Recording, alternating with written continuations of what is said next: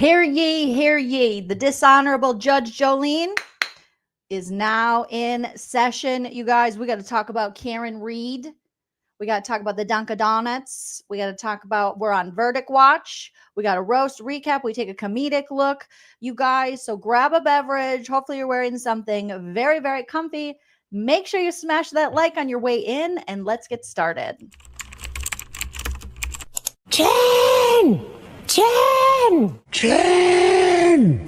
Jen!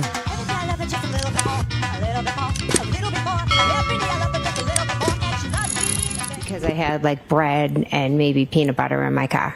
Why did you have bread and peanut butter in your car? I had my niece for the week, and I was dragging her like to all my kids' sporting events. So we'd go from like one game to another game to a practice. So sometimes instead of always giving her McDonald's or Dunkin' Donuts, I'd try to throw her a peanut butter sandwich. And they were making fun of you? Yeah. Oh my God, what the hell? Sometimes instead of always giving her McDonald's or Dunkin' Donuts. Hello, everyone. Hear ye, the dishonorable Judge Joleen is here. We need to talk some Karen Read. Hopefully you're enjoying your Friday afternoon. If you don't mind, smash that like on your way in. It is a free way to support the channel. It lets the algorithm here on YouTube know that we are here, invites people over. Also, if you're joining in the live chat, please sound off. Let me know all your hopes, dreams, thoughts, and opinions, even if they're different than mine. Feel free to sound off. And subscribe if you haven't already. We've got like 1,000 new subscribers. So hello to the new subscribers. If you have missed any of the Karen Read trial content videos that I've been making, there is a playlist, a Judge Joleen playlist, where you can find all of the shorter form videos I've been making regarding the Karen Read trial or retrial, trial of the century. But I'm happy to be here live with you guys today. If you're new here, what we do is we take a comedic look, we roast, we recap what's going on. It's like levity in law. We find the funny in things that aren't always funny. We can't always find the funny, but we try. All right. And so right now we are sitting at day 33 of the Karen Read retrial. We had closing arguments, I should say, from both obviously the defense and the Commonwealth. And the court adjourned for the day. And then recently we saw everybody heading back in to the courtroom. They let the jury out to deliberate, to decide Karen Read's fate in this situation. And we saw everyone heading back in, and some people were like, oh, could we have a verdict this early? We didn't. It was Beverly Canoni. Judge Bev was like, hello, everybody. It's me, Bev. Hi.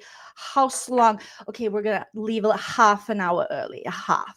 Okay, so thank you so much, Juz. Okay, hi. Yes, I know you've been giving me dirty looks. You don't like me. You look a little pissed. So we're going to leave a little half early. It's almost 5 o'clock. And it's Friday. You guys got drinking to do. It's Canton party time. Excellent. Okay, so don't discuss this with anybody unless it's Jen McCabe. If Jen McCabe calls you, you can take the call, but nobody else. All right. And then we'll reconvene on Monday, and you guys can, decide whether you like my bangs, whether I'm guilty of good bangs or bad bangs. Okay. Some say bad. Some days are better than others. Today is particularly a good bang day. Okay. I got bodacious bang and bangs. Bev with the bodacious bang and bangs. So jury, hi. I always made sure, I just want you guys to remember, Bev, me, objection from the defense. Always, we're going to overrule that one. Oh, it's the prosecution, objection. Okay, sustained, hanky pinky. But I want you guys to always remember, I worked very hard to make sure you got your lunches. Okay, did I start court late most days? Yeah, I did. Did I have to have a lot of sidebars? Yeah, I did. But I always was like, Alan, Mr. Jackson, how long is this going to take? Because these people got to eat. I didn't ask during hanky, though. When it was hanky-panky, I was like, no. But if it was Alan or Alessi, God forbid, oh my God, a Yanetti, who sometimes I call Alessi, and Alessi sometimes I call Yanetti. I can't keep them straight, okay? I don't retain the information in my banks. But I've always tried to make sure you eat. So I just want you to remember that. And I did give you some half days because apparently we don't have central AC here. The giant fan you see, it can't do everything. So some days I'm like, it's too hot. I'm too hot. I'm too cold. I'm yes and I'm no. No to the defense and yes to the Commonwealth. That's me, Auntie Bev. All right. Objection. This is ridiculous and hugely biased. Overruled. It's not. It is just directly related to me experiencing Auntie Bev for this long. Okay, you guys, good to see you. Good to see everyone. You know, Bev and Hank allegedly are going to the Cape. They're going to Cape Cod. Yeah, they're going to Dunkin' Donuts. Jen McCabe's going to bring them Dunkin' Donuts, and they're going to go to Cape Cod or the Cape or whatever you call it and have a nice weekend. So the jury has been dismissed for the weekend. They will reconvene. We are on Karen Read Retrial jury watch as we wait for this verdict. Now, you guys know how I roll over here. Yes, please hit that like if you haven't already. I don't see how they could come back, especially, how they could come back without just not guilty. The Commonwealth didn't prove its case. Oopsies. They were like, oh yeah, John O'Keefe was hit by a car. Karen Read did it. Now, everyone we say and we bring up and the defense brings up and all our witnesses will not be able to prove beyond a reasonable doubt that happened. The injuries that occurred that John O'Keefe, had on him also will not be able to prove that. But we still need you to remember, we had a gentleman named Judson Welcher. You guys remember him? He was from Aperture. And he got up here and he painted himself blue. He said, I'm blue, babu bee, babu ba, da do dee. Okay, he painted himself blue. That has to do something for you. Okay, he ran himself into an automobile and then let the automobile run himself into him. Huh? What? Okay, you didn't like that one? Okay, we had another guy. Name was Shannon. Girl's name, guy's name, doesn't matter. Don't be judgy. Okay, he came in and he told us he had a bachelor's degree. And did he? No. He had an associate. Does it matter? Not really. Why did he lie? I don't know. CV was different. Aperture website different. But apparently, you guys, you don't understand. It takes 17 years to get a bachelor's degree if your name is Shannon and you're a man. Okay. Objection. That is sexist. Why can't his name be Shannon and him be a man and it take a long time for him to get an education? Overruled. That's all bullshit. Okay. His name should not be Shannon. No, that's just how I rule. All right. And it shouldn't take 17 years. Not unless he's taken half a credit a year. This should not take 17 years. So we had that guy come in and he did something. If you want to believe he did something, he lied. He lied. So we had that. We had that going out. Well, what about all the pieces of taillight? We found all the taillights. Everybody found taillights. All right. Now, granted, not right away. And granted, there was a lady, a very sassy lady named Kelly Deva Diva Denva, not related to John Denva, allegedly, who came in and said that Higgins and that other guy were in the Sallyport with Miss Read's car for a wildly amount of time. She was like, oh my God, they were in there for a wild amount of time. Like it was wild. I don't even know what they were doing in there. And then she met with the commissioner. Allegedly, she might have got a promotion. Huh? Way to go, Kelly. She's a rookie. And now she's a Boston PD. And she was like, I know I told the feds that they were in the Sallyport for a wild amount of time. And I thought that was weird that Brian Higgins could be around the car, given that he was at the party where they found John O'Keefe, unfortunately deceased on the front lawn. I thought that was weird. Strange. But now that was a false memory. It was false because I went and saw the commissioner. Okay. And they said, oh, no, that's not how you need to remember it. Here's how you need to remember it. Because actually, you clocked in at this time. They were like, ooh, Kelly, do you want more money on your paycheck? Kelly, do you want gift certificates to Dunkin' Donuts? Ooh, watch my hands, Kelly. Okay, say it with me. I had a false memory. She's like, but that was really what I saw. That was how I feel. Yes, Kelly, but do you want to move up the ranks? Huh? Do you want a bigger house? Do you want to be a 20-something that makes six-figure? You want to be six-figure, Kelly? Or do you want to be unemployed Kelly, who will just pull you over every time we see you, huh? Kelly, you don't remember. You don't remember, Kelly. That was a false memory. You were high. I'm not going to say I was high, okay? You just were false.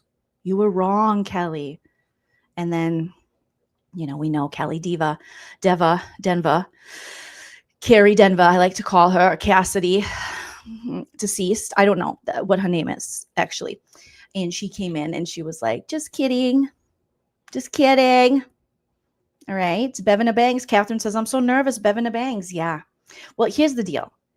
If Bev has a nice weekend, because Bev closed it down today and she was like, okay, Jerry, okay, bye-bye, bye-bye, bye-bye. And then she told the prosecution and the defense, she's like, let's go all have a nice weekend, okay? And hopefully no one works.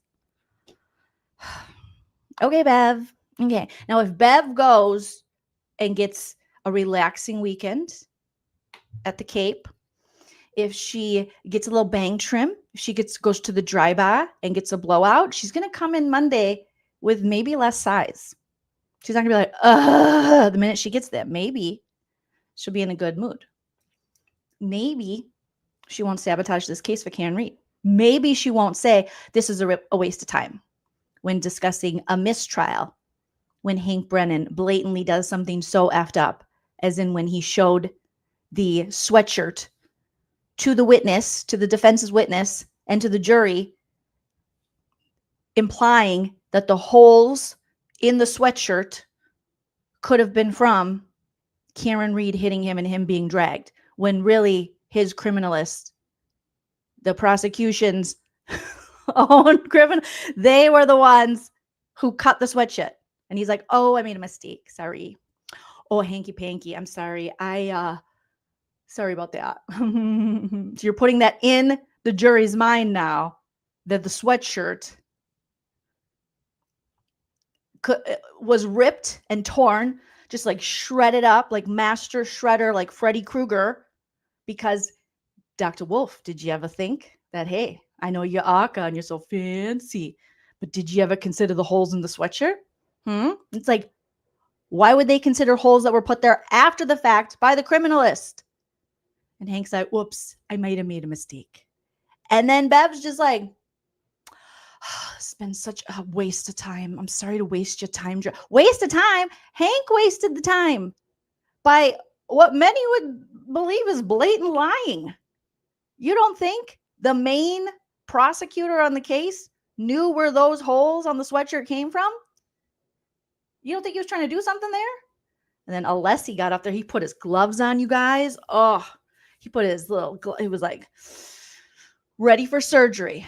And he's like, Yana, this is blatant. We call for a mistrial with prejudice. What Hank did in front of us to take that sweatshirt and imply that the holes that the criminalist put there, the rips in it, could have been done by Karen Read. Could have been done by this accident, this collision they're trying to prove, but they can't prove. To put that into the jury. Do you know how much work we have to do to undo that shit? And Bev was like, I mean, yes. Okay, Mr. Alessi, calm your bona. All right, I will. How about this? How about you suggested it? Okay, I'm not going to grant you a mistrial. I don't even need to go in the back. I don't even need to check my lipstick. I don't even need to think about it. No mistrial. Okay, if she wants to take it up with, she wants after the fact, she can go have it looked at, appeal. So if she wants to appeal it, appeal. But no, we're not doing that. How about I'll write down. Okay, let me get my little thingy. I'm going to write down something to say to the jury. Okay, what do you want me to say? Okay, I'm not going to probably say what you want me to say, but I'll say, hello, jury. It is me, Bev, your favorite judge. I always make sure you get lunch. And remember, I have given you half days. Okay. So in addition to my half days, there may have been an implication, okay, that the sweatshirt had holes and rips in it from the night that John O'Keefe was tragically passed away. Okay.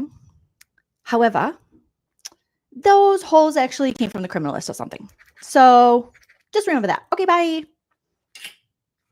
Not to, and they're like, Bev, maybe you want to admonish like the prosecution.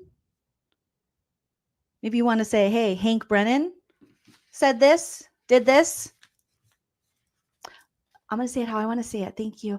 Hi, Jess. Hi, how are you guys? You've been giving me a lot of dirty looks. Okay. The one over there, you gave me a half dirty look. I saw it the other day. All right.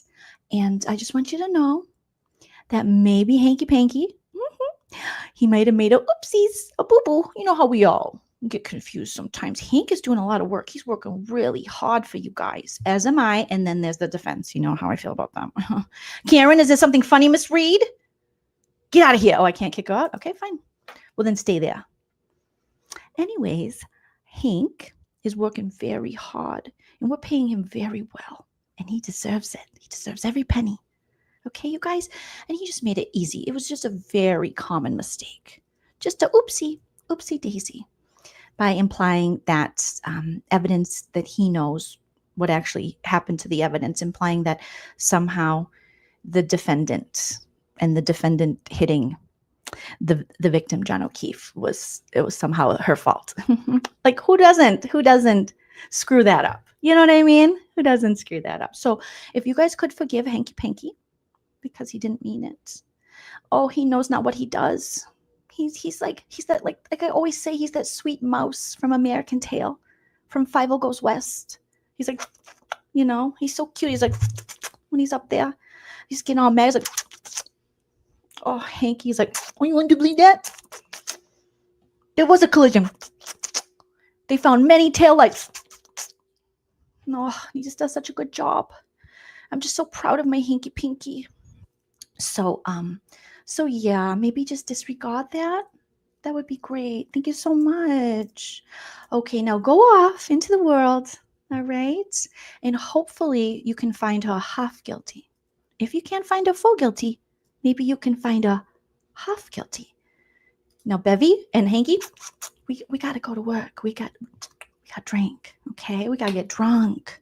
Auntie Bev. Thank you so much, Oliver. Oliver Bolivabutt. Oh my God, I love you.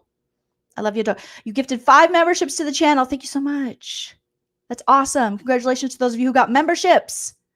Like Ebony got a membership. Put your hearts in the chat for Oliver for gifting a membership. If you guys want to do the same, you're welcome to gift memberships to the channel. They go out randomly, and YouTube picks people here, I think in the chat. I don't know if you have to be here right now, but they randomly select people to receive them, or you can send a super chat while we're live. Just half guilty. Kayla, just a half guilty. Just a half. Thank you, Catherine. I appreciate that. I need some Bev bangs, though. I really do need some Bev bangs. I need it. So the defense, they had their closing arguments. The prosecution had their closing arguments. I will say I was very obviously moved by the Alan Jackson. We're going to take a look at that. We're going to take a look at Hanky Pankies. We're going to kind of skip around, roast it up, recap it a little bit, react to it. Evelyn, thank you so much for the super chat. Evelyn says, hoping justice is served. Me too, Evelyn. I do too. I don't see. Now we've went through the whole trial and everything that was laid out and all the witnesses in the case and what the prosecution and the Commonwealth set out to prove, they did not prove. Not only did they not prove it, they didn't prove it beyond a reasonable doubt for sure, but they didn't prove it at all. Like there's so much reasonable doubt. There's so much like so many things you're like, no. Just because your guy painted himself blue and ran himself into a car and then let a car run into him at 2 miles an hour does not mean that is proof of what happened. And they will argue, well, he wasn't trying to prove that. What Judson was doing is way beyond your understanding. Okay? He is a genius. Obviously, Aperture only hires geniuses. Oh, yeah. We've seen some crazy stuff this retrial. It was crazy. Crazy. Oh my gosh. So each side today had 75 minutes to make their final case. 75 minutes. I think they went over a little bit. Then they did a lunch because Bev's like, oh, we got to get a lunch. These people are looking at, because Bev has made multiple comments about how the jury is pissed. And I'm thinking, who do you think they're pissed at, Bev? Who do you think? Wild guess? Who is the country? The majority of people watching this case, who are they mad at? Where do they see the injustice? And Bev's, must be Alessi. Oh my God. That little guy. I think Bev just wants to blame Alessi. She wants to blame Alan Jackson.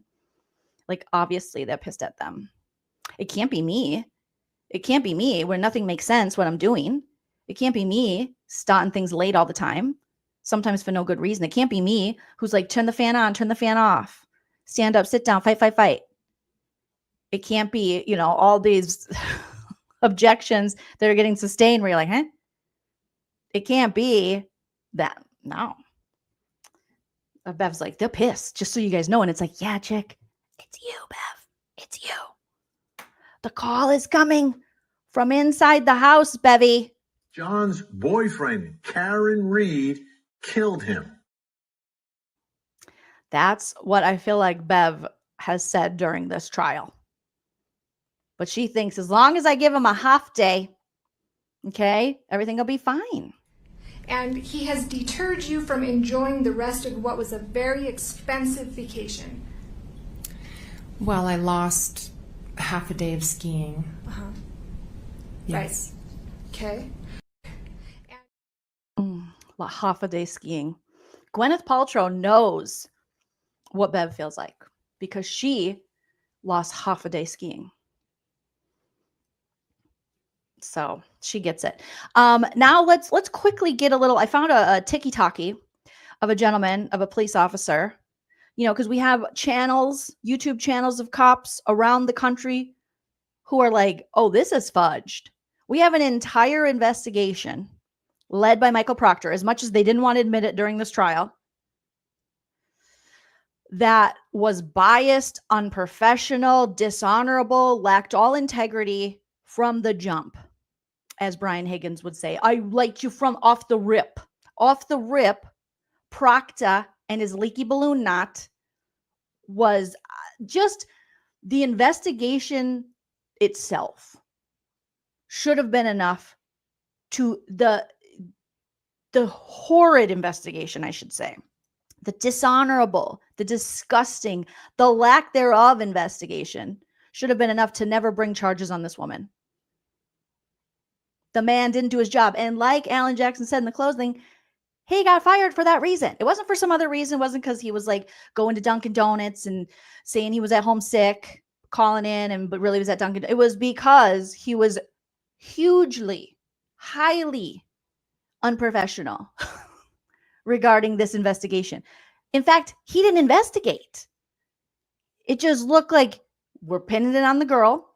We're setting her up. And so many things were missed and so much unprofessionalism that he loses his job. So police around the country are reacting to this, whether on YouTube channels, on TikTok, are just like, holy shit, this is bad. This is really bad. And a lot of these people are lying. And when you see the Kelly Denver testimony, you're like, oh yeah. When you see Trooper Bukaki or whatever his name is, when you see him get on the stand and have a almost impossible time admitting that the investigation was handled poorly and completely without any kind of integrity or honor. And he's like, I think it got a little bit on. We had a little bit of honor. There's no honor in what you guys did with this is a travesty. And that's why most of the country is having such a visceral reaction to this. When you first hear about the case, you're like, okay, what's going on? Oh, the girl hit the boyfriend, whatever. But then as you're learning, you're like, oh shit, this is effed. And had the attention, greater attention not been brought to this case, and had Karen Read not had the excellent lawyer she had, she would have been fudged. It's crazy. So let's listen to this police officer from the Tiki-Taki, see what he has to say about the investigation and the cops that testified in the retrial. But I'm sure he's referring to the first trial as well. Hey, I don't know how many of y'all been watching this Karen Read trial, but I will say, 25-year veteran, we find a dead guy in your front yard, we string it up crime scene tape, and we knock it on your front door. And I don't give a damn if it is a house full of cops. We're going to have questions. And one of the main questions we're going to have is, can we have consent to search the interior side of this house? And if you deny that, I don't care. We got to call the man upstairs down here to get it. We get a search warrant on that house.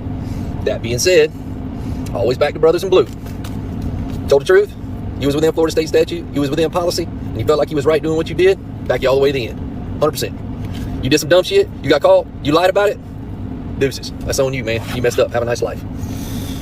I'm a pretty good reader of body language. And I ain't saying them cops are lying when they're sitting up there, but they dang sure ain't being forthcoming with the information that they know. And by a long shot, I ended up by myself in that situation. I can tell you one thing. They asked me for my phone. I handed it to them. Because I got 12,000 pictures of my friends and family and outings and my baby girl on this thing. And I ain't destroying it for nothing. I ain't pulling out SIM cards and putting it in 2 different locations, one on an army base and all that BS. I handed it to them. Now, I may have some marketplace purchases that were a little bit questionable. Some of my Snapchats may be a little bit personal. But at the end of the day, there ain't nothing on my phone that I'm scared of anybody seeing. But I'll tell you what, when she's acquitted, at the end of this thing, there's a prosecutor somewhere that needs to be handing out some perjury charges, like popsicles on a hot summer day. Because that stuff's corrupt all the way to the top, in my humble opinion. In his humble opinion. Shout out to that dude. Also, shout out to Cammie. Thank you so much for the super chat. Cammie says, do you think Bev looks like not Bruce, Justice for Bruce Valanche? Do I think Bev looks like writer Bruce Valanche? I think sometimes even I look like Bruce Valanche. I think there's Bruce Valanche in all of us. So yes, but also me.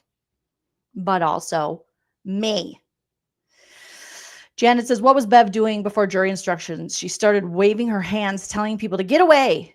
Like she charted, and then people were asking if she was okay. We don't know. We never know what Bev is doing. Something weird, because it's Bev. Oh my goodness. Okay.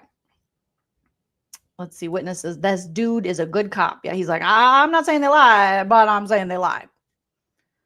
It looks a little messed up. It looks messed up. So we're going to start. It was interesting to see that Hank gets to close it out. Again, I'm a comedian. I'm not a freaking, I'm not well-versed in legalese. I'm not I know just enough to make me not that dangerous. All right. But I thought it was interesting that he went last. I was like, but maybe that's always how it is. I mean, just with a simple Google search, it says in the U.S. legal system, the prosecution typically presents their closing argument first, followed by the defense, and then the prosecution has the opportunity to rebut the argument. But this is, again, Canton, this is Massachusetts. I don't know what's going on over there for our friends in Massachusetts. I feel for you guys, especially people in this area, in this county, the taxpayers that had to pay for these people. I feel really bad for you. You should get Dunkin' Donuts free for life, because what a waste of money. All right. So they do this. This order ensures the prosecution, who bears the burden of proof. Again, the prosecution bears the burden of proof. They got to prove beyond a reasonable doubt that Karen Read killed John O'Keefe with her SUV, that she ran into him, that she ran him over, that she clipped him, that she did. Then they didn't prove it. As much as Hanky tried through this case, Hanky Panky, even asking Dr. La Posada, well, the ground's hard, right? And she's like, yeah, the ground's hard. So could he have gotten that from fall on the ground? She's like, no. Shout out to Dr. La Posada. If you didn't see it, I put together like a best of, because she was amazing. And she just wasn't having it with him. She was like, no. He's like, so it could have been the ground. And she's like, no. I don't know what you're talking about. What you talking about? You ain't talking about nothing. What you talking about? You ain't talking about nothing. And Hank's like, huh? And apparently Hank, as much as he, wants to cry that, oh, Dr. Lapis, oh, she's this, and she got fired here, and there was a fire and this, or whatever the hell. We find out Hank used Dr. La Posada as an expert witness multiple times. Multiple times. But oh yeah, but she's just not a good person, not a good witness, no integrity. But you've used her. And it really does explain kind of, thank you, Cindy. It does explain the dynamic between the two of them because Hank knows, Hanky Panky, he knew that Dr. La Posada was on her game. And they had that prior kind of relationship where he couldn't do her dirty like he was trying to do a lot of the other witnesses. His normal tricks weren't working on Dr. La Posada because she's like, I know you. I've been expert witness for you before. And he respected her enough to hire her to be an expert witness. So all that was just much ado about nothing for that. So as much as, hanky panky, as much as he wants the jury to just believe, like, I know we didn't prove it. And I know there's all these questions out there of, where he was, what happened. Is it dog bites? Is it this? Is it what, just believe us. Karen Read was drunk. Okay. She was drunk and she was mad and they got in a fight. And then she hit him and she ran off. Now, I know the injuries don't match. And I know we've changed the timeline and we can't set everything up. And none of our experts and the medical examiners and pathologists, like nobody will agree to that. But just remember, Karen Read is a woman and she was drunk. So I rest my case. And you're like, what? Huh? Okay. So we're going to start the way I think it should have started, which is with Hanky Panky. I'm going to skip through maybe a little bit of it. But I'm going to be stopping it to react to it because I assume most of you have seen it, And so we don't need to watch it straight through. I assume you guys watched it in real time. If you haven't, do that. And you can do that by going over to the trial channel. And let me drop their link for you. It's a wonderful channel where they put out all of these videos of the testimonies in the trial and they take out the sidebars. And they are killing it. All right. They're doing such a great job. And so go give them all the love and subscribers and likes. So I dropped a link in the chat for you to head over if you want to watch it uninterrupted without my stupid commentary. But if you're here for a laugh or a reaction, then we're going to stop. We're going to commentate on Hanky Panky, and then we'll get to Alan Jackson's as we're on verdict watch. Okay. Let me share the screen here. You guys give me a thumbs up as soon as you can hear the audio on this. Again, this is the trial channel. I'm going to speed it up a little. We might skip around a little bit. I'm going to put my AirPod in. I'm going to do my horrible Boston accent throughout it because that's what I enjoy. That's what we like doing over here. All right. All right. So let's give me a thumbs up as soon as you hear the audio on this. Thank you. Hank Brennan's closing arguments that went after Alan, but we're going to play Hank's first.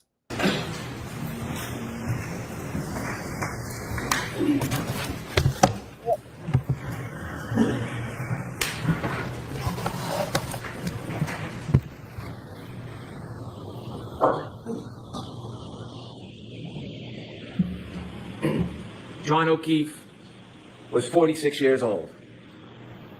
46 years old. He spent his life helping people. He's described as a good man, kind, generous, thoughtful. He's a Boston police officer. He worked. Sorry, guys. My AirPod's kind of acting up. All right. To help the community. Everything you've heard about this man, he was a good man. He helped people.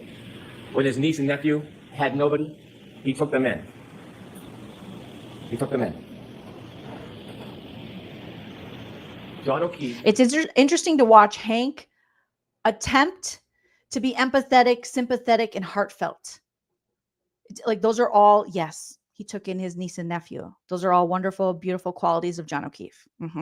What does that have to do with whether Karen Read did this or not. But he's trying to pull, the emotions out of the jury to make them angry, the same way Trooper Proctor was like, I would never talk about a leaky balloon knot.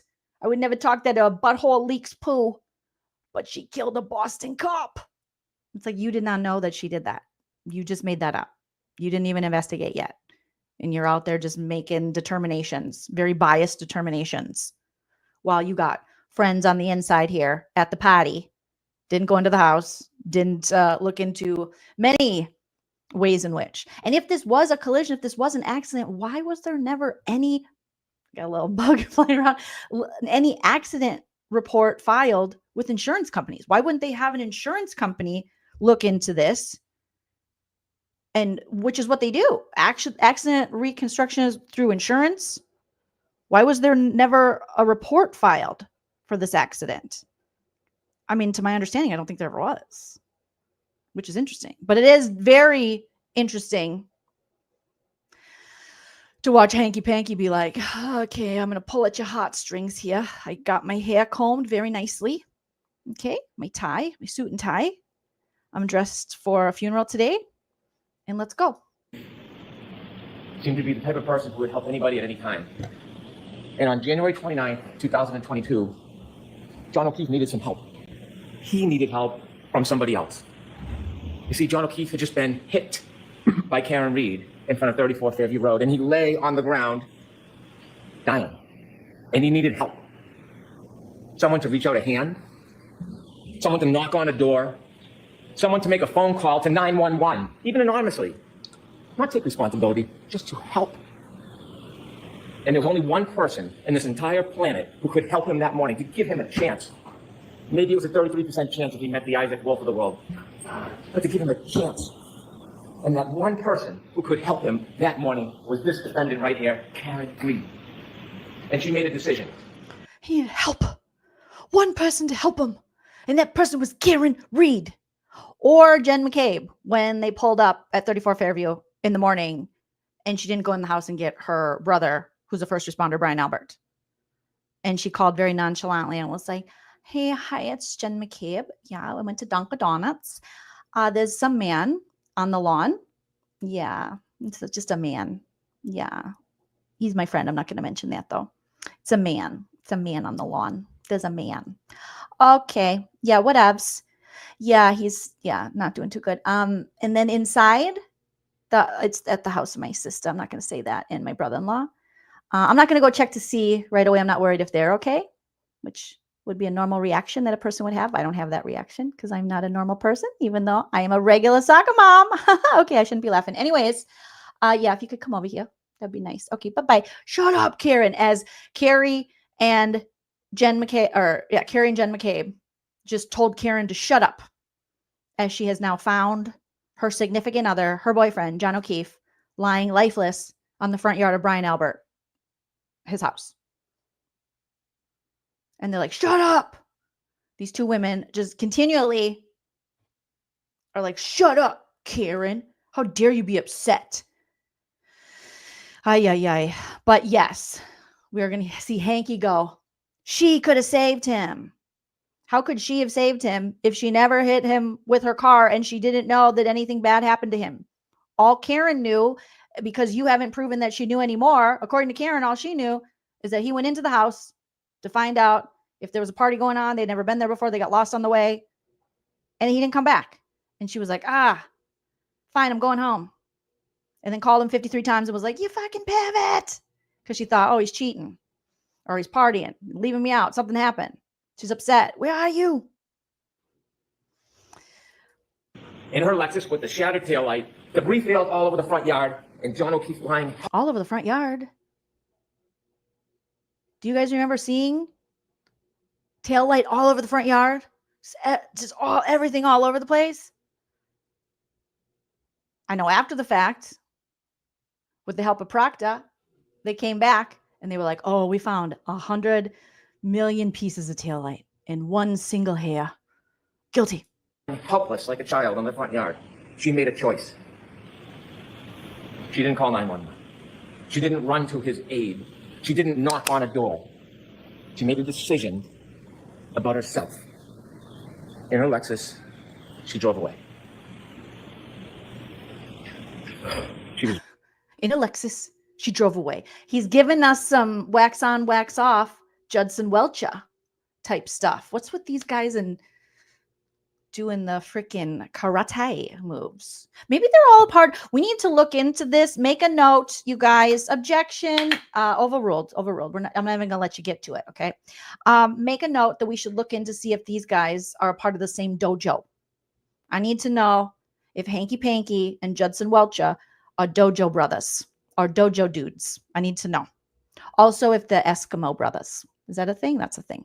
Objection. That's disgusting. Overruled. I forgot what it means. I forgot what it means. I don't really know. She was drunk. She hit him, and she left him to die. She was drunk. She hit him, and she left him to die. Before I go through and detail the evidence, let's talk a little bit about the evidence. The evidence. As a whole, she was drunk. She was drinking. Notice how he has to repeat a lot of things. Once we get into Alan Jackson's closing arguments, it makes sense why Hank has to repeat words so often, because it's very thin.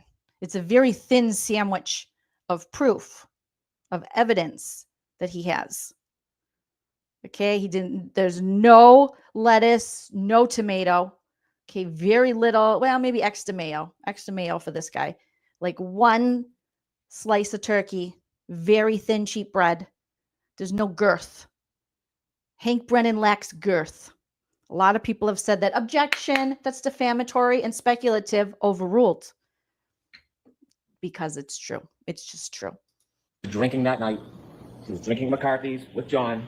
She was drinking at the waterfall. Her blood was taken. The samples, the retrograde analysis, almost 2 to 3 times the legal limit. She was drunk. She hit him. The timeline in this case is beyond dispute. You can accuse, assault, characterize, malign, twist. The timeline doesn't change. It is data. Data is data. The black box, the forensics. Data is data. Data is, it's not data. Data is data. Data is not data. Data is not data. Data is data. Black box. Okay, we're getting in the black box. From the SD card, we know exactly step by step where they were. We know in that window, she hits him because he never moves again. His healthcare data, the temperature on the battery of the cell phone, the physical evidence, the debris field, the DNA, the hair. And then she left him to die. He had a basal skull fracture, countercoup. You heard all about it when the back of his head hits the ground and the brain comes forward. Dr. Wolf told us the reason why they have level 1 trauma centers around the country is because people can survive this injury if they get help. That's why they have this care. That's why they have these hospitals. But you gotta get help. You gotta get help. And if you don't, you develop symptoms. You gotta get help. Ecchymosis, raccoon eyes, your brain swells. Uh-oh, we have a husband, hype man husband, RN Shell, with an emergency Celsius delivery and a Diet Coke. He wants me to have a heart attack. Please sponsor us, Diet Coke or Celsius. We would appreciate it. And Joleen already drinks a lot of it. And if anything happens to me and I happen to have a heart attack, the proof is here that hype man husband, RN Shell, gave me this. Okay, thank you so much. He knows we're going to be here a while. Producer Linda's here. My producer's here. Yes. Chell, producer Linda, Chell said, LBV. Put your hearts in the chat for producer Linda, LBV. All right, here we go. Back on. And you die. She was drunk. Wait a minute. Was she drunk? She was drunk. She was drunk. We were drunk. Everyone in that town is drunk. You're drunk right now, sir. Probably, no offense, all offense, 80% of the audience in the trial is drunk. Objection. Again, that's speculation. You don't have proof of that. Overruled. The proof is in the pudding. Objection. What does that mean? Overruled. I don't have to tell you because this is Judge Joleen, a.k.a. Auntie Bev's court. And I decide. And that night was a recipe for disaster. But before we get to the drinking, in some ways, the fate of this night was sealed well before that night because John O'Keefe and Karen Read were in a toxic relationship.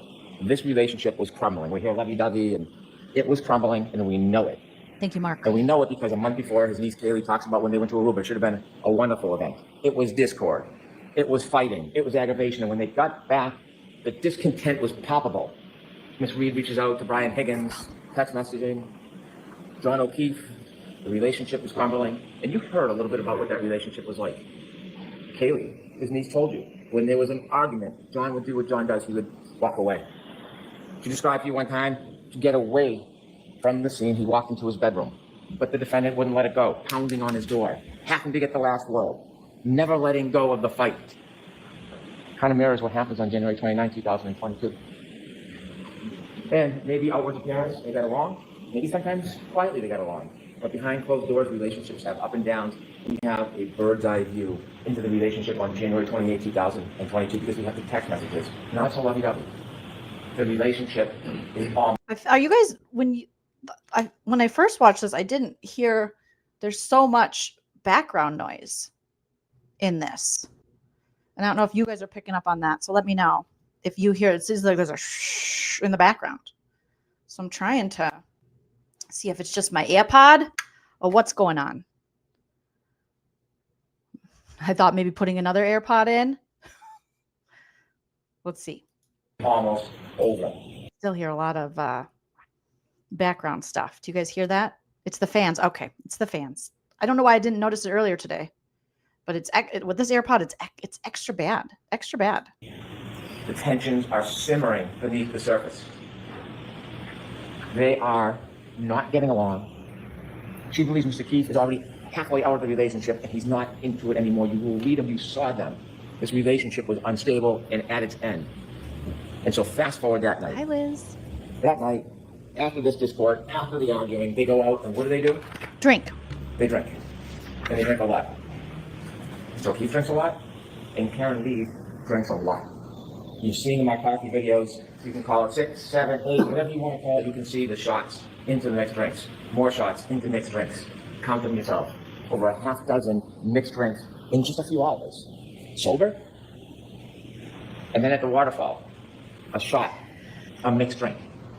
Now, I do wonder if he's mentioning the drinking so much because of the defenses. What was the motion or that they put up? Pardon my ignorance, you guys. I was listening to Melanie Little earlier, and she was explaining it, where there's a possibility that they could find Karen. They could maybe convict her on drinking and maybe like a DUI type situation. I know there's a term for it, but I wonder if that is why he knows that his case is so thin and that his evidence is so non-existent, and they have not proved beyond a reasonable doubt what they set out to prove beyond a reasonable doubt.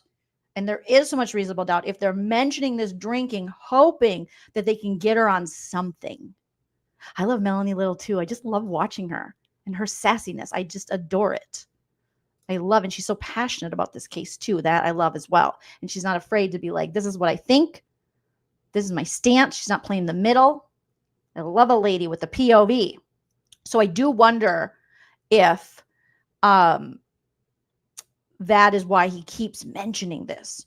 Drinking. Definitely check her out.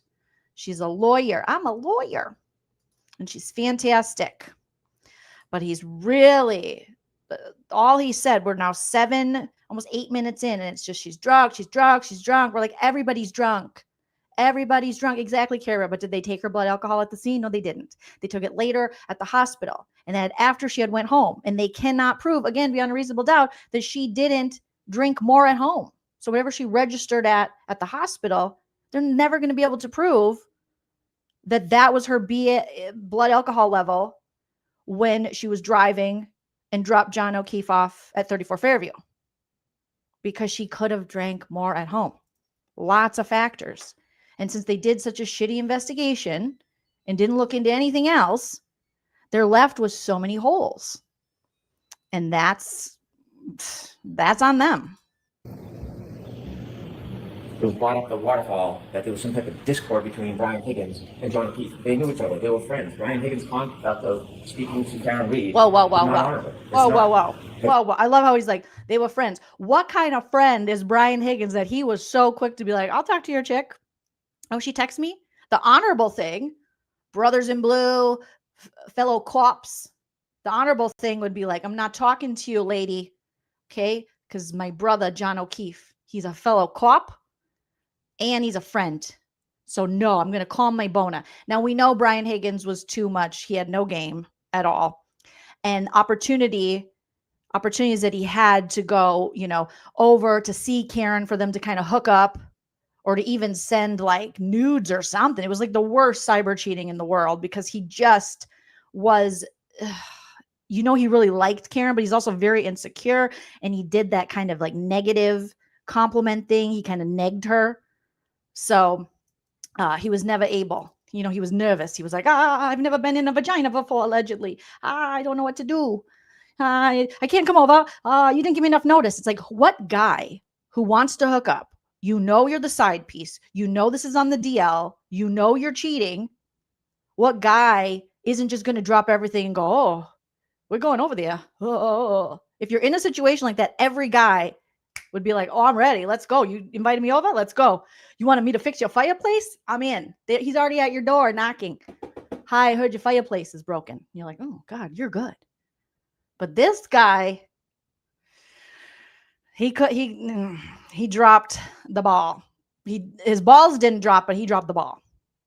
Brian Higgins, just why even have these text exchanges? He just wanted to fight with her like they're in a relationship. Boring. Bring a book, But I love how Hanky Panky's like his friend. They were good friends. What good friend is engaging in these messages with their buddy's girlfriend? That is not a good friend. And Brian Higgins, there's no way this big dude, this big oaf was not pissed that she ultimately ghosted him because he wasn't making any moves. He was just getting in fights with her through text messages, being like, you don't really like me. Just being weird. So that when she ghosted him and then he sees her at the bar that night at the waterfall with John O'Keefe, as said by what was that lady's name? I liked her.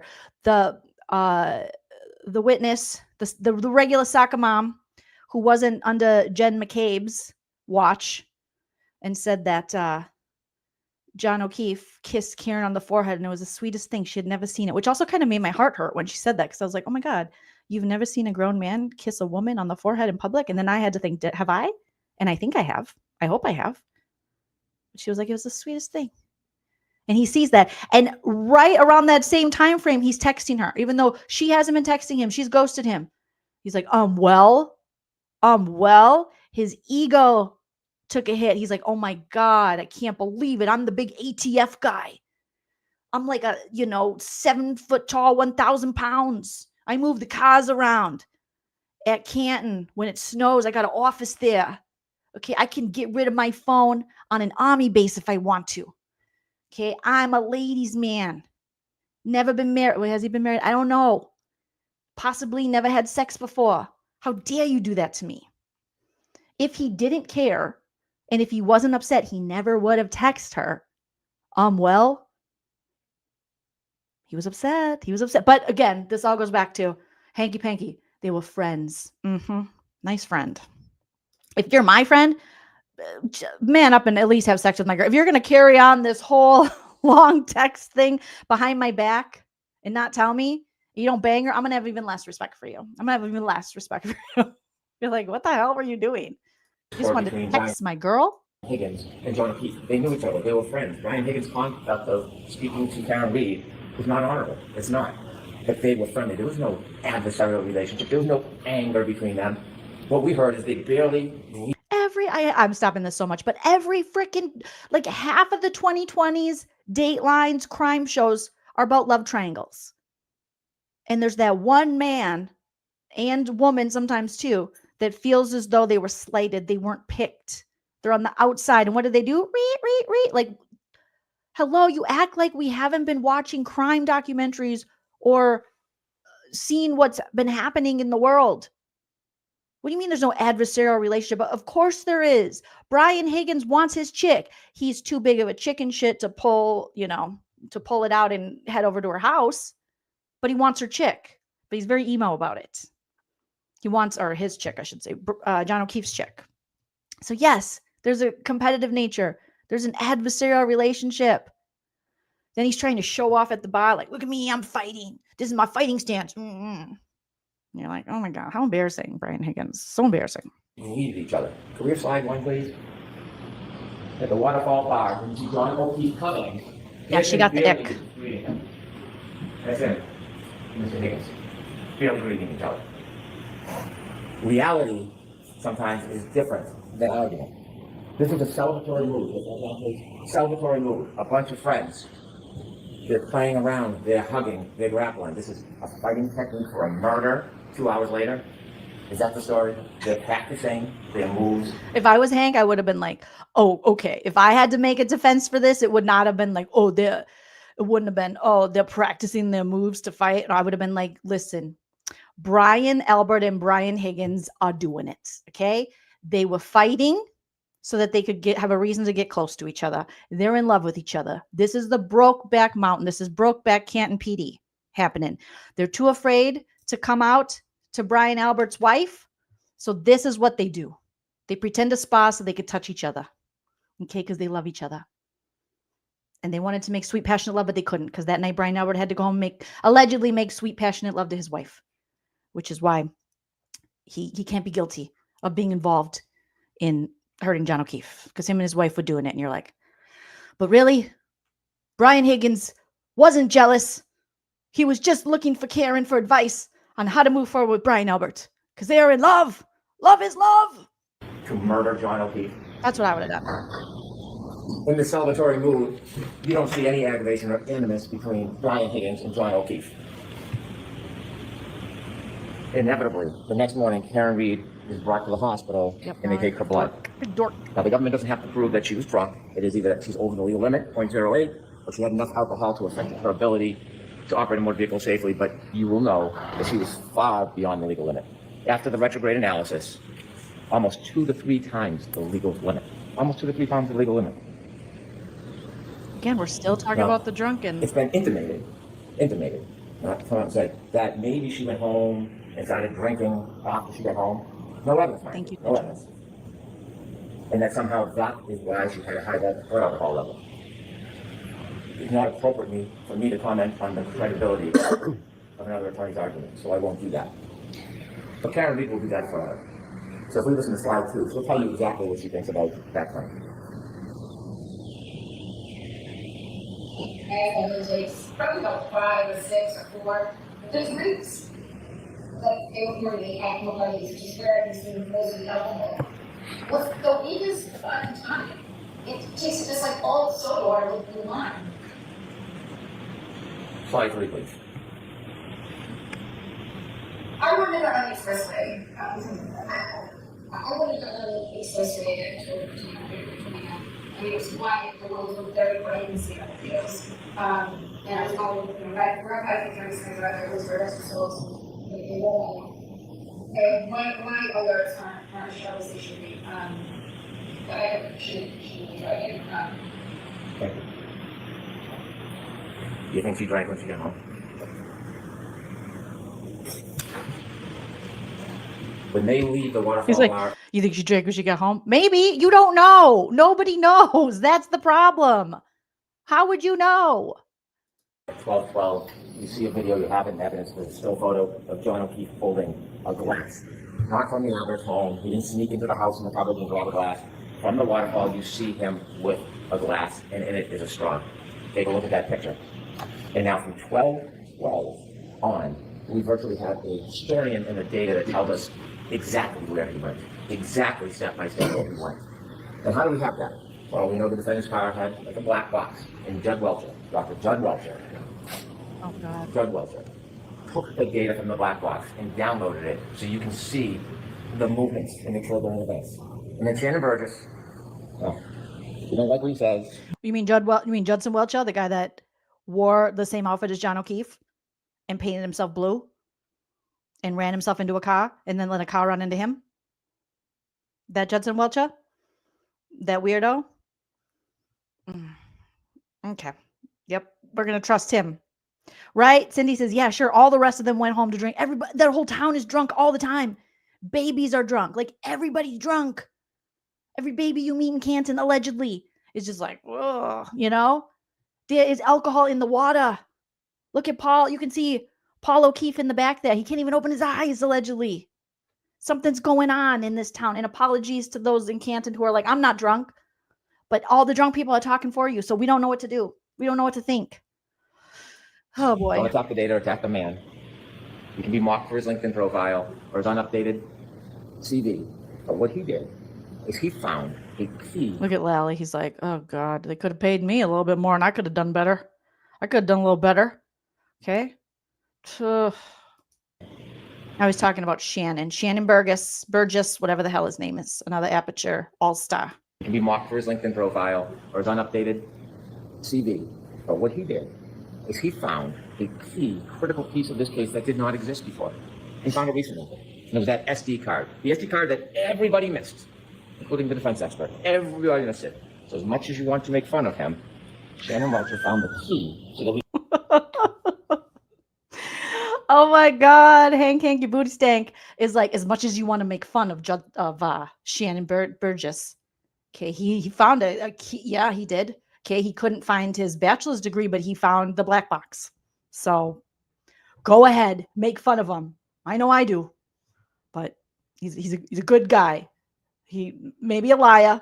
Okay, maybe not credible. Maybe a little sus. But yeah, he's going to get his bachelor's degree, and then you guys are all going to be sorry that you ever made fun of him, okay? Because year 18 is coming. Everybody knows that 18 years is the sweet spot for a bachelor's degree. Everybody knows that. Everybody.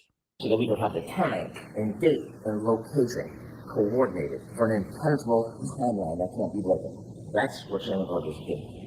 And so we know on the way from the waterfall to 34 Fairview, Ms. Reed is driving drunk. Mr. O'Keefe is in the passenger side of the car, and they're heading their way to 34 Fairview, and they get lost. And now we have more data, because John O'Keefe has a cell phone. And I said it at the beginning, it is a historian. It doesn't suffer from bias, it doesn't suffer from prejudice, it doesn't suffer from memory loss. It has data on it. And he puts on Waze, high location data, as Ian Whiff would say. And it tells you second by second the speed, the location, the movement. That's what it does. And he has healthcare data on that phone. The healthcare data separately shows his movement. And that is critical. It is critical because it not only shows his movement, it shows when he does not move. That healthcare data is critical. And it's not subject to bias. It's not in dispute. There's no other contrary evidence. It is data. On the way to 34 Fairview, alcohol fuels tension. We know that. And we know from those text messages the tension in that relationship, and then there's a trigger. There is a trigger on the way because they're lost, and when John O'Keefe calls Jen McCabe for directions, Jen McCabe says something that triggers what's going to happen next. Okay, slide 4, please. Very close to the other. Oh, we got to believe what Jen McCabe says. You know, Jen McCabe, the woman who tells the truth. A woman of honor, Jen McCabe. In fact, when Jen is navigating John to the outwards when I was driving, she said it's near Ashley's house. Ashley and John were hooked up prior to John and I dating. Messy Jen McCabe was like, it's near Bella's house. Remember Bella? Yeah, John and her used to date. They hooked up. Bella's mom. Yeah, Ashley. Do you remember her? Go to Dunkin' Donuts. We went to Dunkin' Donuts with her. And so as they travel to 34 Fairview, under the duress of this crumbling relationship, fueled by intoxication, we have triggers. Now, we know on their way there, we know from the data, where they went, how they moved.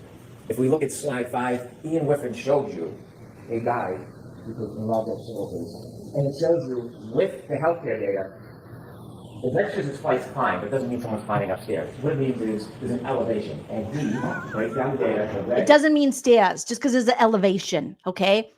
34 Fairview is on a very steep hill. Objection, no, it's not. It's been proven to be on a flat hill. I'm going to be Auntie Bev sustained. Go ahead, Hank your booty stink. That sounds about right. I think it's on a mountain, right? It's on a big, high mountain. Mount Pikachu? Is it Pikachu? Mount Machuchuchu? It's on Mount Machuchuchu. Yeah, that's the fact. Okay, everybody. Alan Jackson, shut up. We don't want any facts here. Otherwise, I'm going to call it half day. It's definitely on a mountain, a very tall mountain. So it's not stairs. That's ridiculous. The elevation is because 34 Fairview and all these streets are like this. It's like San Francisco. Did you know Canton is built like San Francisco, the hills are, it's crazy. It's so crazy. Red, the green, you can move down to concealment. And then the bottom left, that's 34th Avenue. You can see, second by second, the circles of their route, even the 3-point turn on Cedar Crest. That's what you see. At that point, they've left the bar. Remember, the battery temperature was 82 degrees. They're now in a car. It's now 77 degrees. Think about how accurate the battery temperature is, that it reflects the difference between being in a bar and being in a car. In a bar. They take a 3-point turn at Cedar Crest. And because of showing this, and because of blood vessel, we have the data, and it's a triggering event. Remember, if there's an acceleration past 30%, it registers data on the car, and that's exactly what happens. Is a 3-point turn, and it all lines up with the cell phone after you synchronize the times. It's that simple. It's nothing complicated. There's nothing tricky. There's nothing devious about it. It's data. They do the 3-point turn, and you can match the cell phone. It's so simple, it doesn't make sense. Like, that's how simple it is. It's so simple, it doesn't make sense. Clock with the Lexus clock, and when you do, you can reconcile the difference. There's been a lot of talk, a lot of argument, a lot of fights. Shannon Burgess says 21 to 29 seconds. Mr. Disorder comes in. Unfortunately, he wasn't able to actually do anything. He wasn't given the invitation to test the data. He just looked at the report and made decisions like a Monday morning quarterback. But even he, looking at the data, says, look at Lolly. He's just like, oh, this is worse than mine. This is worse than mine. Remember Lolly's last year? Oh my God. It was like, this is the song that doesn't end. And I would rather have that than whatever this is. Because this is just a sandwich with no meat. Not even a good, like, vegetarian thick, just like bread with some mayonnaise. Not good. well, it's 3 seconds off or 2 seconds. Same window, same time. We have all the arguments we want. They're there, they're together. The data matches up perfectly. Perfectly.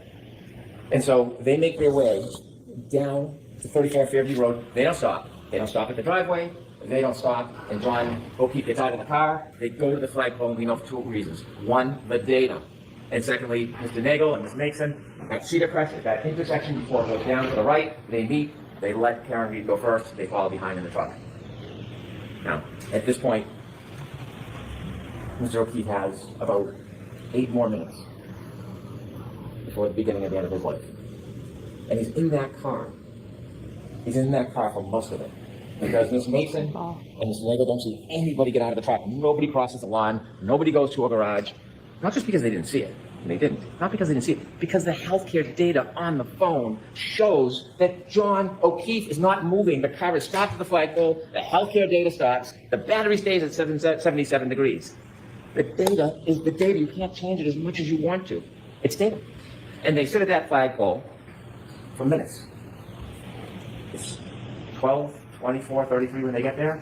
They're there past 12:30. Remember, Ms. Mason and Ms. Nagel said they're there about 5 minutes and then they go. It's not exact, but about 5 minutes they said. So there's about 2 minutes left for John O'Keefe. And what are they doing in those 2 minutes? What are the last 2 minutes of his life that he can remember that would be open to him? They're arguing. They're arguing. They're arguing. And we know they're arguing because Ms. Read tells us through first responder Becker. She was sad. Remember, he sees her in the back of the ambulance and he's trying to calm her down? She was sad because her last moments were arguing. They're in an argument. That's why they're not going in the house. But John O'Keefe decides to get out of the car, and we know because the dome light goes on. That's what happens when you open a door. Whether he's bent down, he's standing outside, or on the other side. Oh, that's good, Hank. That's good. He's like, we know for a fact that Karen Read killed John. Okay, we know for a fact because he opened the door. And what happens when you open the door? The dome light comes on. And what happened? The dome light went on. Case closed. The prosecution rests. Karen Read guilty. Way to go, Hanky. Hanky Panky's like, this is, oh, you guys, this is really bad. This is worse the second time around. And he opened the door, the dome light goes on. And you know the dome light only goes on when you open the door or when you just turn on the dome light. Sometimes you're sitting in the car and you got to see something and you just turn it on. So even in the most basic of points that Hanky Panky, Hanky Booty Stank makes, they're wrong. There's reasonable doubt. It's not only because you opened the door. It could be because you flicked it on. I mean, I'm no genius, but I do know that there are multiple ways to turn on a dome light. Oh, Hank, I'm like embarrassed for Hank right now. The dome light is on. Oh, God. And then you see the data. John O'Keefe begins to move. 12:31:56. It's the first time he has moved since they got to the flagpole, and it will be the last time he moves in his life. And he moves for 20 seconds. Ian Whiffen said that the satellites, they move, they reconnect, they pull information. He's no longer on high frequency data because waves are shut off. Now it's more random, it's low frequency. You got it, hung We Yuri. would never suggest, and Mr. Whiffen did not claim, based on location data alone at that point, you can tell exactly where John O'Keefe is. What he said is it was meetings all night. The bullet is always near the flagpole. That doesn't mean he's always near the flagpole. He could have moved. He could have moved in the circles and come back. Location data is consistent with him never leaving the flagpole. But that in itself is not enough. But there's more. There is more. There is the healthcare data. There is the temperature of the cell phone battery. And so he moves at 20 seconds. It turns west. It does not say he walks to the house. That's not what the data says. It doesn't say that he goes straight line and he walks over to the door. In fact, could he even get to the door from 75 feet? Could he get there? Because when the investigator for the defense testified, he measures from the driveway. He never stopped at the driveway. He never measures from the flagpole. He never measures from the flagpole to the garage door. So this fantasy that somehow he walked in the garage, even though there's no evidence, there's no witness, there's no data. 20 seconds of his life. And Hank says, we know John O'Keefe did not go in the garage because the dome light didn't go on. Objection, there's no dome light in the garage. Sustained. Let Hanky Tanky, Panky Stanky, let him cook. Let him cook. So he's like, there's no evidence. There's no nothing. I feel like this is a lot of Hank just talking about his own case while doing this. And pounding on the thing a lot. Pounding on the podium. Hank, Hanky, Booty Stank. And he moves. And healthcare data registers his steps. It could be pacing. It could be a straight line. It could be shaking the phone. We don't know. We don't know. We don't know everything. We don't know every little detail in every little second. We don't know everything. We don't know why, when you guys say allegedly he was gone and deceased, how he's like clicking his phone on, how he's checking shit. Why Albert's people, McCabe people are calling him. We don't know. We don't have to. That's not doubt. That's not reasonable doubt. We know for that 20 seconds he's moving. And in that 20-second window, when he moves, he has his phone and he looks down, 12:32:09, he sees a text message from his friend, John McCabe. And he looks at the text message and he closes it.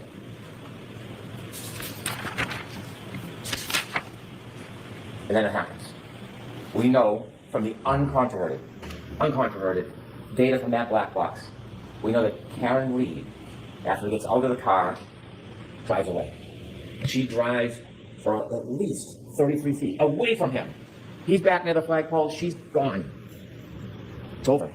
Whatever argument is over. Whatever anger and flame has been dispassioned, she's moved on. He's separate from her. He's safe. And then she makes a decision. That's what this case is about. Then she makes a decision. She could have driven home. She could have broken up with him. They could have talked about it the next day. But like knocking on the door, like Kaylee said, getting the last word, she doesn't drive away. She takes that 6,000-pound Lexus and she makes a decision. And the decision is that she steps on the gas after banging it into reverse. Before we talk about what happens next, I want to talk to you a little bit about the charges in this case. And I hate to digress. Where was that proven? Where was that she... Okay. Important so we really understand what we're talking about here. I have no authority to talk about the law in this case. The Honorable Judge Canon will do that. But I want to talk to you a little bit about Oh, Hank, quit kissing the ass. And Bev's like, what did you say, Hank, Hanky Booty Stink? Were you talking about me? Were you talking about, should I call a half day, Hanky? Should I call a half day? Meet you at the Cape, at the Cod, the Cape Cod, the Cod. Hanky? Hanky's gonna ruffle up my bangs. Just kissing her ass. That's the Honorable Judge Canoni. Judge Caprese will do that for us. Don't rely on my interpretation of the law. It's the judge who has that special power. But I want to explain to you a couple of things so when you think about what happens next, you can really assess the facts of this case with the charges against Miss Read. She is charged with second-degree murder. It sounds ominous, it is. It's a serious charge, second-degree murder. When most people think murder, they think shooting or stabbing somebody. It's natural to think that. Second-degree murder is different. It's not first-degree murder. I told you at the beginning of this case, I told you that we were not going to suggest or try to prove that Miss Read intended to kill John O'Keefe. That was never part of this case. We're not claiming that. I told you that we were not ever going to try to prove that she even intended to hit him. We never suggested we try to prove that, and we're not trying to prove that she intended to hit him. We're not. You just said that she could have went home. She could have left, but she made the decision to stop right there and then throw it in reverse. That would mean she intended to hit him, right? But okay, just disregard what he said. Disregard that. What we are obligated to prove and what we have proven from the evidence in this case, I would love to hear what he's proven. Please tell me. for second-degree murder, is that she intended an act, and that is putting the car into reverse and heading back towards John O'Keefe. She intended that act. Okay, so she intended to put the car in reverse and hit John O'Keefe, but she didn't intend to hurt him. What? The question then becomes, did her conduct create a clear, plain, strong likelihood of death? Late at night, dark, beginning to snow, under the influence of alcohol, knowing where she stopped and left him after an argument, heading back in reverse to the exact spot or right near where she left him at over 24 miles per hour, accelerating at over 75%. You need to ask yourself, are you convinced if somebody does that create a plain and strong likelihood? That's crazy. You can accelerate at 75%, gun your car back at someone, and they show no injuries of that. No bruising, no nothing. It's so weird. It's like he's a freaking Avenger. Like, how? Yes, digital. Hanky Panky is so creative. He's like the Christy Yamaguchi of the damn courtroom. Okay, he's just triple axle. Actually, I'm going to say he's a Tanya Harding. Hanky Panky is. Okay, he's just landing them. Triple toe flips, whatever it's called. Like he's just skating around the courtroom, hoping that if he just keeps moving, it'll make sense. It's making it worse, Hanky. It's making it worse. And if there's no doubt in your mind that she intended to hit that accelerator in reverse, and if that conduct would create a clear and plain likelihood of death, then she is guilty of that crime. Whatever the label is, she would be guilty of that crime. Now think about this. Oh, God. Let me give you an analogy. If somebody, maybe a teen or someone young, impulsive, is on a bridge, and they see cars going by, and they have a boulder, and they want to throw the boulder off, they're not looking to hurt anybody. Not meaning to kill anybody, but they'll throw the boulder off the bridge. Okay, if you're throwing a boulder off a bridge where cars drive underneath, there is a reasonable expectation that you're going to hurt someone. So it would be hard to argue. Has he represented people that have thrown boulders off of bridges and have hit cars and killed people? Because that would be a hard thing to go. They were just having some fun. They were just throwing boulders at cars. We didn't think anyone would get hurt. Huh? What? Oh, God. Bridge, because they want to see the car break, the thrill. And when they want to see the car break, the thrill. But then the people in the car would break. That boulder off the bridge. Someone look into Hank. Check his computer history. Objection overruled. Go ahead. I think we should look into. Did Hank do this? Because this is very specific. He's like, let's say you just want to have fun. Okay. Let's say you're hanging out on the bridge with your friends. Okay. You're hanky panky, your booty stanky. You got some friends there. The name's Hank too. Or you're by yourself because you don't have any friends. Let's just imagine. Okay. And you're like, hey, I want to see what it's like to throw a boulder off a bridge and hit a car. Now, people are driving the car, but you don't intend to hurt them. You just throwing the boulder off the bridge. Can you be guilty? No, you can't. Because you didn't mean it. And you didn't know people are going to get hurt. And you're Hank Brennan. And is this Hank's hobby? Like, what kind of example is this?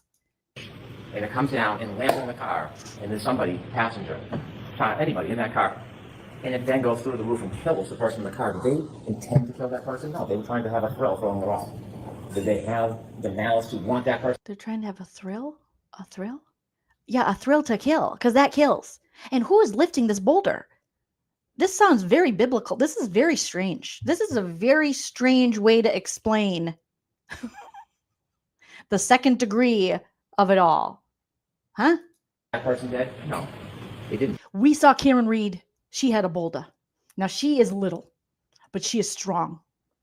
Trooper Proctor likes to talk about a leaky balloon knot, but what he didn't talk about is her muscles. She's got muscles, and she lifted up that boulder, and she threw it.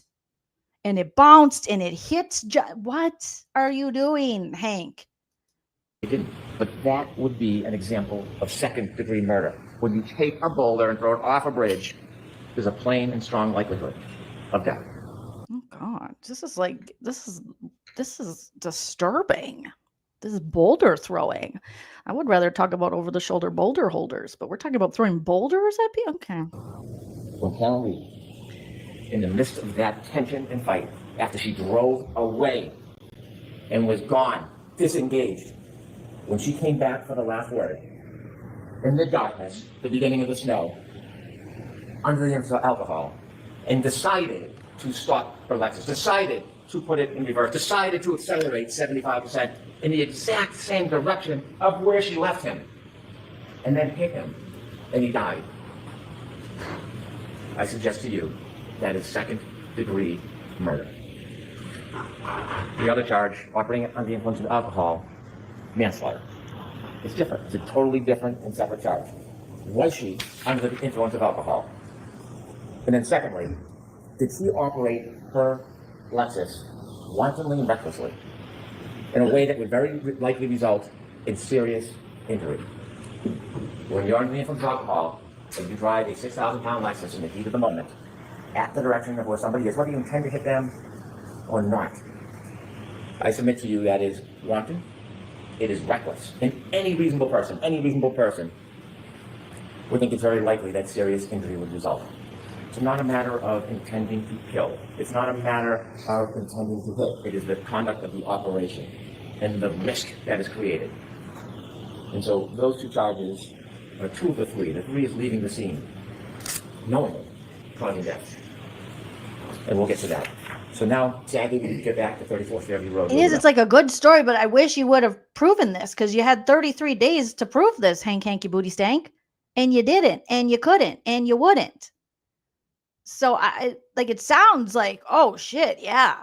But then you think back to the past 33 days or the 32 days before today, and you're like, oh, yeah, but you didn't prove any of that. If anything, the evidence proved the opposite of that and proved that there are many more ways in which should have been investigated, in which this poor man left this world. But you, unfortunately, Canton PD just wanted Karen Read to take the fall for this. And they didn't look into all the other ways in which this most likely happened and all the other people involved. So yeah, the story, we're telling a story here, but again, you had a month to prove this. You had ample witnesses. Your own witnesses couldn't testify to what you are accusing her of. This is crazy. Where we left.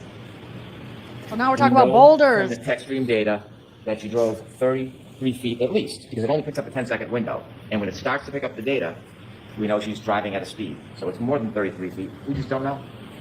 And then when she comes back, she covers it to 33 feet and 50 more. 80 feet. She's driving at a speed, guys. Now, nobody has ever suggested, even Dr. Lunzer, when she collided with him. This data doesn't tell you collision. It's a 6,000-pound Lexus. It's a 216-pound man. It's not going to show a blip. It could have been in that 10-second window. It could have been 2 seconds after. It could have been 4 seconds after.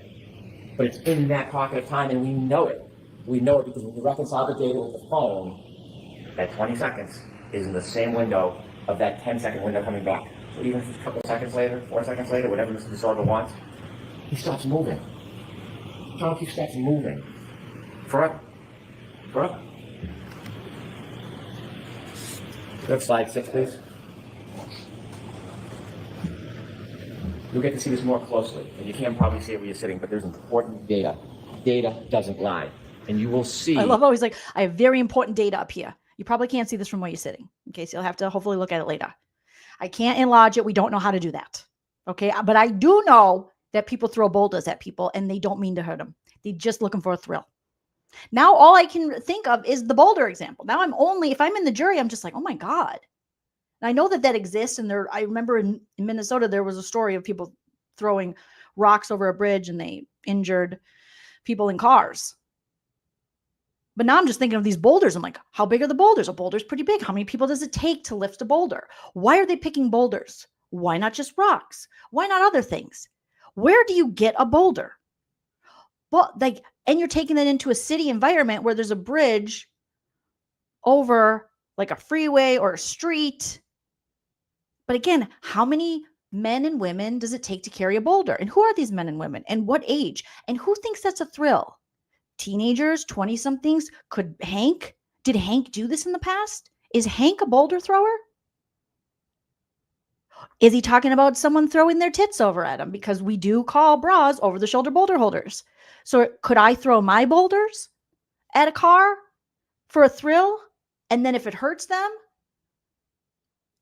I could be convicted or charged with second degree because I didn't mean to. I was just looking for the thrill of throwing my tots at the car. Now all I'm thinking is boulders. I'm not thinking of anything else. To throw in that random example with boulders, like such a weird crime. I can't stop thinking about it. My neurodivergent ass is I'm on a plane. I can't complain. Okay. I'm thinking about it. I'm wondering. And I'm not focused on anything this man is saying because nothing makes sense. Speed, acceleration, 75%. You will see speed, 24 miles per hour backwards. You will see distance, over 80 feet. That's what you're going to see in this data on that night.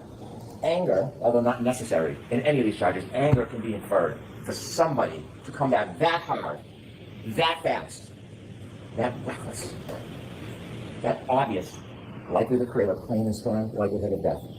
That data tells a story that can't be changed. Can't be tapped.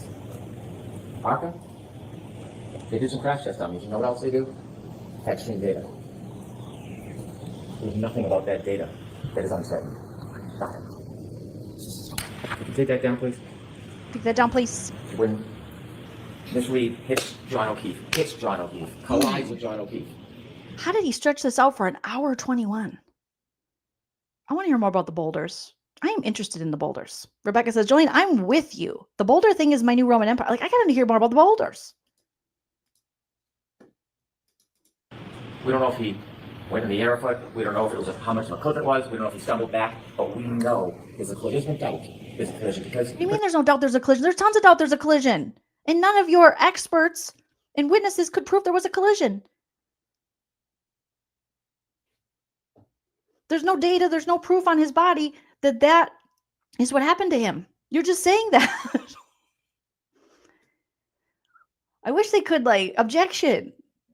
Can you state when you proved this? When was this? And he's like, but the boulders. There were what about if someone threw a boulder? And you're like, oh, damn it, I'm thinking about the boulders again. her tail light's all over the yard. It's all over the yard. And when he falls back, and he hits the back of his head, his basal fracture, he's then lying there helpless. When Miss Read, Dr. La Posada told us. Nah, not the ground. No, that didn't. No, not the ground. Oh, Hank. leaves, she leaves behind tons of her tail light. Tons? They couldn't even find tail in the beginning. What are you talking about, tons? He's acting like this. Tail light everywhere. We were swimming in tail light. Over the yard. Oh, yeah, it's called debris field. And you've seen videos. You can't replicate the exact contact. You can't, because you need where the person was hit, how fast the person was going, but you know what happened, because when you look at the debris field. Well, you would think that if it was a collision and there was a car, they would be reported as that. And they would look into it. And insurance companies, it'd be a collision, accident reconstructionist. They have to do with the insurance companies. It would be, but not. That was broken. It's no different than what was on the front yard. It's no different. She leaves him behind. She leaves her taillight behind. She goes home. And on her way home, you know she's still angry. You know she's still angry because she starts leaving him voicemails. Slide 7, please. Yes, because it makes total sense. Now we're going to hear Karen go, "You fucking pervert." It makes total sense that she schmurders someone and then she calls him 53 times to call him a pervert. No. You could argue, was she being a psycho calling him a bunch? Sure. But that doesn't mean, that doesn't make sense with what you're saying. Like, so she ran him over and then she calls him 53 times like, "You fucking pervert, John, I'm here with your kids. Where are you? You fucking pervert." Like, that doesn't make any sense that she would do that. 53 times means she does not, as I will speak as a woman, you call someone 53 times. Okay, you called the dude 53 times. That means you don't know where he is and you need to know where he is and you're worried about where he is and what he's doing and what's going on and you're pissed about it. It's not you know where he is. You left him there to die. That is not what that does. 53 times mean, bitch, you better answer. Where are you? What are you doing? What's going on? What's happening? I don't believe you. I can't believe you're doing this to me. How could you go in the house and not invite me in? You leave me out there in the cold with your friends. I've never been to this house before. How dare you? Now I got to go back to the house. I didn't even want to come here in the first place. What's going on?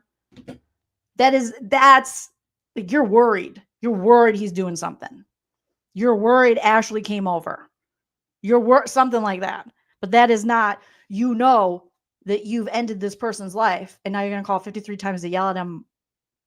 What? That doesn't make any sense. Ask any woman in the chat.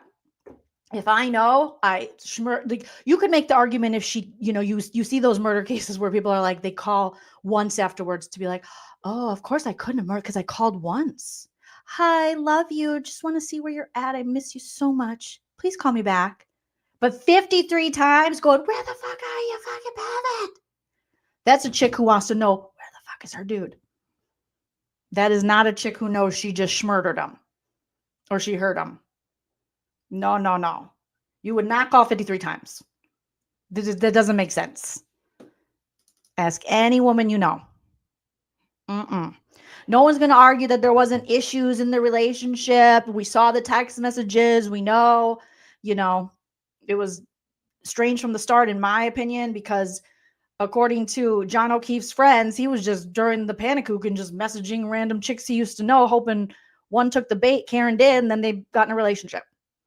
Which makes, I mean, that would make me feel a little less special if he was like, well, I threw out my hook, my line to a bunch, but you're the only one that replied. Like, oh, okay.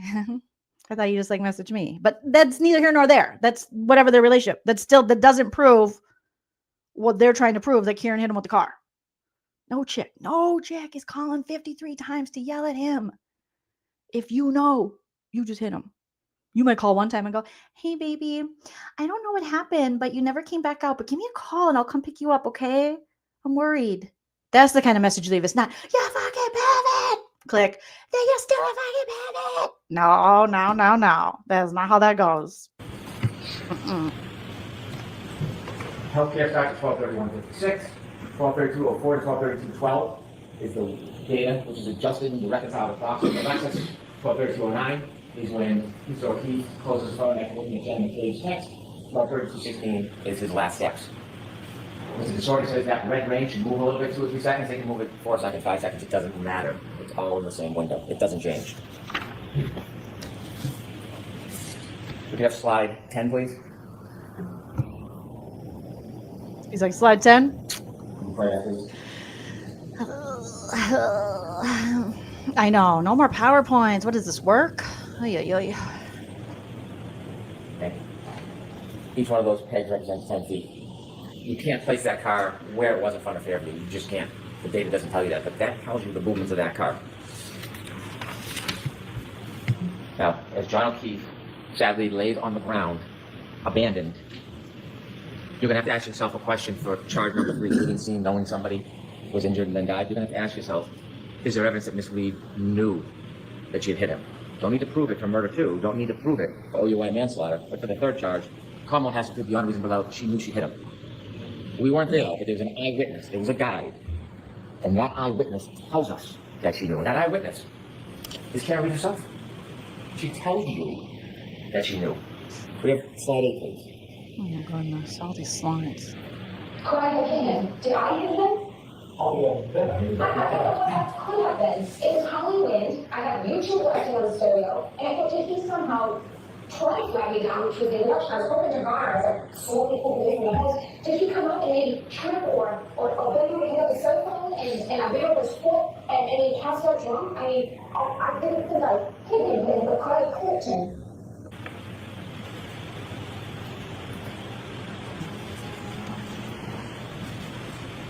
When she left Fairview and left John behind, she didn't think he was mortally wounded. But she knew she hit him. She knew she hit him.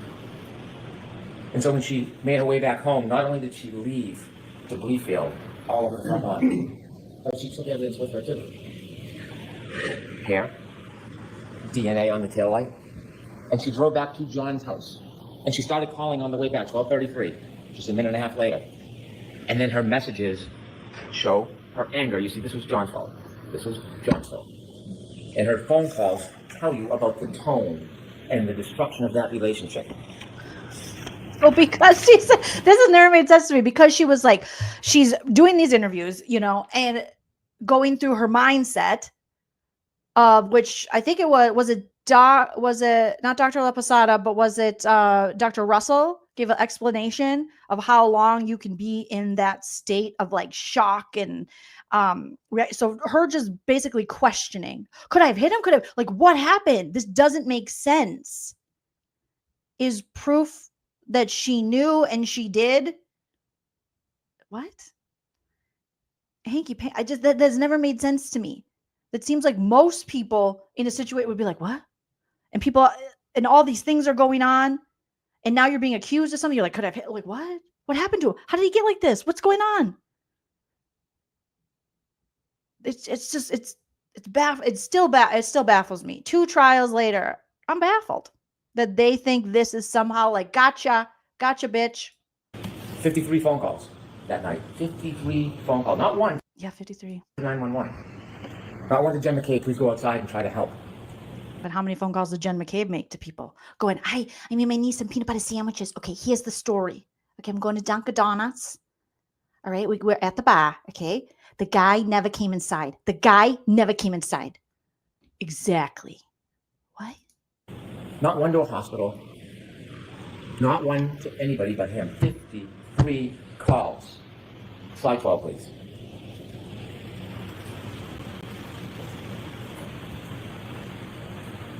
Yeah, she made Twitter calls.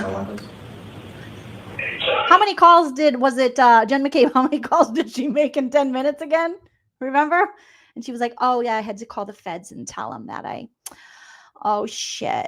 forgot. I said I only talked to a couple people, but I actually talked to 72 people in 10 minutes.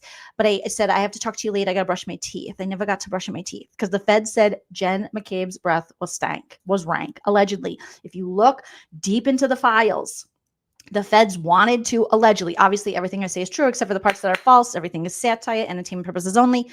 But the feds were like, we wanted to talk to this lady longer, but her breath was so rank. She said she was going to brush her teeth. She didn't. I heard she doesn't even have toothpaste. The McCabes don't believe in toothpaste. Allegedly. They don't believe in toothpaste. Look at Matt McCabe. That does not look like a guy who's got his tartar under control. That looks like a guy who's got tartar. Heavy tartar. Yellow, just all the tartar. He lives on tartar. While Jen McCabe lives on Dunkin', he lives on tartar. Okay, not a crest in the house, not a Colgate tube to be found. So Jen McCabe, she did that on purpose. She made 5 calls, thank you guys, 4 to 5 calls in that short time frame, and never brushed her teeth. And to this day, some say she still hasn't brushed her teeth.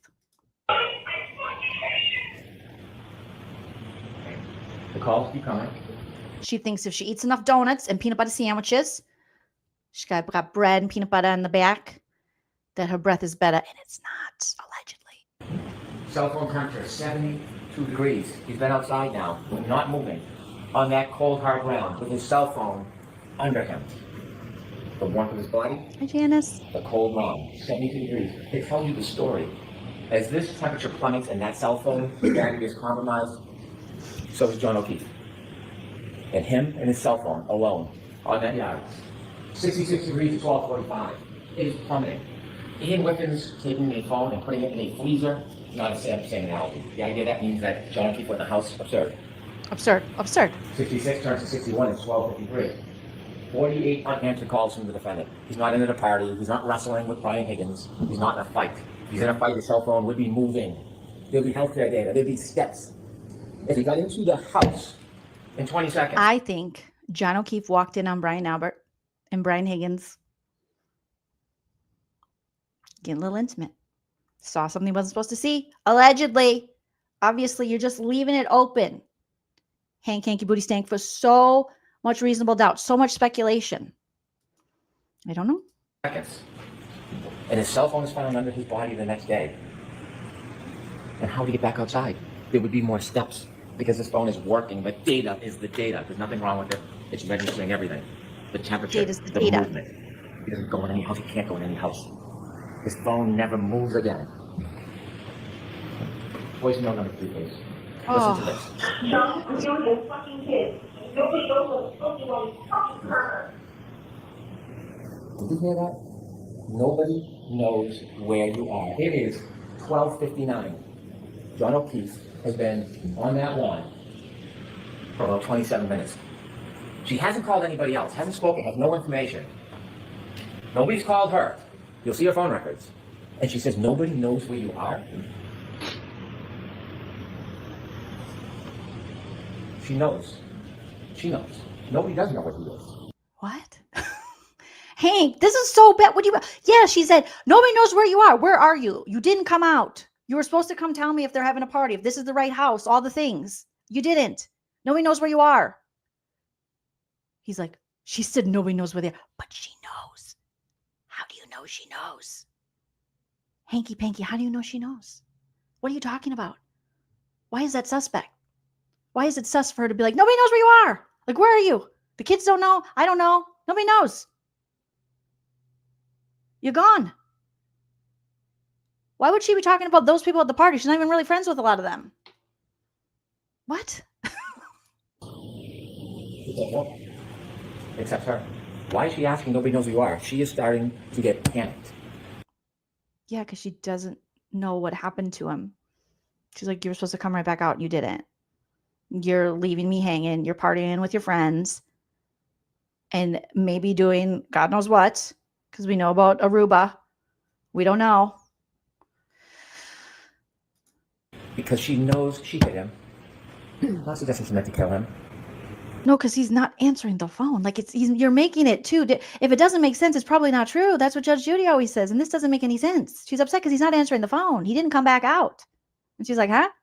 Where are you? What are you doing? Why are you leaving me? Are you partying without me? What's going on? We got trust issues. What's happening?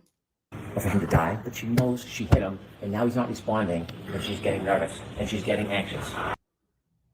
Wait, did you hear what he said? He goes, she knows she hit him and he's not responding, so she's getting nervous, she's getting anxious. Well, if she knows she hit him with, like you say, a 6,000-pound Lexus, she probably knows why he's not going to respond, right? Did you think she...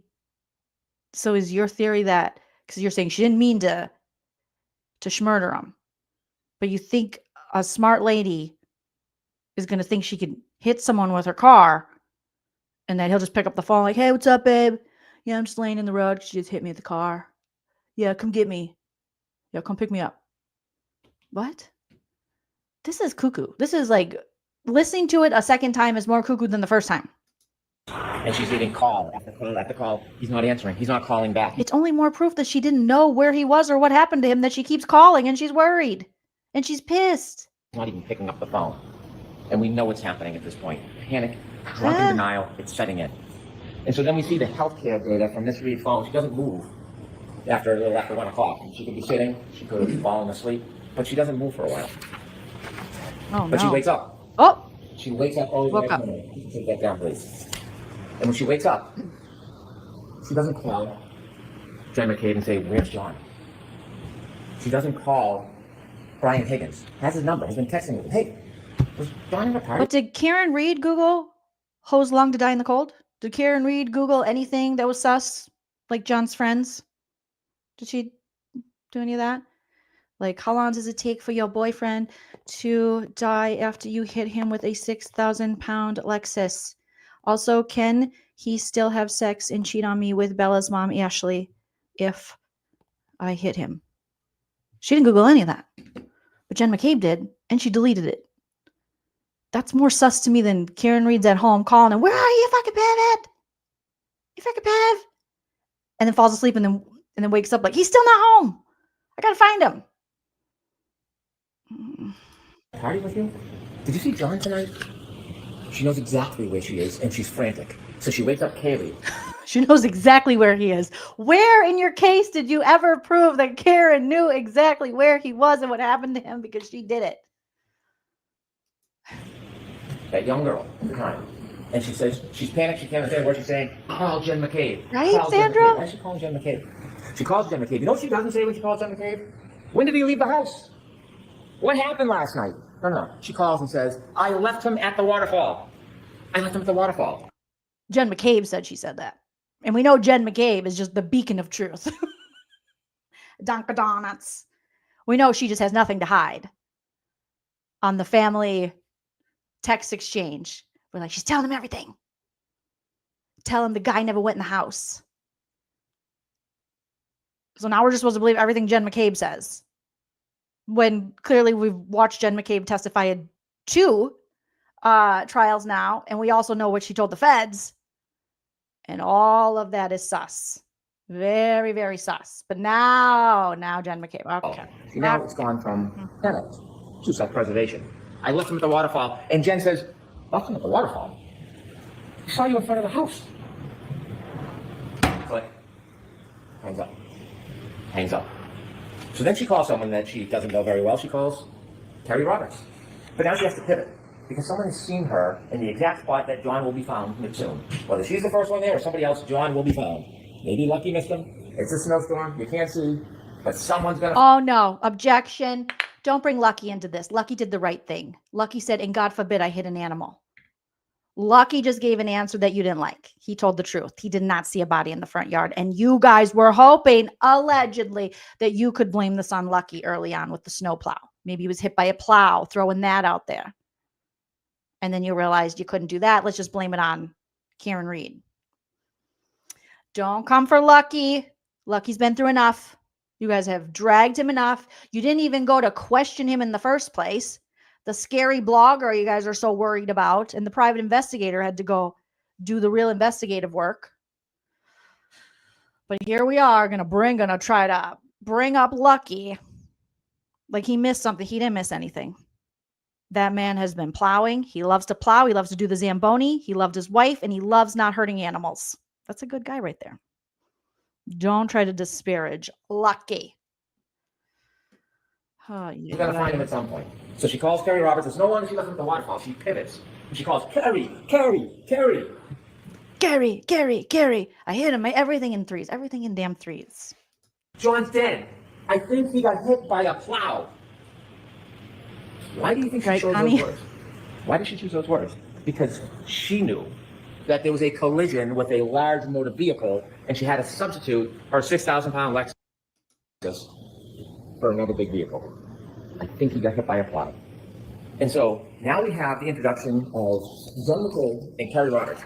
Phone calls that they probably never, ever wanted. A worse nightmare to get a call like that. For what's going to happen, what they're going to see, what they'll never be able to forget. But because the defendant is John O'Keefe's girlfriend, they wake up in the middle of the night, in a blizzard, out of their kindness, their loyalty, their devotion to John O'Keefe.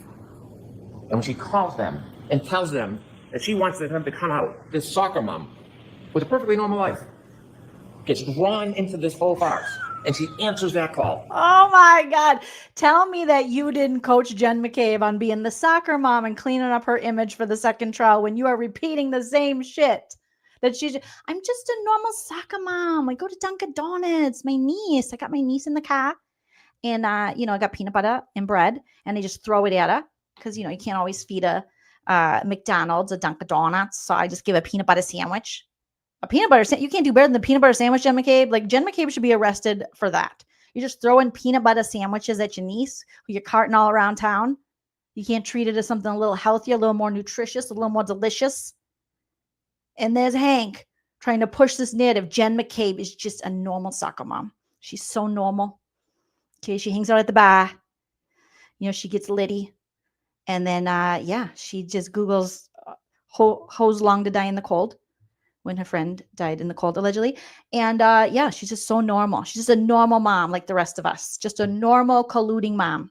She's not like a regular mom. She's a collusion mom. Oh, my gosh. So now he is out there spreading this narrative that nobody believes. Even Jen McCabe doesn't believe she's just a normal soccer mom. She's in everybody's business. What we've learned from these trials is Jen McCabe is, oh my God, she's and everything. She's just one of those people that is in everyone's business.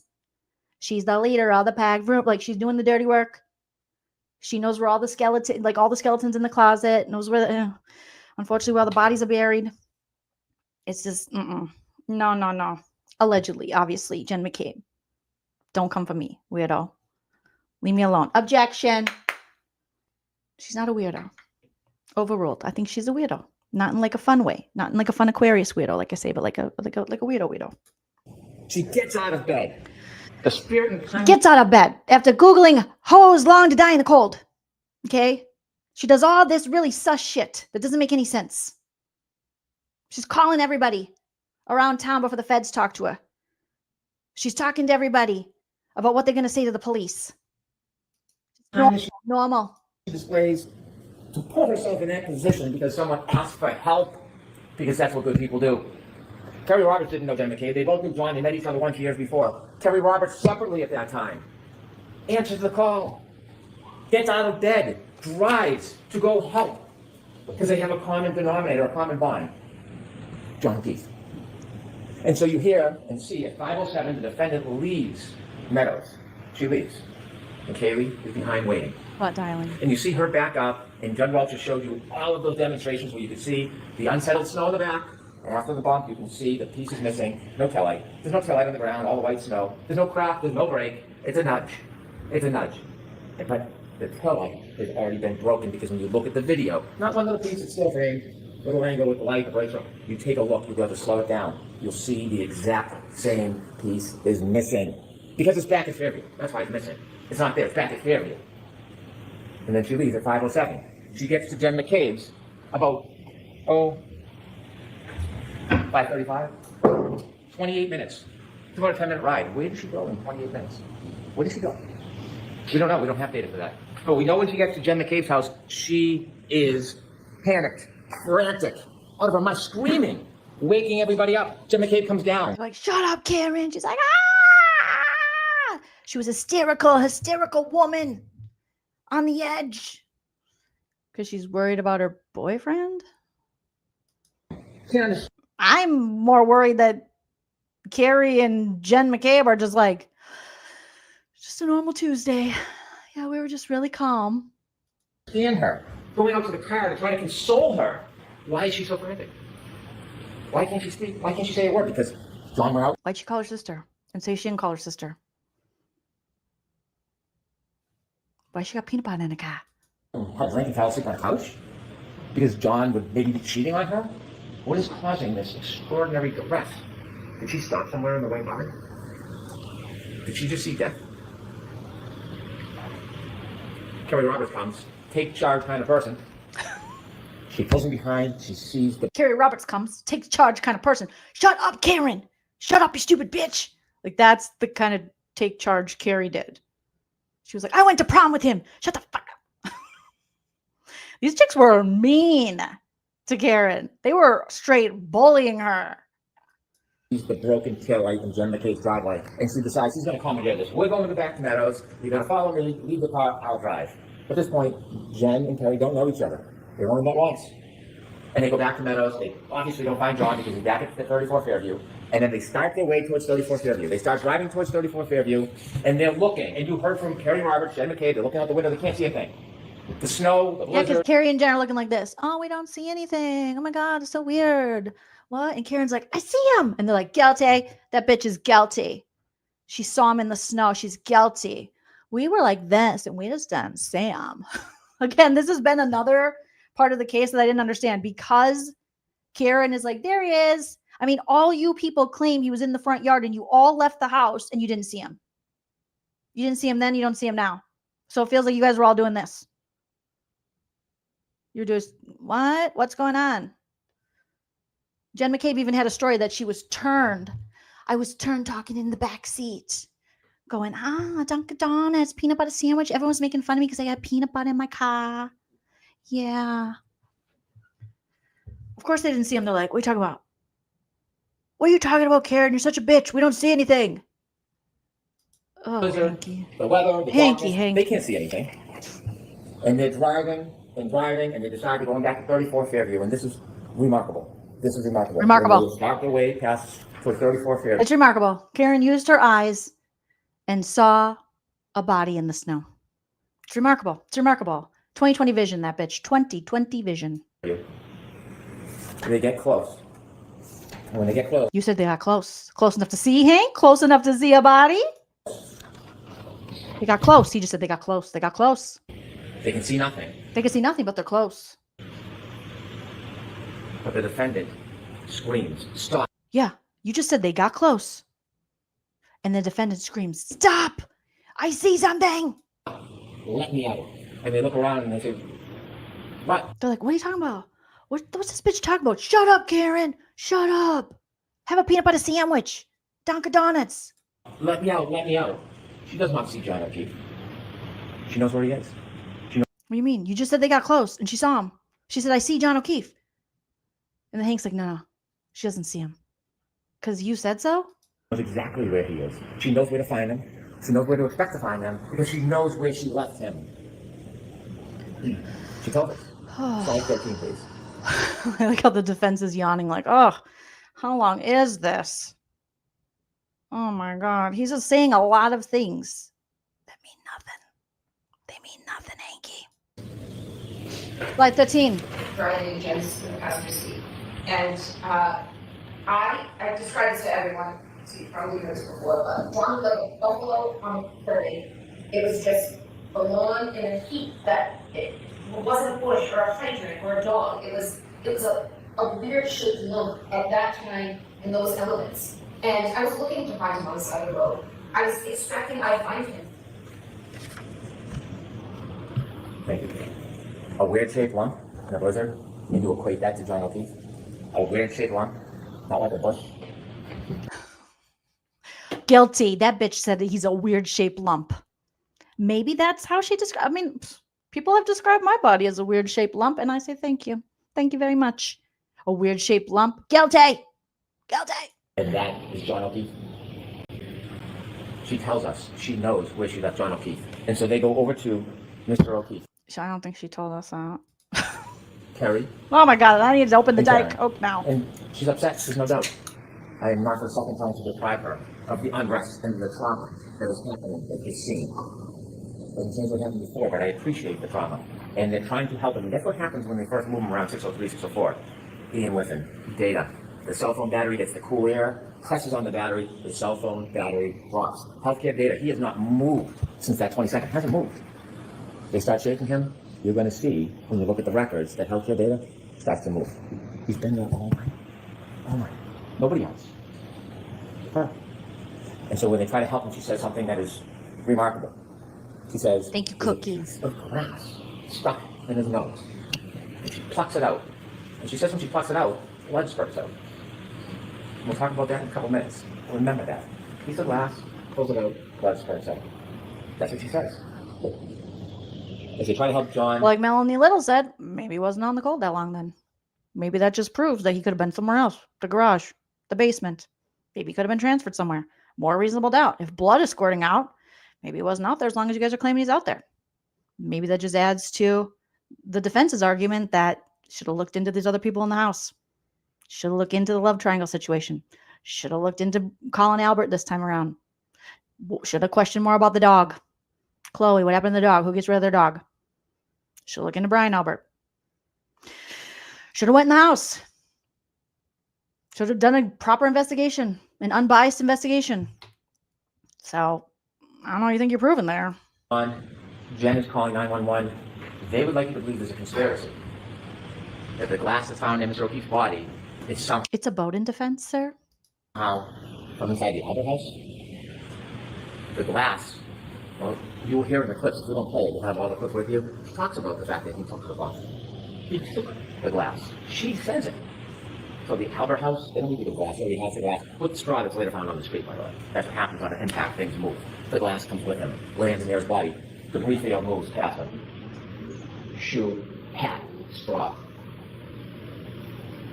Shoe, hat, straw. Guilty. What? What? Where's the other shoe at the time? I don't know. In the house, in the basement, in the garage. Why are they calling his phone a million times? Just butt dials? We're just butt dialing. We're just all everyone's butt dialing. It's not you're trying to figure out where his phone is. Jen McKay makes a call to her sister, and they say because it registers 29 seconds, a Cellbrite record is not the same as a. No, her sister was banging Brian Albert. So they are clearly innocent and couldn't be involved in any kind of cover up or anything because they were banging. And Chloe the dog, who Brian Albert was taking care of that night and letting out, is just wasn't there. Just disappeared. Makes sense if you don't think about it. Makes sense. It's a call detail record. There's no evidence. It was a conversation. No lights go on. There's no conspiracy. You can call somebody. It can. They were like this in the window. I'm not going out there. You go. No. Jen will take care of it. I'm not going out there. Don't go out there. Get down. We have to pretend we're having sex. We haven't had sex in like 2 years. Shut up. Shut up. What? I'm just being honest, Brian. I don't care. Come on. Let's keep watching. Oh, God. She's being a real bitch. She's freaking out. Jen will take care of her. Yeah. Did you leave the front door open? I did. Good. Like, they're so, like, I could tell a story better than this with things that could have possibly actually happened. Ring, it can go to voicemail. They have no evidence, none, that there's a conversation between Jen McCabe, the person who was ripped out of her sleep to come help, and her sister for some grand conspiracy. And so what happens in that case? And then Jen McCabe's story changed. Remember that? The first trial, she burst into their bedroom, and they were like, they stopped having sex. No, I think they were done having sex by then, allegedly. And she was like, John, who you met earlier today, something's happened. And they're like, what? But there's no dog again. Where's the dog? Where's Chloe? Where's the German Shepherd? Where's this dog that has a history of biting people that Brian Albert might have trained to attack people? Nope. Not there. Okay. Then the second trial, Jen McCabe was like, hi, you guys, wake up. She didn't want to scare him. The first trial, she was like, wake up. It's the first of the month. So get up. She played some Bone Thugs and she was like, wake up. It's the first of the month. So get up. The second trial, she said, I didn't want to scare him. So I was like, hi, sister and sister's husband. Wake up. Hi, your door was open, which I know is totally normal for a former detective who's seen some really bad things, would just leave his door open knowing how the world is. Anyways, something happened outside. Come out. I don't want to scare you. That was weird how that just changed. So Jen McCabe went from, I burst into the room and said, wake up, sister, stop having sex with your husband. Where's the dog? Nobody needs to know. Doesn't matter. Don't remember if I saw him or not. To, I didn't want to scare them. So I just was like, hi, excuse me, something happened to our friend, the one you met earlier today.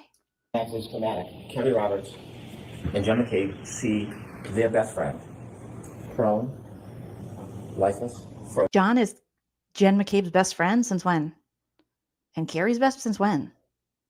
Since when's that their best friend? On the ground.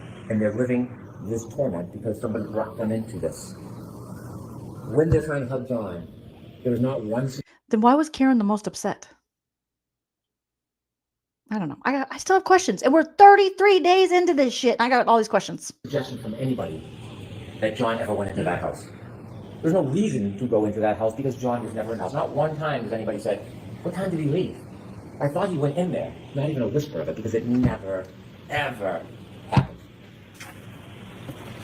When they find their friend John, he's not 20 feet off the side of the road, like Mr. Lunzer or Mr. Wolf's. He's right there by the side of the road, close by the curb.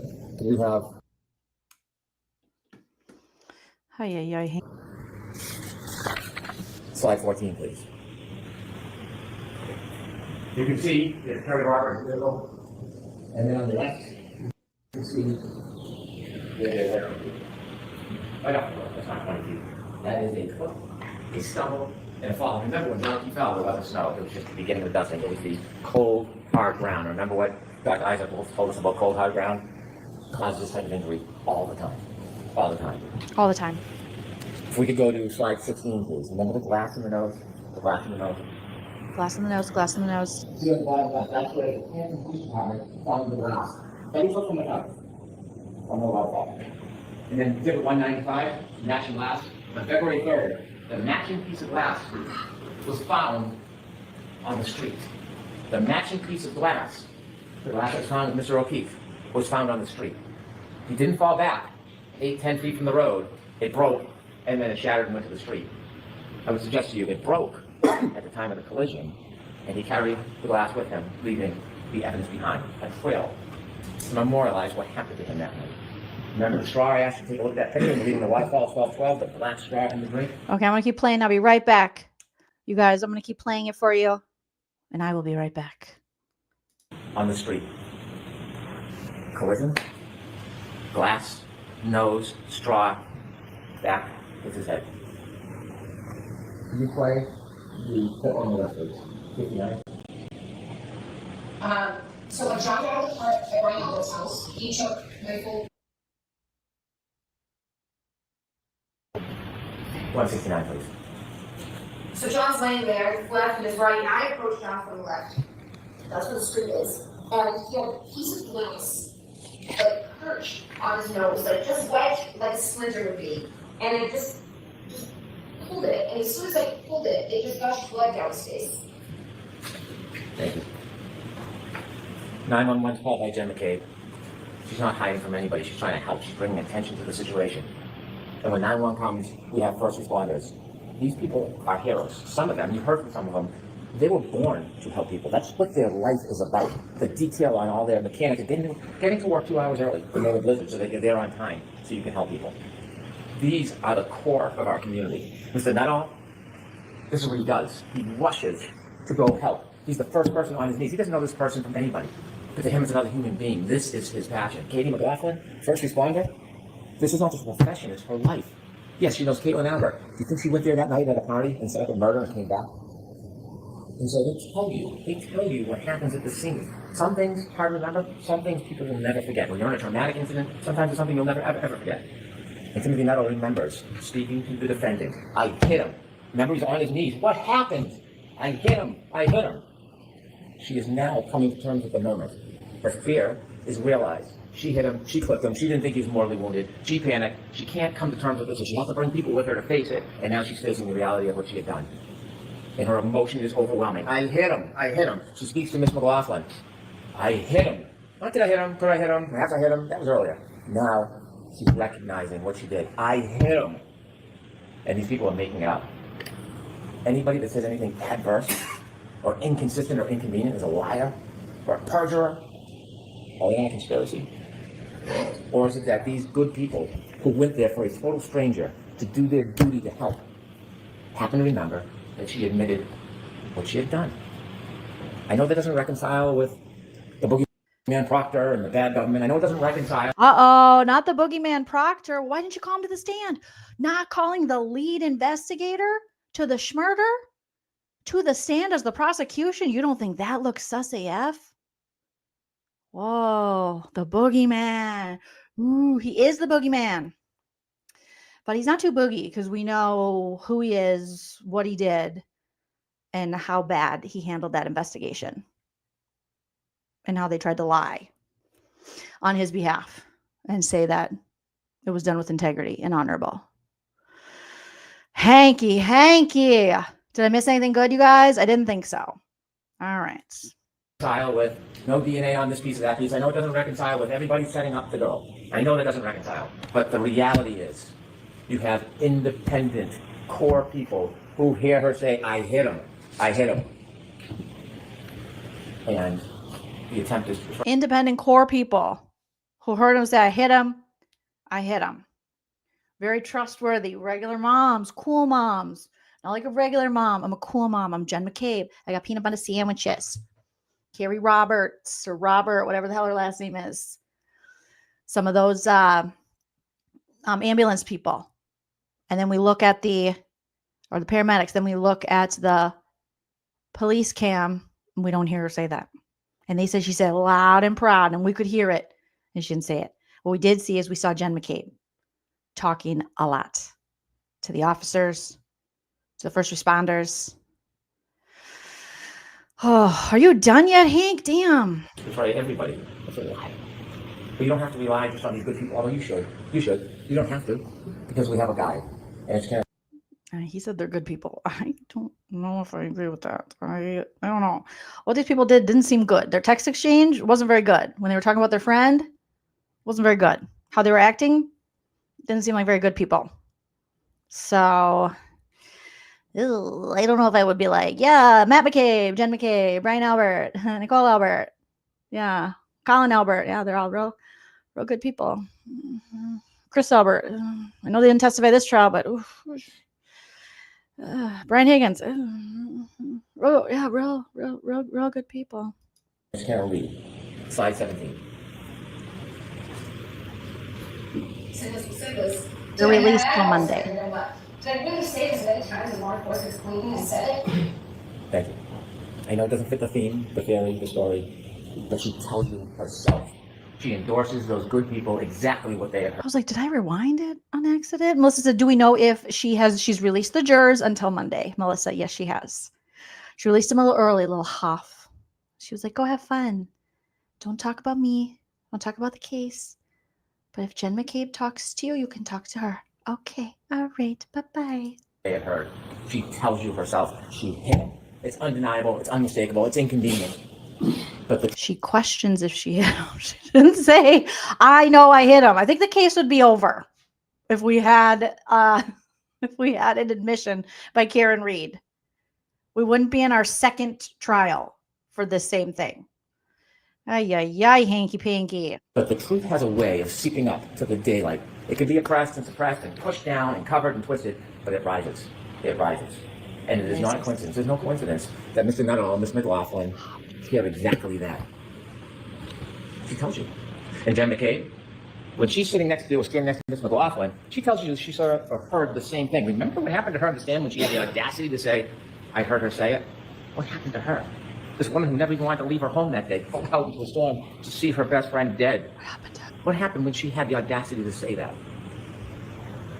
And now we know that the defendant herself said the same thing.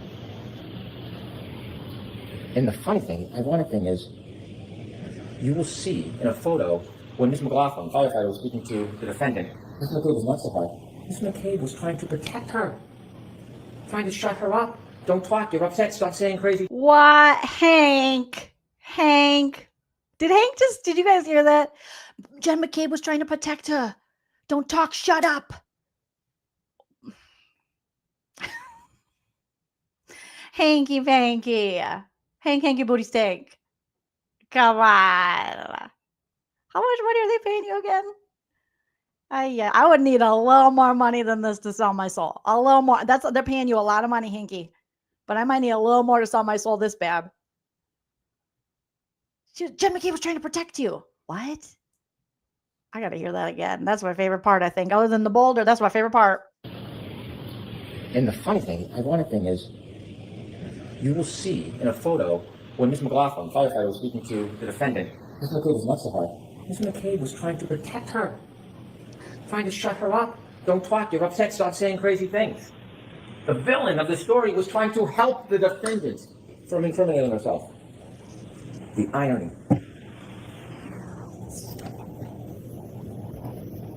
Can we have slide 9, please? Do you just refer to her as the villain of the story? I mean, you're not wrong, Hanky Panky. But yeah, Jen, she's just a normal mom who's just setting people up, getting people's stories straight. No big deal. Best buddy, Jen. Such a good friend. This is the battery temperature. You're going to have a chance to look at it. If it wasn't so tragic, it's interesting. It is interesting if you like data. The 29, 12, 13, you'll need the water quality 18 degrees, 22 in the car, 77 degrees, 12:37, about 3.5 minutes after the defendant collides with John O'Keefe. I know the jury's going to get this, but can you blow it up for them? Can you zoom in a little bit so they can see this, Hank? Trey Rude. It started to go down 72, 12:45, 6:50. The ball is fast, but the one line and it raised it up. 6:15. How can someone conspire to pick up the phone on the side of the yard that when Mr. O'Keefe's body at 6:15 and know the battery temperature was then going to rise? And not only did the battery temperature rise, when you look at the healthcare data, at 6:15 when you pick up the phone, you know what happens to the healthcare data, right? It starts to move. It's data. It's data. So, while they're going through this duress, the defendant asked Jen McCabe for yet another favor. Look up hypothermia. Find out how long it takes for someone to die in the cold. And there's Miss McCabe in her winter jacket, soccer mom. We only know through hearsay. We only know that you're saying that Karen Read said that to Jen McCabe because Jen McCabe said she did. But Jen McCabe, the only proof we have is that Jen McCabe, for 100% fact, searched on her phone at 2 whatever in the morning. I know I should have that burned into my brain by now, which is like 2:27 in the morning. When John was allegedly, according to them, out on the lawn, unalived, she searched hose lawn to die in the cold. We know that Jen McCabe, and then deleted that search. But we're supposed to be like, oh, that's just a thing with the phones. Sometimes the phones are weird. And if you search something later, that's because later Karen asked me. So I knew, because I'm smart, for a fact that in the future, 4 to 5 hours later, I'm not good at math, okay? Let's say 3+ hours later, Karen Read was going to ask me to search that. I knew it. So I searched it early. I'm an overachiever. I'm Jen McCabe. I'm a regular mom, but I'm also really smart and overachiever. So I said, hose long to die in the cold. And then I was like, oopsies, too soon, too soon. So I deleted it, which is weird because I don't have a history of deleting a lot of my searches, but I deleted that one and then searched it again later because Karen, that bitch, that hysterical bitch told me to. Karen made me do it. Karen made us do everything. Karen she's probably a witch. I heard she's in a coven and she's Wicca. That's what I heard. Have you seen The Craft? She's like that girl in The Craft who's like, the Nancy they had to bind. Like, I bind you, Nancy, for doing harm against yourself and harm against other people. We needed to bind her. She Nancied. She got in my brain. She was making me look up stuff. And I was like, I don't want to. Leave me alone, Karen. Shut up, Karen. And Karen knew it. Okay. So I searched that because Karen asked me to. Karen said, can you look up hypothermia? And then can you also look up how's long to die in the cold? That's what she said. And I just, she got in my head early. And that's what those witches do.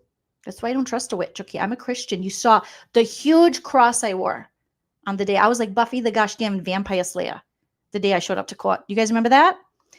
I don't think I still have the screenshot. But she wore such a large cross because she was worried about vampires.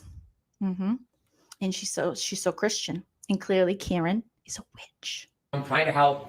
She has MS. Her hand's not working. Oh, she has MS. So doesn't Karen have MS too? Isn't that what they bonded over? So Karen's evil, conniving, did all this shit. She's a schmurderer with her MS. But poor Jen McCabe can't even hold the phone. What? Not working. She's trying to type in what's happening during that time. Did you just try to throw out the MS as a reason that she couldn't have done that? Well, then couldn't the defense go, Karen has MS. Clearly she couldn't have done all the things you guys said she did. She has MS. Oh my God. This just shows how weak Hank Brennan's case was. How weak, how the lack of evidence, the fact that they didn't prove what they set out and said they were going to prove. That he has to bring up her MS. What? When Karen has MS too. Frantic scene. She tells you that the defendant then wants to run back to the ambulance, so she goes with her and never finishes or completes the input. And then she tries it again. She has MS. You must have quit. At 6:23, at 6:24. That's what this woman did that night, that morning. Not only for her friend, for her. For her. That's what she did. And what happens to her after? Because Hank gets rude to point. For her! For her! For her! We gotta do that. Let's hear it. I gotta hear that in slow motion. So dramatic. Maybe Hanky Panky's got his period. Because I get very dramatic on my period too, Hanky. that morning. For her! Not only for her friend, for her. For her. That's what she did. And that's what this woman did that night, that morning. Not only for her friend, for her. For her. That's what she did. And what happens to her? That's what she did. Oh my God, Hank. Sir, you need That's some what light on, this right? woman did that night, that morning. That morning. Not only for her friend, for her. For her. That's what she did. And what happens to her after? Because the timestamp. Hank, I think you're drunk. I think you're drunk. I'm just going to say it allegedly. Comedy, satire, parody. I think you're drunk, Hank. We were at Dunkin' Donuts. Were you putting take a couple nips? A couple rips off the rip from the bottle? Hank, were you and Bev pre-gaming? Is that why you started court late? I think, I'm going to put it out there, we need to look into his blood alcohol level. I think him and Bev were pre-gaming, allegedly. They didn't invite Lolly because he never gets invited. Poor Lolly. Lolly just sits outside and waits. He's a designated Dave. He's a DD. If there was ever a DD used in this town, it'd be Lolly because he's never invited. So Hank and Bev are just knocking him back early, getting happy hour, starting to get happy. It's Friday, remember? Right, listen to a little Rebecca Black. It's Friday, gotta get down on Friday. You lit, Hank. This is a drunken closing argument. This is bad. How did this dude represent the mob? Did he get the dude off? That sounded bad, but you know what I mean. In both ways. When you open the timestamp, it's at the time it's open, and she's in bed at 2:27 looking up Hakamaka Sports because she is so interested in the Because kids. she's such a mom. She's in bed looking up a Hakamaka Sports. A Hakamaka Pakataka Sport. What the hell is he talking about? What's a Hakapaka? Is that where she's from? Is that what the sports? Hakapaka. Hakamaka. When you When you open the timestamp, it's at the time it's open, and she's in bed at 2:27 looking up Hakamaka Sports because she Habamak. Mekalaka Sports. And she's getting back to her daughter. She's like, my daughter will not show up at this practice unless you promise her full scholarship somewhere, some cash, and some Dunkin' Donuts. Because she's such a mom. She's drunk in bed, looking up Hakamaka Sports. she is so interested in the kids' sports, and that timestamp stays. This is ridiculous. Because she's so interested, even when she's drunk and colluding. She's just so interested in the Hakamaka Sports. Can you imagine the kind of stage mom Jen McCabe is at the sporting events? Like, my daughter's safe. They're like, she's out, ma'am. They got off the base and tagged her. She plays softball. Literally, the catcher just went up and tagged her when she was running from third to home. She's safe! Safe! Safe! Safe! Like, she'd just be yelling. I can imagine that. Jen McCabe. It's like, no! Stays. Look into that. Also add that to the note. Objection. Relevancy. Overruled. I find it very relevant. Look into how many times Jen McCabe's been kicked out of her soccer mom, softball mom, regular mom, games and practices. I want to know. She's one of those people. She's like, I'll keep the scorebook. You know, those parents. They're like, I'll keep the scores. And then she pads her own daughter's scores. Yeah, no, little McCabe, she got, my daughter, she got 17 goals. Ma'am, the game was 4-3. Nobody scored. She scored 17 goals. Are you saying I'm lying? Because I will set you up. Do you know who my brother-in-law is? Have you seen my husband, Matt McCabe? He scares no one except for me when it's sexy time. Okay? Have you seen him? Because I try not to look at him. Have you seen him? Because he hasn't been home. Okay? Allegedly. For jokes. Comedy purposes. She had 17 goals. Hi. But look it up. There's probably a case there. There's probably some situations. Open. And she goes to that tab the next morning when she puts in how long to die in cold. And that's being portrayed that she's in a conspiracy. See, that's vilified. Yeah, that's fucking weird. It's fucking weird that you're at the same party where your friend dies. They find him on the front lawn.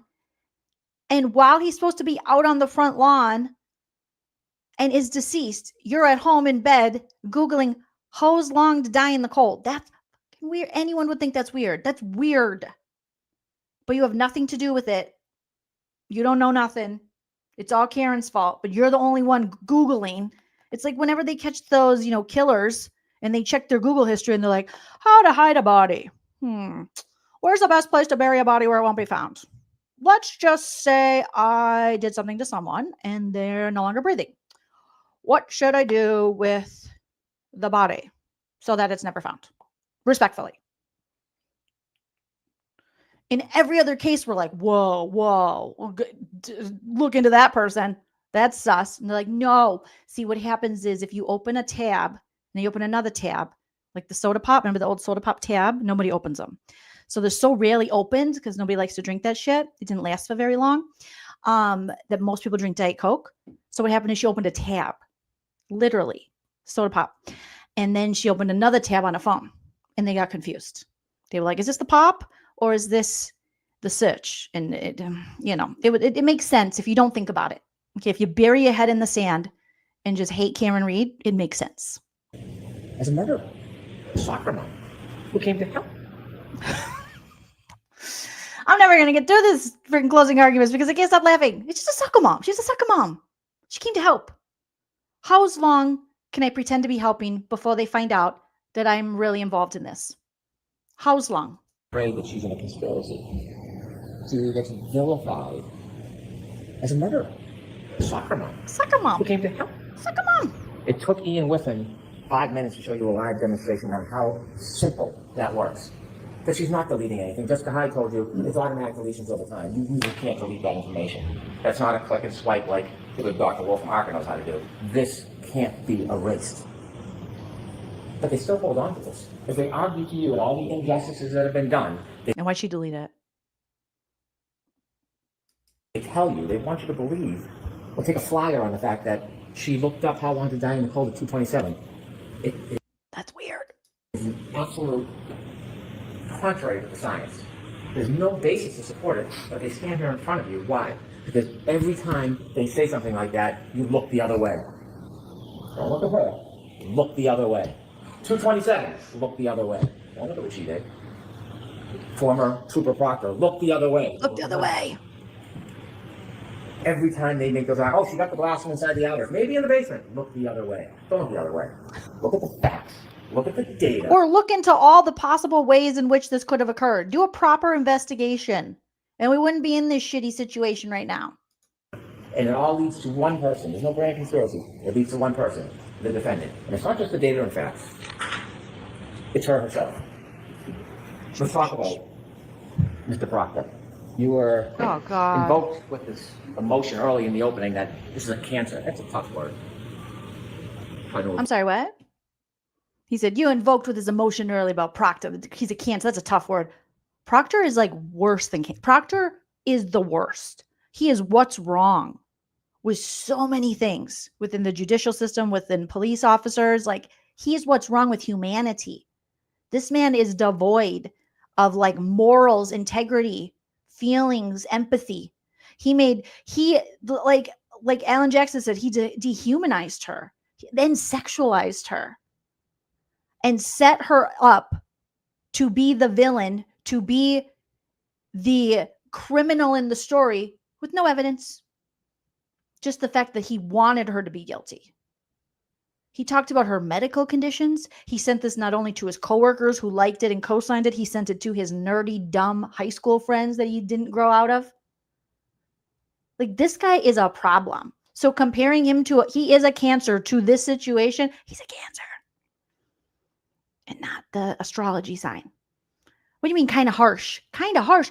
It hasn't been harsh enough. Yes, he lost his job, but he should lose like more. We need to look into him. He needs to be investigated further into wrongdoings. This man is a whole problem walking around here. Supposed to be protecting and serving. And he is only serving himself and only protecting his friends. Everyone should be scared of him. And men like him and people like him that are in positions of power, are in like the police force. But he's like, this is a little harsh. Hanky's like, that's a little harsh. You know, it's a little harsh. Okay, what did Proctor do? Okay, what really did he do? Besides, you know, set Karen Read up in a lot of ways, didn't properly investigate, was totally biased, disgusting, dehumanized, you know, talk shit, looked for nudes on a phone, you know, was completely disrespectful and disgusting and dishonorable and fucked everything up. But really, what did he do? What did he do that was so bad? What did he do? Robin, great question. Who's worse, Proctor or Jax Taylor? Let's just say the devil's better than both of them. The devil's better than both of them. Because allegedly the devil was once good and those men were never good. Cammie, thank you so much for being around for 14 months. It's Ben's birthday. Happy birthday, Ben. Happy birthday, Ben.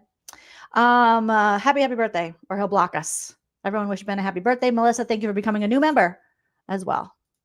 To evoke that primal reaction discussed. Not saying you shouldn't be discussed by text messages. You should. I'm sure they're not defensible. I don't stand here and defend impropriety. I don't.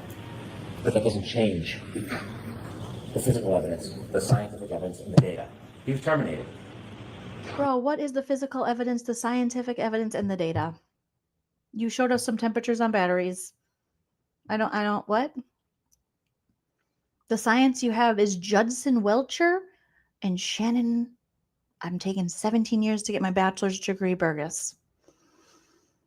What? He paid a penalty. He was held responsible for He paid a penalty, not a big enough penalty, according to me. what he did. He should have been. He should have been. Are you sure you believe that, Hank? I think Hank is like free Proctor. Hank wants to talk shit about free Karen Read people, but Hank is out here free Proctor. That doesn't change the facts. It doesn't change the physical evidence. It doesn't change the science. It's unfortunate. It's distasteful. Unfortunate? Damn. Hank, your booty stink. Unfortunate. Now that is a word that is not strong enough for the situation. It's dishonorable. Remember, Trooper Lieutenant was asked, was the investigation with honor and integrity? And he said it was. Was Trooper Proctor's effort honor and integrity? And he said it was integrity. But he never said honor. That's a man of honor. Military service, dedicated to his country, highest level of clearances to the President of the United States, now a state trooper. He would not say that Trooper Proctor was honorable. Because he wasn't. He wasn't. But that does not, it doesn't create a conspiracy, doesn't invent a dog. It doesn't make somebody in a house something they're not. It just doesn't. Buchanan was a total sellout with that question and with that answer, I should say. And he was like, no, I was just done with integrity. Yeah.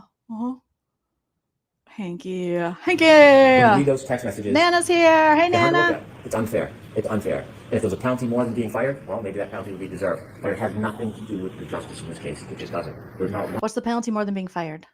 Are they going to prosecute him? one piece of evidence, not one, that we can look at and say, this was tampered with. This was What? Did he just say there's not one piece of evidence you can look at? Hello, the Sally Port called. Hi. Dever called with the first time she talked to the feds. Wildly amount of time. The inverted video. What are you talking about? Taillight pieces being found later by Proctor. What? None of it was tampered with. Okay. What? Then why the attempt at the cover-up? This was planted. This was distorted. Remember when we There's definite reasonable doubt that, yeah. There's definite doubt in how they handled evidence. Oh, Jesus. This guy is just like straight lying.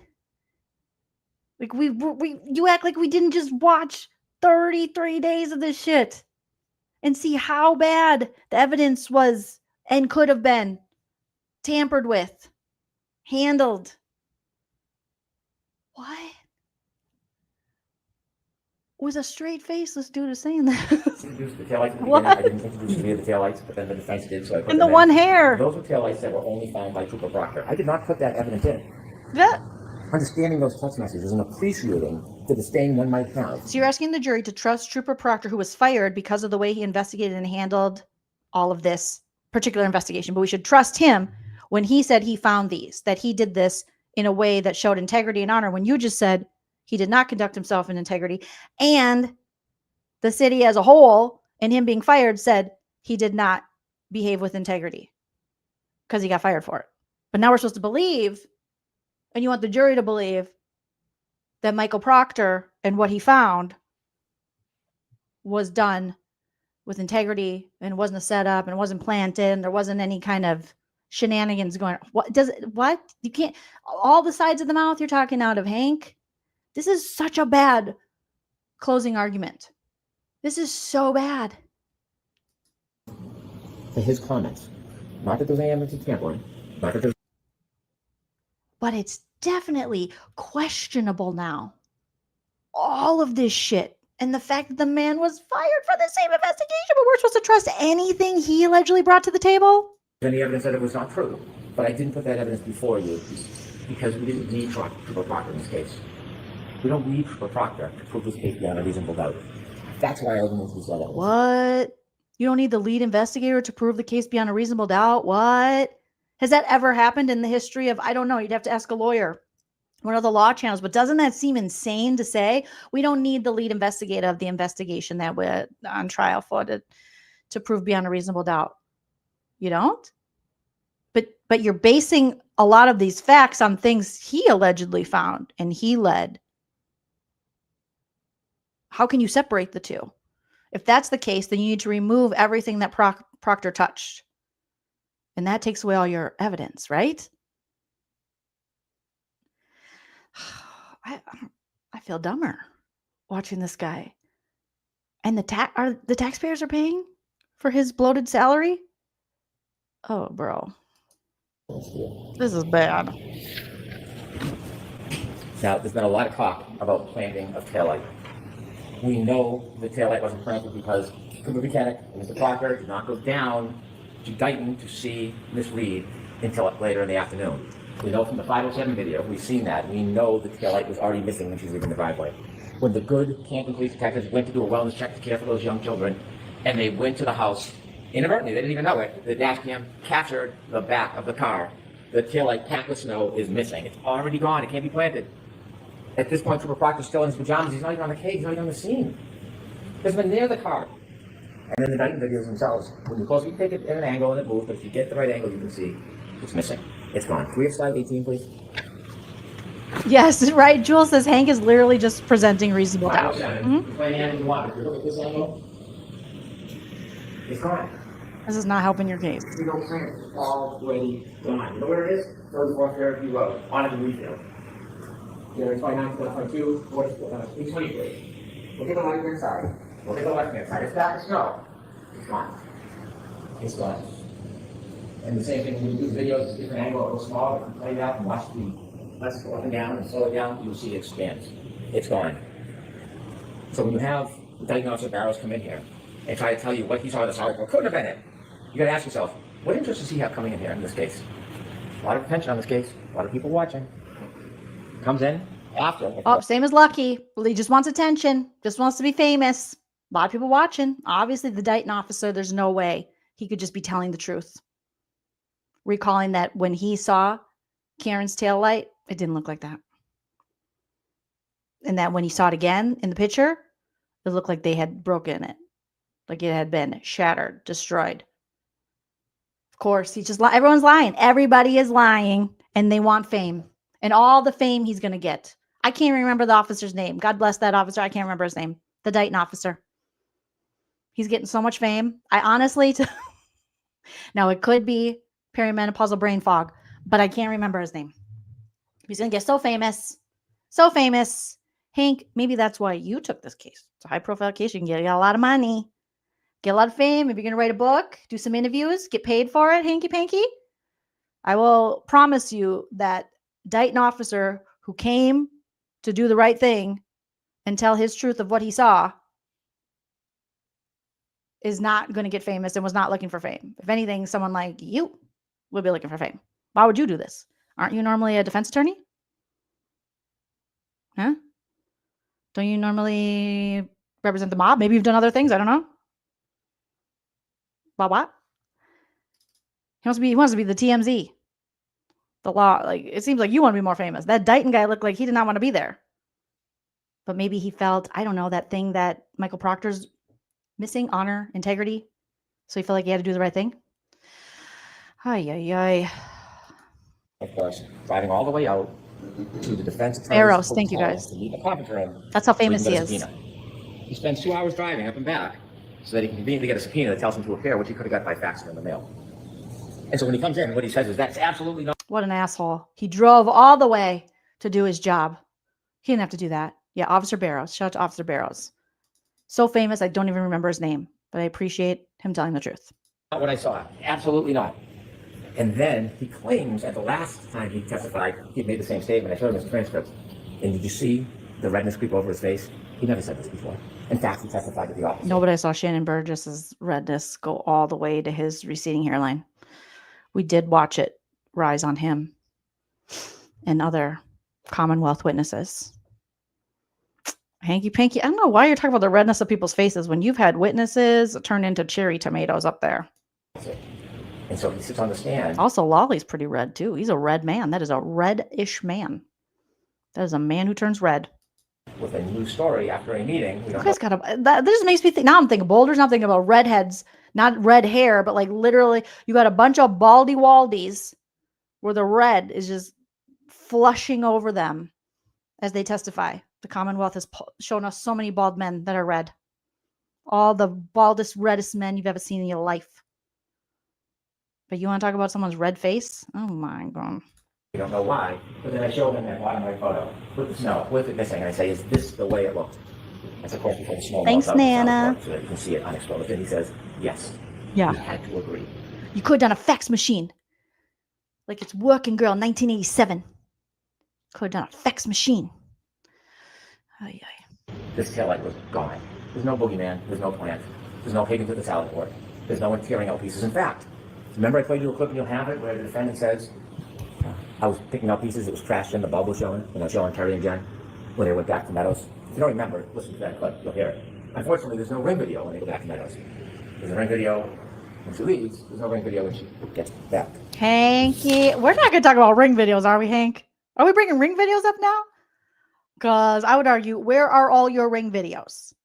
Where are all the ring videos into the situations that your case has represented and presented to us?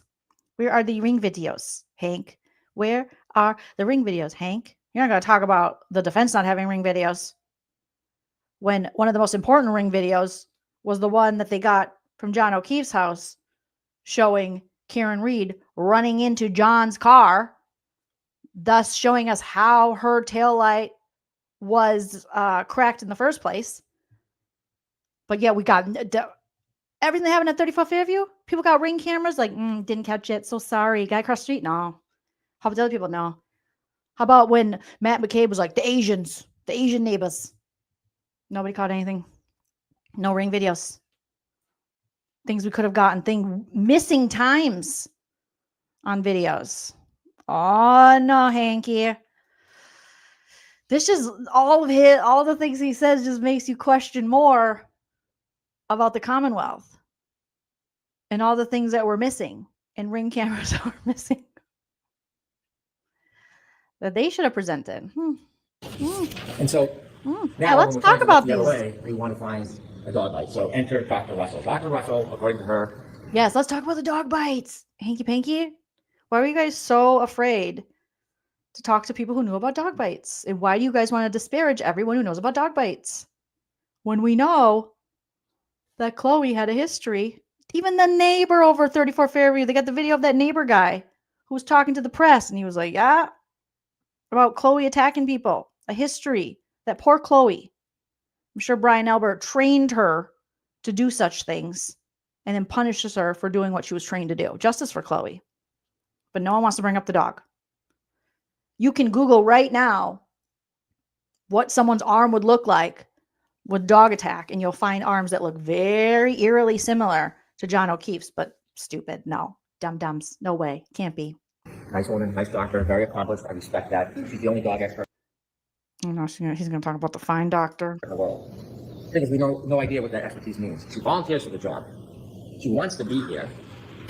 Profile, but she can't explain methodology. What are you looking for in a dog bite? She can't tell us. It starts a year ago that it's claws, it's teeth, and then it's claws, then it's teeth, and then it's I don't know. And then when you look at each of the different parts of the abrasions, she says, well, I can't tell if I look at each one of them, but all together it's a dog bite. It's a dog attack. That is the masterful expertise that the defense has bragged about bringing in. Dr. Russell telling you, because she says this is a dog bite. She has never You leave Dr. Russell alone. She is lovely and intelligent and smart, and you question whether she had memory issues, because that's your go-to. You got memory issues? I think you have memory issues. Hanky Panky. Hank your booty stank. Hank your brain stank. How dare you? Don't talk about Dr. Russell. She's a sweetie wipe the damn CD, and she did a hell of a job. never been in a forensic situation where she's looked at a wound and identified it as a dog bite before. This is the first time, the only time she's ever done it. And what she says is these are not punctures. Punctures means it goes into the skin, a wound. There's no punctures. And she's sure because she's an expert, so you should rely on her because she's coming in saying she's an expert and she's being presented. Yet, after saying there's no punctures, Dr. Laposada comes in and she sees punctures everywhere. Laposada. It's an animal attack. It's a dog. Oh, is it? No method, no methodology, no history of this, no prior testimony that we know of other than I will tell you what she says. And she says the exact opposite of Dr. Russell. Why is that? How does that happen? So obviously there is no science to looking at an abrasion and saying where it came Obviously, no science. Hanky Panky says. from. They give us no detail. They give us nothing that we should rely on. They contradict each other. It's just a picture to look the other way. You guys, you have to believe me. He was bit by tail lights. The tail lights bit his arm. Like G-Mommy says, as opposed to tail light bites, brah. Yes. The tail lights don't lie. They bit his arm. And so we have now Oh my God, how much longer? Oh, geez, Louise, 10 more minutes. the issue of the defense has said over and over again, there's no collision. There's no collision. There's no collision. And they've had a number of witnesses come in to try to say that. And they point to Dr. Squirty Bello, who works at the medical examiner's office. She tells you that she doesn't see injuries consistent with a collision. She's looking at this case for 90 days. 90 days. The evidence in this case did not stop. It continued for 2 years. She knows nothing about the data, nothing about the black box, nothing about the interviews of Miss Reed. She doesn't know about the DNA. She doesn't know about the shards in the arm or in the clothes, like that in the clothes. She knows nothing about that. So in 90 days, she didn't see any lower body injuries. She didn't see any lower extremity injuries, which are very common in car collisions. But that doesn't mean it didn't happen because she, in 90 days, saw a fraction of the information. A fraction. And we know now, argument back and forth for days about lower body injuries, the suggestion is a car accident can affect everybody differently depending on the angle, the scope, the speed. Some people can get startled by a car and have no injuries. Some people can get touched lightly and have more injuries. And there was the debate about no lower body injuries. Well, ARCA dispelled that in their dummy test that you can have a collision with no lower body injuries. They did that for us. Thank you. And so the idea that at the time... He's so mad and jealous of ARCA. Every time he talks about it, he's like, an ARCA. Stupid ARCA. Being all smart. Working for the feds. Do you know they got paid? Hanky. He's so mad. He was like, I wanted ARCA on my side. I wanted ARCA. You guys don't forget to hit that like, you guys, and hit that subscribe. We're getting closer and closer to 45,000 subscribers. Growing every day. Thank you so much. I appreciate you guys. We grew like 10 subscribers in this live. Hit that subscribe if you haven't already. And we got 210 likes. We're killing it, you guys. See if we can hit 300 likes. Smash that like. If you think Hank is jealous of ARCA, hit the like. Time in 90 days that she doesn't have enough information to say consistent with a car accident doesn't mean there's no car accident. Let me talk a little bit about ARCA. I don't want to waste too much time with them. Ah! What? Expert. The shade goes, we're going to talk a little bit about ARCA. I don't want to waste too much time with them. They made too much sense. Those bastards. I'm so jealous. Dr. Wolf is such a hunk. They got the crash daddies and we got Shannon Burgess and Judson Blue Man Group Welcher. Okay. I got the paint and sip or whatever the wine thing is. I got the guy that paints himself and dresses up like the deceased person. And they got crash daddies. I'm so mad. I'm so mad. Who's supposed to come to you? They're not the arbiter of truth. Their opinions weigh no more than yours. Your common sense has more value than an expert's opinion. Their job is to assist you, to explain what the expertise is so that it's a tool for you so that you can make a decision. That's objectivity. You heard words like fucking ARCA. Dr. Daniel, well, PhD Daniel M. Wolf. Oh, he's in Philadelphia. He's such a fox. He's a foxy fox. You know, when I was a young hanky-panky, a booty stanky, I looked nice like Dr. Wolfie. I see the way Bev looks at him. That's why he doesn't like Dr. or Wolf. He's like, I see the way Bev looks at him. Her bangs, they perk up. She gets a bang boner every time Dr. Wolf comes in here. You think I don't notice, Bev? I notice. It's ridiculous. What has he got that I don't? Okay, good looks, integrity, not selling his soul to tell lies. Okay, accident reconstructions, specializes it, won't lie and answer things he doesn't know the question to. He'll say, ask the other guy. I guess that's part of integrity. He's got traffic accident reconstruction experience. He specializes in collisions involving nighttime recognition. Okay, big deal. I could do that too. I just got done saying you can't see in the dark, but apparently Daniel M. Wolf says you can see in the dark. Dr. Wolf got a PhD in electrical and computer engineering at the University of Delaware. Where is Delaware? It's like tiny on a map. I only know one person that lives in Delaware. It's that chick from Teen Mom. Okay. He also got a bachelor's in engineering with a minor in mathematics at James Madison University in Virginia. Where is that? Nobody cares. So what? Who cares? I took the LSAT 7 times. Big deal. All right. During his doctoral candidacy, Dr. Wolf researched and studied in the fields of physics. Is that even real? Okay, because Dr. La Posada said she was so happy she only had to take physics once. Electromagnetics, okay, he plays with magnets. Big deal, Bev. Optics? Pfft. Optics here look like Bev's got a crush on him. She's supposed to be crushing on me. Photonics? He looks at photos that make him go ick. I don't even know what that is. And lighting? I got lamps. Some people say I am a light. Well, they say I'm pretty dark, but I think I'm pretty light. Okay? Oh, because he relies on his educational background in electrical engineering and physics to design, test, and analyze automotive electrical systems. Big deal. He also evaluates and tests various advanced driver assistance systems called ADAS. Big deal. I can do acronyms too. FML. LOL. See? I can do it. That utilize technologies such as light detection and ranging or whatever. LiDAR. Millimeter wave, probably the size of his dick, millimeter. Radars, infrared, and optical cameras. I got a camera on my phone, Bev. On my fucking phone, Bev. Okay? So next time you're going to get a bang boner for this guy, just remember, I was here first.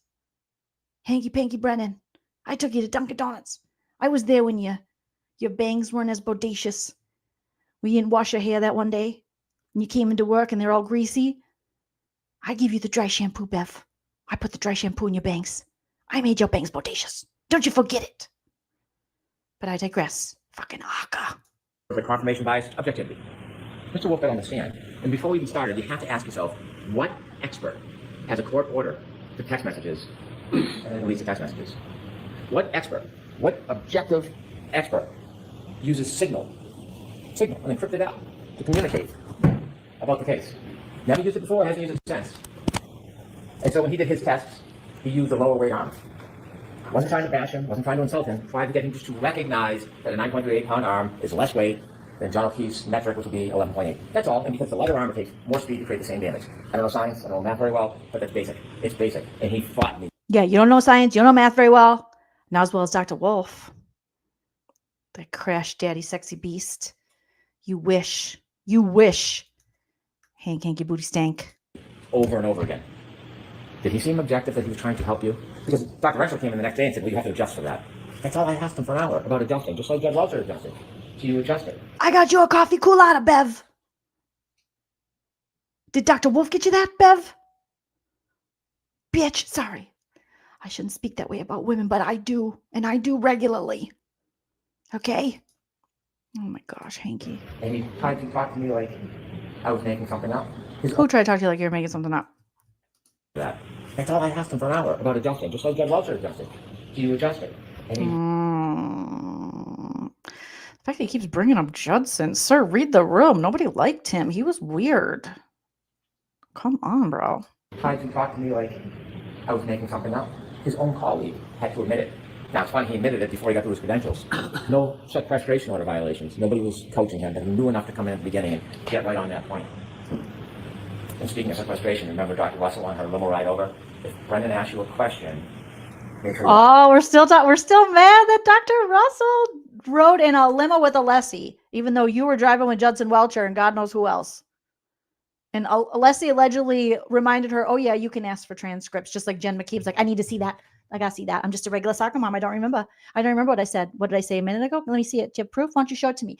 Jen McCabe would ask to see things or say, well, you should show me that, before it was even an option. She was basically telling, Alan Jackson how to lawyer. But yet here we are going, oh yes. How dare Dr. Russell ride over in a limo? You guys, it's a limo. Yeah, but guess who's not paying for the limo? The taxpayers. But they're paying for you way too much. They're paying for you to hire a guy from Aperture who's going to paint himself blue and buy another Lexus to run into himself. But you want to talk about her riding over in a limo that the taxpayers didn't pay for while your bloated salary and bloated accoutrements for your peeps? Come on. Dang, Hanky, this is so bad. Carry off the transfer. Impede the progress. Slow down the question. Interfere. Slow down. That's literally Carrie, Jen, all those witnesses. Dever. Everyone, basically the Commonwealth called, was like, I don't know. I need to see that. I don't know. They couldn't answer basic questions. Trying to impede in the process. And pee on the process, in the process. It's like this fundamental fairness for all witnesses, not just some And so what happens to Dr. Lunzer, we don't know. But we do know he comes in here and he tells you that he was not getting information that was helping him the last time he testified. He insisted. I asked him 5 times, was he getting information that would help him in his testimony? Not from the defense, from his former employer. He said, no, no, no. And at the end of the examination, he gives his transcript and it's yes, yes, yes. And he tells us that he's independent and objective. I asked him about a lunch, not a big deal, just asking him about it.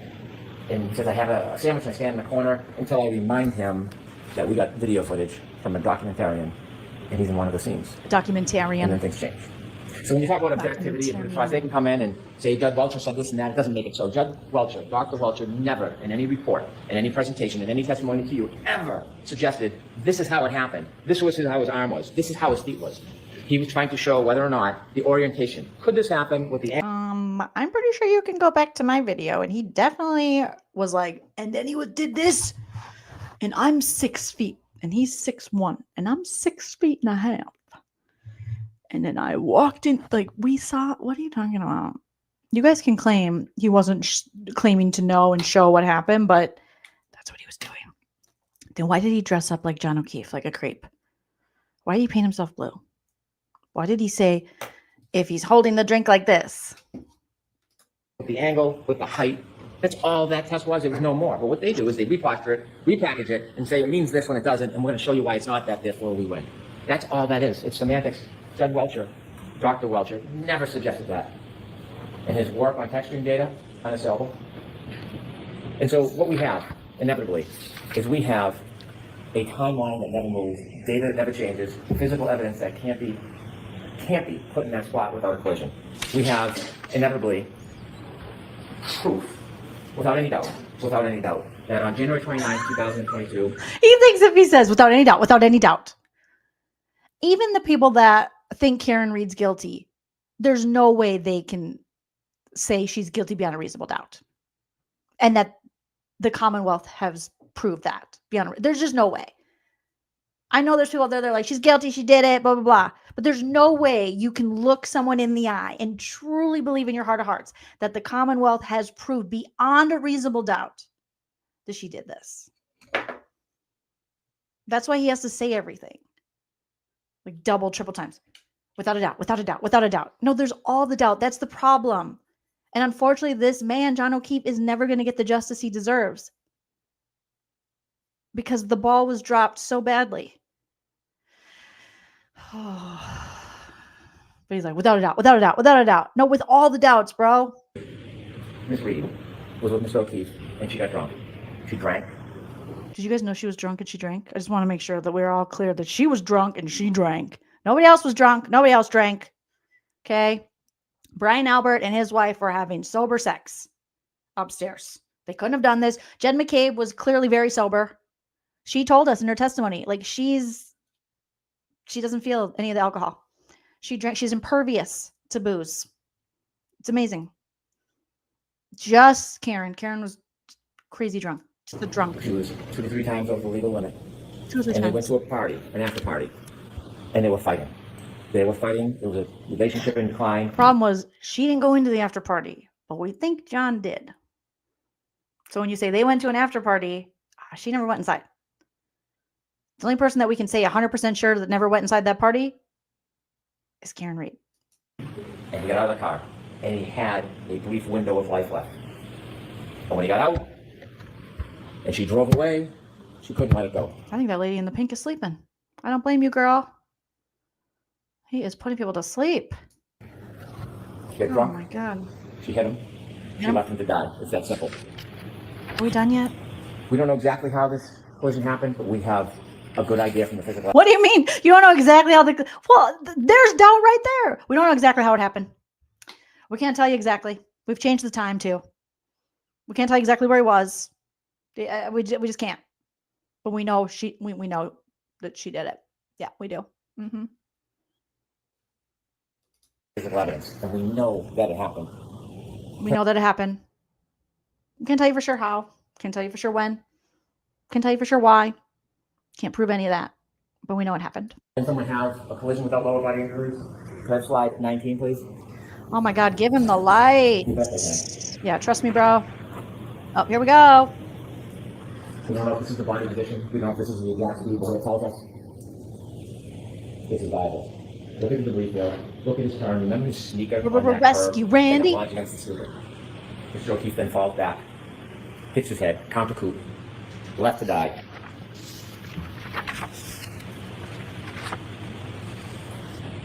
Don't know exactly. Oh my God.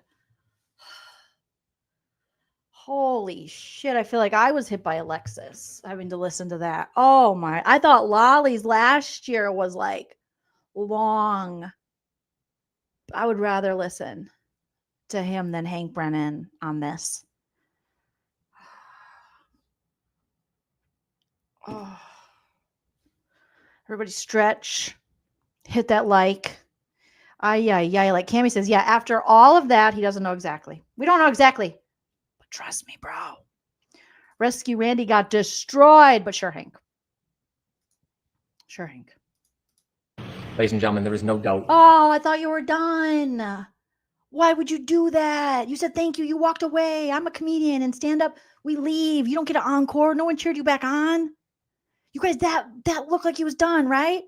We saw Rescue Randy. Rescue Randy. Oh, look at Randy's poor ankle. Oh my God. Randy got a booty on him though. What that booty do, Randy? That was kind of figure skatery too. Thank you. He said thank you. We're like, done. Ladies and Oh, you were walking toward your seat. gentlemen, there is no doubt what happened that night. There is no doubt who did it. You have a very difficult task ahead of you, and There's a lot of doubt, bro. consider the evidence and you consider the law. Look at the guy up there. He's like, oh, God, this is never ending. I feel so bad for the stenographer, for the court reporter. Oh my gosh. Very difficult. There are 3 charges. There is second-degree murder. Miss Reed, when she chose to drive back at Mr. O'Keefe in that night with a 6,000-pound Lexus, in that anger, 75%. I feel like he is now fat shaming the Lexus. He keeps talking about its weight. Why do you keep talking about the Lexus's weight? 6,000 pounds. Okay, well, what do other Lexus cars weigh? Why do you keep bringing that up? Jesus, you need to be more body positive. All right? Even a 3,000 pound could do some damage. Whether she meant to hit him or not, didn't mean to kill She's him. like, she got a fat ass Lexus. That fat ass Lexus did something. Ugh, yuck, Hanky. She hit him. Straight. It is a plain and strong likelihood of death. You would never A likelihood of death? Plain and what? get back down your driveway if your kids were at the end of the driveway. You'd say, well, you're going to kill somebody? You would never do it because you would expect, if you drove at them at that speed, that someone would die. That's second-degree murder. Or manslaughter, she's drunk, she's reckless. She doesn't even know she hit him. She doesn't even have Why are you back at the podium? You're supposed to sit down, Hank. It's over. It's over, bro. to know she hit him. It's over. But she did. I can't believe there's a jury that would convict this woman. I really can't. Based on this? She did. And she left a man who was kind and generous and thoughtful. She left him alone. She left him alone to die. Could I have slide 22? Oh my God. Another slide. Bro, you said thank you. You walked to your seat and now you're back with more slides. You know the jury hates him. You know the jury hates him. They're like, oh my God, we're so close to being done. And he's like, slide. Please. This is a nightmare. Friday afternoon He's nightmare. not it. John O'Keefe is not a body. Did you say he's not it and he's not a body? Well, then maybe you should tell that to Jen McCabe, Matt McCabe, Brian Albert, and his wife. When they were like, tell him the guy never went in the house. Well, that was their friend who has a name. And Matt McCabe, who was so worried about getting to a basketball game, not going to make it. Just questioned about his good friend's death. Maybe you should tell that to them. Ay. John O'Keefe is not a buffalo on a prairie.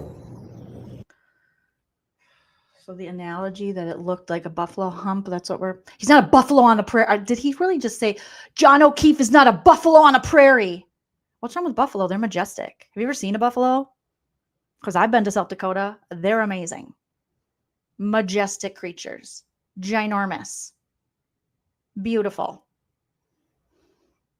Oh my goodness. What's wrong with being a buffalo? What's wrong with being compared to being a buffalo? Buffalo are cool as shit. Very powerful. John O'Keefe is a person. And he was murdered by Karen Read. And he was what? What was the last thing he said? I can't even understand this guy. Oh, marble mouth. John O'Keefe was a person. And he was murdered by Karen Read. Oh, and he was murdered by Karen Read. Okay. Right. Justice for Buffalo. I love Buffalo. If someone was like, Jolene, you're a Buffalo, I'd be like, thank you, Buffalo. And my mom, Nana, who's in the chat, she's a mod. That's her favorite slot machine. Buffalo. That's all I hear when I go to the casino with her. Buffalo. They take all her money and she doesn't care because Buffaloes are amazing. I say, Nana, let's move to a new machine. She's like, I know, I feel it. This one's going to hit. It's going to hit. Sometimes it does. A lot of times it doesn't. Are you done? Don't get up. Don't turn around. Don't turn around because you're going to see my heart break. Oh my gosh, he's finally done. Even Lolly's like, not good. All right, jurors. The next up is my... Yeah. All right. Holy shit. That took a long time. But that needed sufficient roasting. Right? Justice for the Buffaloes. Put your Buffaloes in the chat. Yeah, Etherell, lots of people love the Buffalo slot machine. I don't. I just never have had that good luck on it. But I also like the machines that like shake you and yell at you more. And Buffalo doesn't really do that. So, oh my God. I won't do the instructions, Kelly Cal. Now we're going to listen to Alan Jackson. All right. Now, everything we just heard. And now we're going to hear Alan Jackson and his closing argument, because you can't end on that. That's like doing the sex and you don't get to finish. Like, it's bad. It's very bad to let Hank Hanky Booty Stank be the final voice of this trial. No. Now we're going to watch Alan. And you tell me who did better, who you believe. Because there was no comparison. I didn't think Hanky was going to be that bad, but he was that bad. That bad. Oh, I'm doing it backwards, the way it should have been done.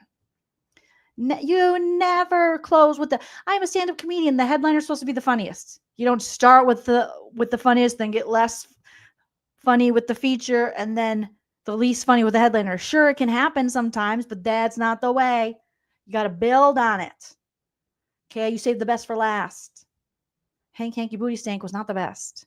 If it was the best for lies and delusion and collusion and gaslighting, okay. But it's not. All right. Good morning, jurors. So I have started far too many mornings by saying to you folks, I apologize for the inconvenience having you. Oh, I forgot that Bev has a talk with the jury. It's like, I have started too many mornings late. I apologize. It's not my fault. It's Alan, bitch-ass Jackson, and Alessi, bitch-ass Bob Alessi. It's their fault. And Yannetti, he's a traitor. He's supposed to be one of us. So I just want you to know that you've had your lunch and it's been a half days or two, a couple half days. And I did get a bang trim, even though they're still hitting the bridge of my nose. I did add a little hot air, Hank's breath, as they were drying this morning when Hank slept. I mean, when I was by myself. And yeah, I just want you guys to know the BBL I got is healing up very, very nicely, allegedly. Okay? So thank you. You've been around so long. I appreciate your patience. I didn't want to do that today, but I had to do that today. Everybody has worked so hard on this trial, the jurors, the lawyers, the witnesses, that... Bev, it comes off so patronizing. Everybody's worked so hard on this. Yeah. The jurors, the prosecution, the defense, me. I have worked so hard. Not as many half days as I would normally like. The way she's even leaning and talking, it just does not come off as genuine. It's so patronizing. Everything has to be right before you hear it. So I needed to do that this morning. Bev, that can have multiple meanings. Everything has to be right before you hear it. I have to deny the defense everything, give them just enough, and then say, well, if you don't like it, you can get it on appeal. Who wants lunch? I do have to She wipe her mustache off? ask you those 3 questions. Were you all able to follow my instructions? Were you able to follow my instructions, you dummy dum-dums? You didn't look at anything, did ya? You didn't look at anything negative about Auntie Bev, did ya? Because no one should be talking mean about me. I'm a nice lady. Refrain from discussing this case with anyone since we were I saw the dirty looks. Yeah, I did. I didn't like it. Since I've given you lunch and half days, I didn't like it, I'll be honest. here yesterday. Everyone said yes or nodded affirmatively. Were you also able to follow the instructions and refrain from doing any independent research or investigation into this case? Everyone said yes or nodded affirmatively. Did anyone happen to see, hear, or read anything about this case since we left here yesterday? Is anyone online, like a bitch named Joleen, talking about my bangs, even though she's saying they're bodacious? Did anyone watch her? Okay, all right. Make sure you don't watch Jolene. And don't smash that like. Okay. So as you know, it's time for closing arguments. And when I was a trial lawyer, I never liked it when just before closing arguments. Why is she talking like she's talking to kindergartners? And when I was a trial lawyer, boys and girls, I never liked closing arguments. Yeah, it was very hard and very difficult for me to do that. But I has to do it. I has to do it. And I has to do it with a full day, not a half day. You want to hear a story, boys and girls? No, Bev, get to it. Arguments. Just before I stood up, the judge would say, jurors, remember, closing arguments are not evidence. But it's true. Closing arguments are not evidence. The lawyers aren't. Just so you know, closing arguments on everything, okay? Hank's going to shit the bed, and Alan's going to sound really good, and it's going to make sense. But just remember, closing arguments on everything. Neither is evidence. Neither is truth, justice, liberty. None of that stuff's important. What's important is that you find that bitch over there guilty. Because remember that one time she laughed? And I was like, what's so funny, Miss Reed? So just so you know, I was a trial lawyer. I've done a lot in my career. They just gave me an award for being Person of the Year. I was really getting a BBL, but you know, it's the same. And because they're not evidence, I need you to put away your notebooks because you can't take notes on them. You can't take notes. You can't take notes. Yeah, you're going to like what Alan has to say, okay? And you're not going to like what Hank has to say. But just remember, Hank's doing his best. He's trying so hard. But the reason it used to bother me is because I sensed that it made it sound like they're less important than anything else in the top, and they're not. They're certainly a very important part of the case. And we've all noticed that you've paid very close attention to this case, and we know that you'll do the same to the closing argument. A couple of things I want to say, and you'll hear more about this in greater detail when I give you the charge.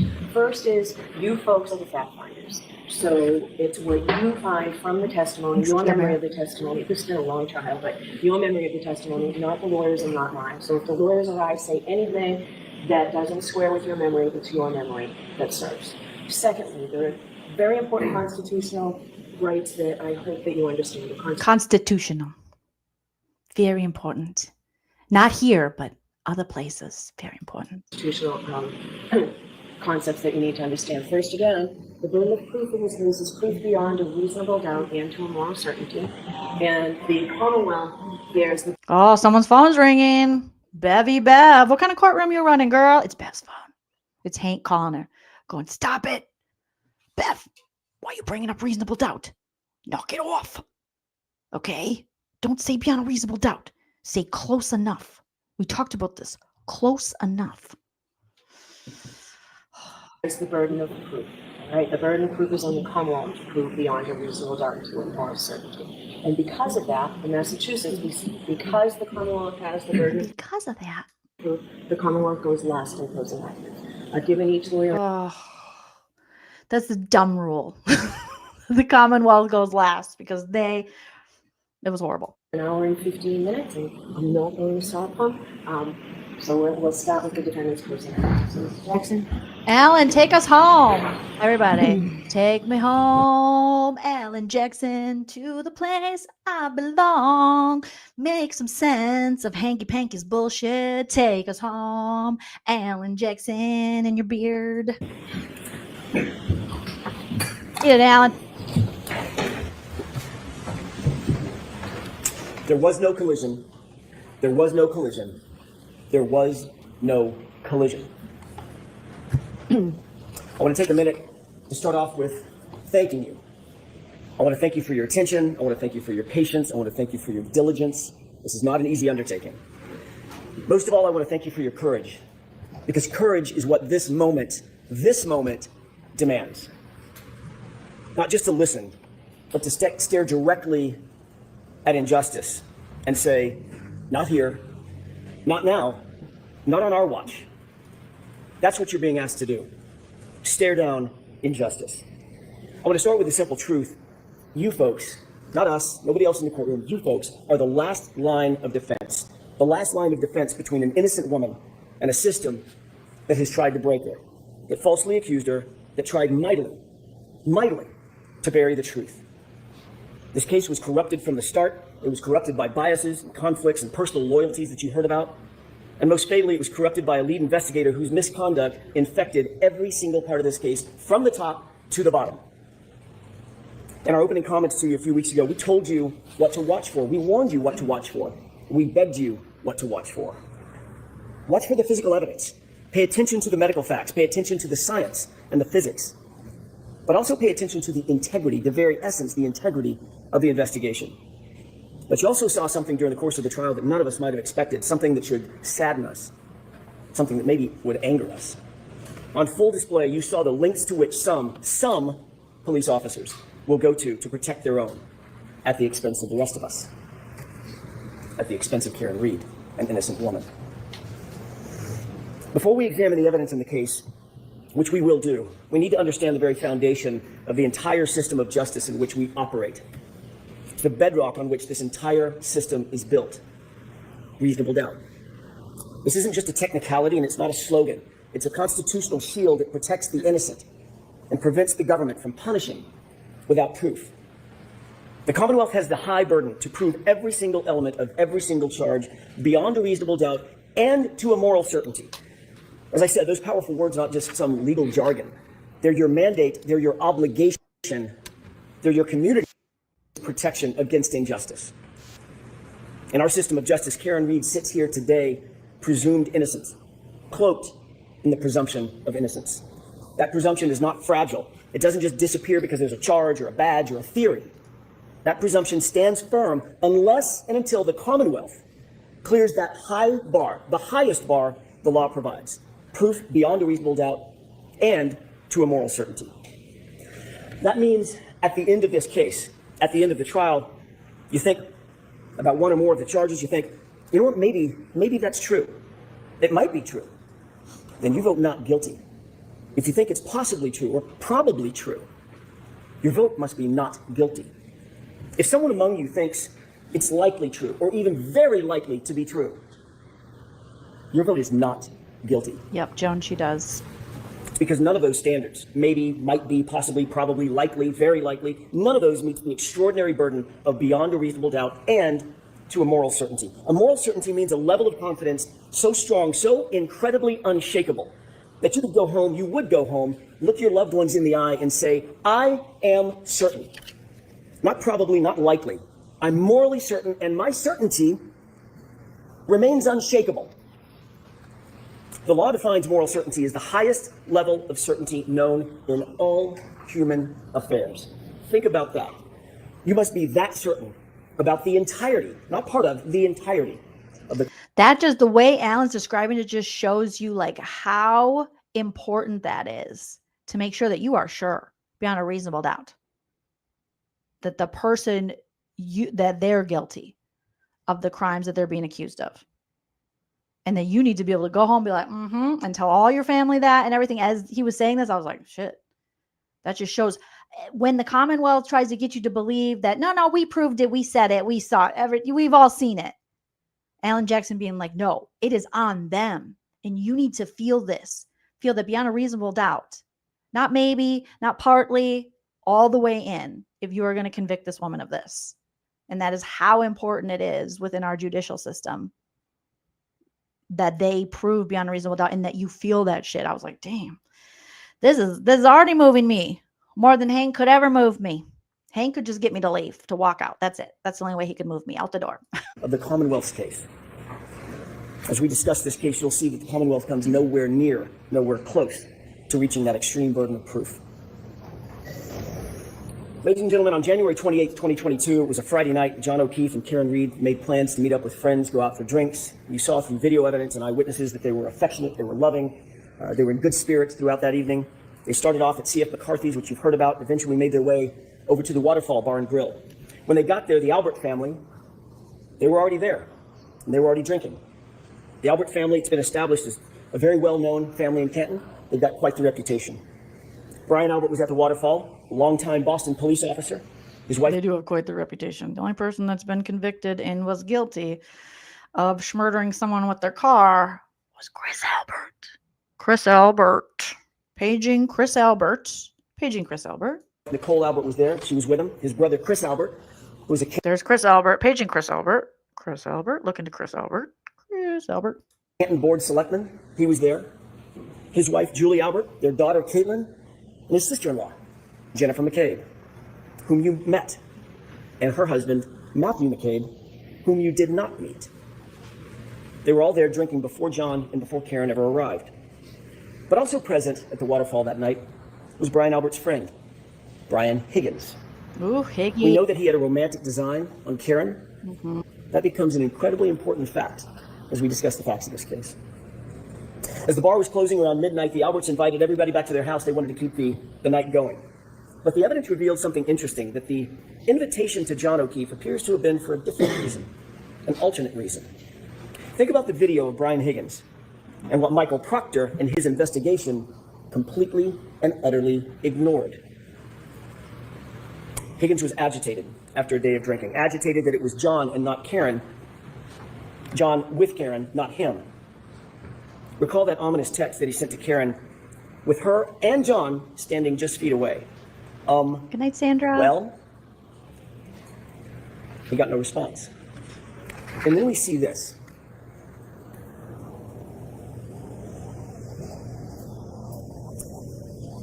That's what Brian Higgins was confronted with following his well text.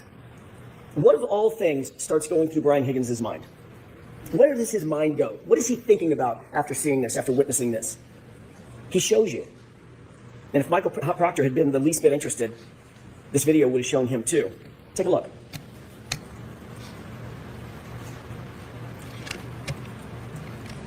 Every time I see this, I'm like so embarrassed for Brian Higgins. Just how pathetic he must feel. You know, he's ghosted. He sees John O'Keefe kiss Karen Read on the forehead. They walk in together. She's ignoring him. She doesn't want anything to do with them. The cyber cheating, that didn't really work out. He dropped the ball. He's got that big hoodie on. Got them, stumpy yeggies. Kind of looking like a buffalo. No offense to buffaloes. I like buffaloes, okay? If we're talking about buffaloes. And then he's got to look what I can do. And text her, well. I just get really embarrassed for him every time I see this video. As Karen's just literally ignoring him, talking to that woman. What's her name again? Colastis. She has a wonderful Greek last name, and I can't remember it right now. And he's like, look at me, I'm getting ready to fight your boyfriend. It's embarrassing. Getting down to squat. Kind of wanted to make out with Brian Albert. I think he does. He's like, Brian, Karen won't make out with me. You make out with me. Let's go in the back. Let's hug. I want to rub my bone on you. Allegedly. Allegedly. Just real broke back. Real broke backy. Touch me. No, touch me. Touch me. What are they doing? I guess it's really embarrassing. All the drinking, right? E-Ray says he was way in need of a shower by this. He's sweating. He's sweating bullets under there. Ay, ay, ay. His tapered jeans, sweat dripping down to the leg of his tapered jeans. The touch of Brian Albert, giving him a slight bonage. You know, going, well, if it's not going to work out with Karen, maybe me and Brian can do it again. Allegedly, for fun, parody, comedy, jokes. Oh, he touched my head. Oh, touch my face again, dear sir. Oh, if I was Brian Albert's hand, a glove on Brian Albert's hand that I could touch his skin. Fair Brian Albert. Hug. These guys that's some sexual chemistry. Sexual chemistry. Oh my god, it's so embarrassing. Let's do it again. Yeah. What's up, bro? What's up? What's up? He did this. Ay, ay, ay. Let's hug. Let's touch nipples. Oh, he grabbed his side. Higgy, he's getting fresh with Brian Albert. Brian Albert's wife is there. Higgins, stop it. You too. Oh! I forgot. I always forget about this part. The thrust. Talk about the thrust. We know Hanky Panky was talking about thrusting to Dr. La Posada, and she's like, "What are you talking about?" But this is the thrust of all thrust. This is when it gets real sexy. Double up. I ain't talking about playboys because these two boys are about to bone. Oh yeah, he's packing it into him. This is when we find out that Brian Higgins was a power bottom. That's a power bottom. I know, I am one. Oh my god. Do we have to pause on this? Sparring. Is that what we call sparring? So that's what the Romans did. Oh my goodness. Sparring. Is that sparring? Because then I've sparred. I am. Woo, that's sparring. Practicing. Looks like they've practiced. Fighting techniques. That's sex. Where was Brian Higgins' mind? What was he thinking about? He was thinking about Brian Albert naked. He was thinking about power bottoming. And then what happens? Before you look at the next video, think about what you're going to see. This next video is after he sees John kiss Karen on the forehead, after he sends that aggressive text to Karen with her standing just feet away. Watch closely, and this is what you're going to see. This is what Michael Proctor and his investigation completely ignored. Higgins is very clearly upset. He's agitated. Alan, you know you did this on purpose. He is keeping this shit on pause as Brian Higgins is getting mounted by his friend Brian Albert. I just wish, like, if these two would have just been together the whole time, we wouldn't be here. We wouldn't be here. If they just would have, like, we found love in a cop place. Albert tries to control him. He tries to talk to him, calm him down, perhaps. Alan still has it on this, even though he's talking about when Chris is trying to calm him down. Brian is like, if I can't mount Karen, I will get mounted. Chris forcefully grabs Higgins' arm. You'll see that. You'll see that. But so far, we're just seeing the thrusting that Brian Albert's doing to Brian Higgins. In the video that you're about to watch, it appears that Chris is trying to calm him down from something. I think he was trying to make Karen jealous. He was like, look it, if you won't bend it over for me, or if I can't bend it over for you, well, then I'll bend it over for Brian. It's the Brokeback Bryans. You realize if these men just came out and they were gay, we would never be here.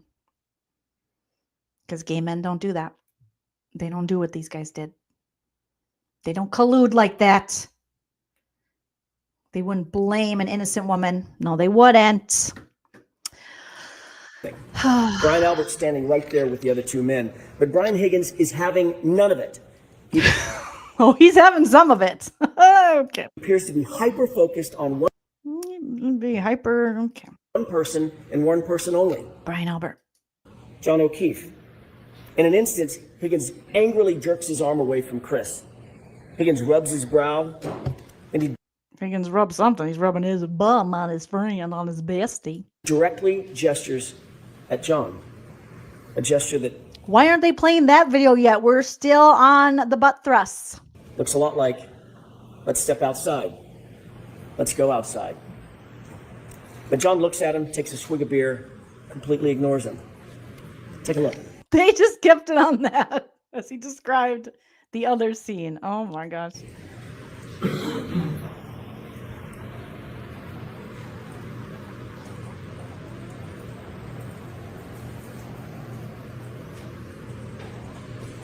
Brian Higgins, no.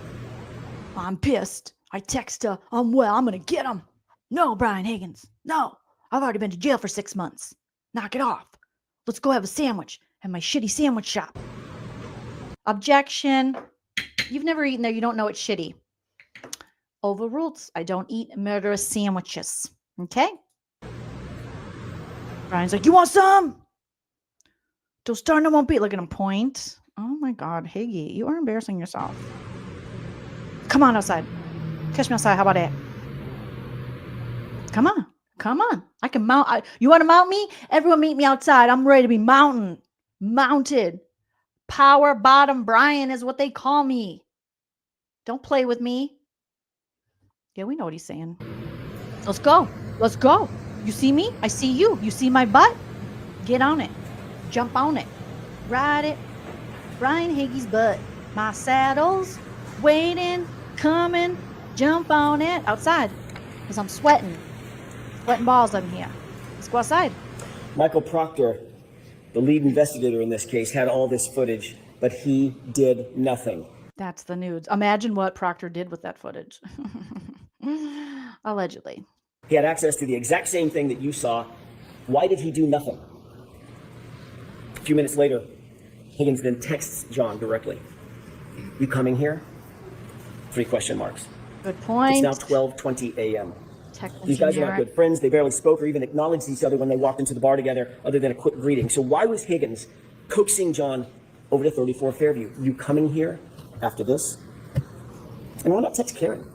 Because at that moment, he wasn't interested in Karen. He was interested in John O'Keefe. This is about 5 minutes before John gets out of the SUV and walks toward the house. About 5 minutes before Karen sees him alive for the last time. So what happened inside that house? Or that basement? Or that garage? Mm-hmm. What evidence was there for the investigators to look into? What did they ignore? Laceration over John's right eyelid, black eyes, a large dog at the home, an obvious dog bite on John O'Keefe's right arm, a head injury from falling backward onto a hard surface, alleged surface, a text from Higgins, one of the last people to ever communicate with John O'Keefe. You come in here? Those words now echo in the wake of John's death. But Michael Proctor, he didn't listen. When John didn't come back outside, Karen, very oblivious to what had happened, thinking she was just left alone in the car, out in the cold in the middle of the night, she got frustrated and she drove home. She arrived back at home and her Wi-Fi connected to her phone connected to John's Wi-Fi at 12:36 a.m. It's an important time, 12:36 a.m. She left John voicemail after voicemail after voicemail. He was unresponsive. He didn't pick up a single call. He didn't respond to a single text. The longer he didn't respond, the more upset she got. Her voicemails reflect that frustration after the fact. That's the frustration that you hear in her angry voicemails. She uses harsh words and foul language. She's obviously upset. She's obviously irritated because he didn't come back out of the house and he wasn't responding. Exactly. But Karen did not know what you know. She didn't know what the investigators should have known. She didn't know what was happening with Higgins and Albert and with her boyfriend, John O'Keefe. When he didn't come home at about 5 a.m., Karen went looking for him in a panic. And as you know, her worst fears were realized when she found John beaten, battered, bloody, and left in the snow in Brian Albert's front lawn. At 6 a.m. when Karen found John, you heard about the scene. It was described in detail. It was chaos. To use Mr. Brennan's word in his opening statement, it was bedlam. The screams for help by Karen, the yelling and the hollering, ambulances, emergency lights, fire engines, ladder trucks, paramedics, patrol vehicles, patrol officers, all of them swarming all over the lawn just under Brian Albert's bedroom window. And of course, as you learned during the course of this trial, Brian Albert, a sworn peace officer, a first responder trained in being a first responder, never came out of the house. Never went outside to help a fallen fellow officer who was laying on his own property. Never came out. And you learn through the undisputed evidence that the lead investigator, Michael Proctor, for his part, never went into the house. The Commonwealth has struggled to try to prove that John O'Keefe ended up in Brian Albert's front lawn because he was struck by a vehicle. They have failed. They cannot and they will not ever be able to prove that John was struck by a vehicle beyond a reasonable doubt and to a moral certainty, because the science does not lie, the medical evidence does not lie, the physics do not lie. Their investigation was flawed from the start because their investigator was corrupted from the start by bias, personal loyalties. Folks, they cannot prove a collision. John O'Keefe was not hit by a car. There was no collision. So let's start there. I want to take a minute to discuss the actual science, the actual physics, and the actual medical evidence that was presented in this case. The science, it's an old saying, is known as the silent witness. It doesn't lie, it doesn't forget, and notably, it doesn't take sides. If there was no collision, what are we doing here? In order for there to be a collision, there has to have been an impact site. The vehicle had to have struck John, period. I want to remind you of some of the most important testimony in the entire case, and it comes from the Commonwealth's own medical expert, Dr. Irene Scortibello, the Commonwealth's medical examiner, someone governed by law to make these decisions. We know that a person struck by a vehicle suffers massive trauma, broken bones, fractures, soft tissue damage, torn ligaments, contusions, soft tissue injury, severe tissue injury, crushing blows. None of that was present with John. None of it. Not anywhere on his body, including his right arm. Not one bruise. Nothing. The fact is, the injuries are not from a vehicle impact. Not his head injury, not those scratch and bite wounds. Not a single medical expert, think about this, not a single medical expert called by the defense or called by the Commonwealth has testified that John was hit by a car. Not one. Think about the irony. Not one. That's crazy. That's not just significant. So it's telling. literally the most important point in the entire trial. Listen again to Dr. Scortibello's words. Question. You did not include in your autopsy, in any fashion, any discussion of whether Mr. O'Keefe's injuries were consistent with a motor vehicle accident. Did you? Answer. No, I did not. She told you, quote, I did not see any evidence of an impact site, end quote. She was talking about John's body. The Commonwealth's own medical examiner, Dr. Scortibello, performed the autopsy. She did it personally. She's the only one to have personally examined John's body, and she found no evidence of an impact site on his entire body. That in and of itself is reasonable doubt. You don't need anything more. The Commonwealth's case is done. It's cooked. Their own expert said there is no evidence of a collision. When he said it's done, it's cooked. It is cooked. You cannot let Hanky Booty Stank cook because he's cooked. It's over. It's over.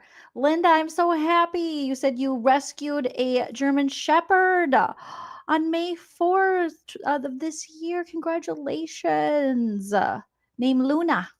Congratulations to you and Luna. And justice for Chloe. Justice for German Shepherds everywhere. And how dare Brian Albert allegedly train your dog to be like an attack dog and then just get rid of your dog.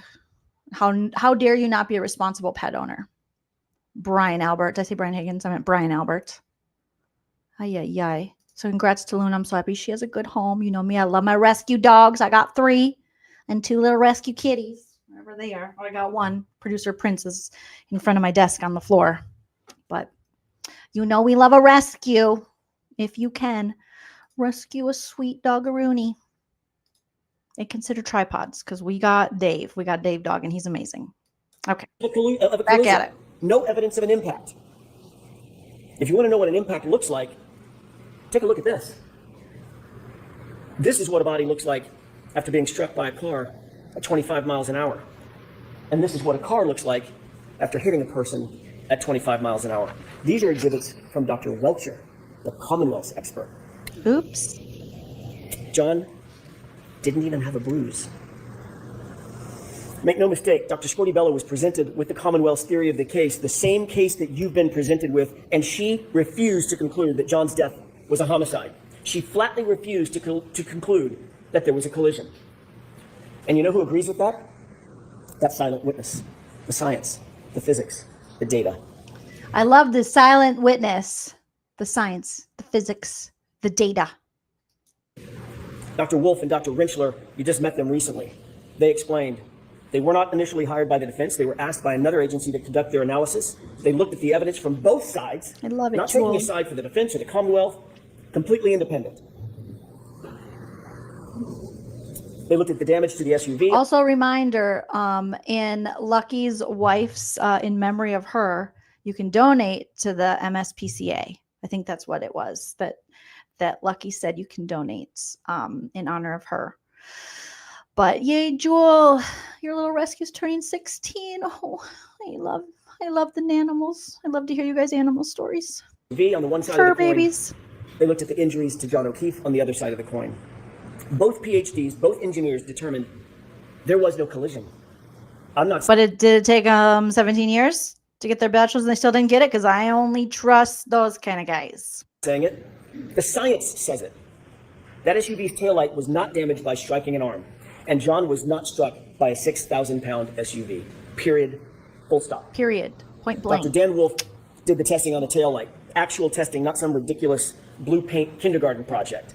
He did lab testing. He did field testing. He did data testing. Alan, don't do that when I'm taking a sip of water. Not some ridiculous blue paint kindergarten project. But also, what an insult to kindergartners, because I've seen kindergartners do better painting than Judson Welcher. You know, Alan's been waiting to say this. Waiting. I cannot wait till interviews after the trial is said and done. And hopefully Karen Read is acquitted. And we can hear, like, there will be so many documentaries. There'll probably be a movie based on this. It's so ridiculous. Testing. Actual impact force analyses. In every single test at every single speed, the taillight damage was inconsistent with striking an arm. In every test, the taillight damage was inconsistent with damaging the shirt, the sweatshirt. Remember that severe internal damage to Karen Read's taillight. Not just the outer lens. The internal diffusers were completely smashed, completely shattered. ARCA testing established that all the internal components of every single test taillight, especially the diffusers, remained completely intact. Conversely, on Karen's taillight, the diffusers were almost completely gone. Folks, understand something. If any part of that diffuser portion of the taillight is broken, there is no light. It doesn't illuminate at all. It's just black. Let's take a look at a couple of photos. At 5:07 a.m. at One Meadows, that's the photograph on the left. What do you notice about the right taillight? It's completely illuminated. Later, at 4:12 in the afternoon, photograph on the right, it's lit up. How can that be? How can that be if the Commonwealth claims that those diffusers, the portion that lights up the light, were already scattered all over 34 Fairview? That's their theory. But don't believe your lying eyes. The taillight's completely lit up. That would be impossible. Dr. Andrew Rentschler, PhD, a biomechanist, explained that at those speeds, the other side of that coin, John's arm would be basically destroyed. Contusions, swelling, torn ligaments, hyperextensions. Also, let me know tomorrow if you guys. I want to get into Rentschler's testimony as we're on verdict watch. We can kind of go over testimonies from this trial and also from last trial, maybe. But let me know if you'd be interested in us roasting, reacting to that, because I haven't even watched the whole thing yet of Rentschler. So let me know in the comments if you're on the replay crew or in the chat. Dislocation of joints and bones, fractured, broken, and shattered. But as you know, John's arm was pristine, save those dog and claw bites. He didn't even have a bruise. Not even a bruise. Think about that photo of those x-rays as you deliberate. You can manipulate a taillight fragment. That's not that hard. You can't manipulate a bruise. If they claim the car was going fast enough to shatter the taillight and shatter the diffusers, then it was also going fast enough to destroy and shatter John's arm, and it simply did not. How do they square that? They don't, and they can't. So they spent nearly $400,000 of taxpayer money to hire someone to dress up and look like John and paint his arm blue, which told you exactly nothing. Oh my God. The ARCA testing, conversely. Alan, stop. I mean, keep going, but stop. You are destroying. Oh my God, he's dragging, which told you absolutely nothing. Oh my gosh. Judson Welcher. Oof. Oh, embarrassing. So embarrassing. Krista, I have watched The Valley, and I will be doing a roast and recap of it very soon. Alan Jackson just demolishing him. Also established that it is impossible for John's sweatshirt sleeve to be damaged by an impact with the taillight. The Commonwealth's theory is that the sleeve of John's hoodie sweatshirt was damaged by flying shards of taillight slicing through the shirt and through John's arm. I have 3 questions. Number 1, John's arm had about 36 abrasions. How did 36 shards of acrylic go through 9 tiny little puncture holes? How'd that happen? Yeah. Somebody needs to answer that. Number two. I love that Alan is actually pointing something. Someone needs to answer that because they definitely didn't answer that. So maybe coming up next, even though we watched it in the order it should have been, and it was actually Alan first and Hank's second. So maybe Hank can answer that. Joanne, I am so happy that you were able to help your little rescued kitty. And shout out to Banks. Put your hearts in the chat for Banks that he or she has a full recovery. Okay, you got the shit kicked him that he has a full recovery. We wish you the best. I love that name, Banks. Shout out to your sweet kitty. Oh my gosh. Okay. Keep cooking, Alan. Why are there no slices or cuts in the hoodie? All the defects are punctures. Punctures that you might get from, say, I don't know, canine teeth. Mm-hmm. And number three, if the shards cut bloody gouges into John's arm, that's their theory. Why is there no blood, no skin, no tissue on a single shard of taillight that they claim came in contact with John's arm? Thank you, Alan. The Commonwealth cannot answer a single one of those questions because John's arm was not impacted by the taillight. It doesn't make sense simply because it didn't happen. Compare and contrast the ARCA experts and their actual testing to Judd Welcher. He came to you in the Commonwealth's case in chief and he told you that for the better part of $500,000, Hi, Mac. he'd come in and testify that John was tall enough to touch the taillight. Alan, you're killing me. $500,000. I got to hear that one more time. Oh my God, Alan, you're killing me. Judson Welcher is getting roasted by Alan Jackson, and it's with facts. It just happens to be hilarious because he was so ridiculous. Came to you in the Commonwealth's case in chief, and he told you that for the better part of $500,000, he'd come in and testify that John was tall enough to touch the taillight with his elbow. That's it. And even in that basic demonstration, he had to lean in to manipulate it to get the results that he wanted. Oh my God, Alan. Dr. Welcher then claimed that the reason he didn't do the reconstruction, the actual testing, think about what he said. There isn't enough evidence to determine what happened. I beg your pardon? What happens when there isn't enough evidence, in his words? You vote not guilty. That's what happens. That's out of his mouth, not mine. That's the Commonwealth's witness. That's the Commonwealth's crash reconstruction aperture idiot. He told us that. I made a video about it. He's like, we don't have enough evidence to tell. And what, sir? What? Oh, Alan, this is so good. This is so good. It's so good. The Commonwealth also used the same company, Aperture, to try to establish a time of a collision that never occurred. The Commonwealth called Shannon Burgess, the supposed expert from Aperture. There is a cardinal sin for experts, folks. A cardinal sin. It's called confirmation bias. It's when you decide to change your opinion to fit a theory. The most important takeaway from Shannon Burgess' testimony was how brazen, how shameless he was in trying to change the data to try to suit the Commonwealth. Remember Mr. Brennan's opening statement. He made some promises to you. He said, this case is about the data. He stressed it over and over again. They've had 3.5 years to get this right. The Commonwealth has had this case for 3.5 years to get it right. Mm-hmm. So his top expert, Dr. Welcher, prepares a report. And that report says that John O'Keefe was struck by Karen Read's SUV at 12:31:38. Note that time, 12:31:38. He was struck, he was immediately incapacitated, he was immediately unconscious. So says Judd Welcher and the Commonwealth's theory. But there was a huge, huge problem with that. And somewhere in the middle of trial, somebody must have realized it. They must have realized that the very data they produced unequivocally establishes that they are wrong about a collision. It could not have happened. Why? Because John was interacting with his phone after 12:31:38. Remember, the collision immediately incapacitating. How could he be interacting with his phone afterward? He was on his phone, opening his phone, checking his phone, reading text on his phone, and locking his phone, all of it, after 12:31:38, which is the time Welcher clocked for the moment of the impact. And he was taking steps and walking with that phone after 12:31:38 also. That's what their own data showed, and it devastated their case, and it devastated that false theory. Oh. There must have been panic. Devastated their case and devastated that false theory. Yes, Alan. I'm guessing in the room. What do we do now? The data shows John wasn't struck by the car. What do we do? Enter Shannon Burgess. Thanks, Mac. I Question. appreciate that. Can you believe him? Can you believe Mr. Burgess? No. He came up with a brand new story right in the middle of trial. You might ask yourself, would an expert actually say something? And Bev let it happen. And Bev let it happen.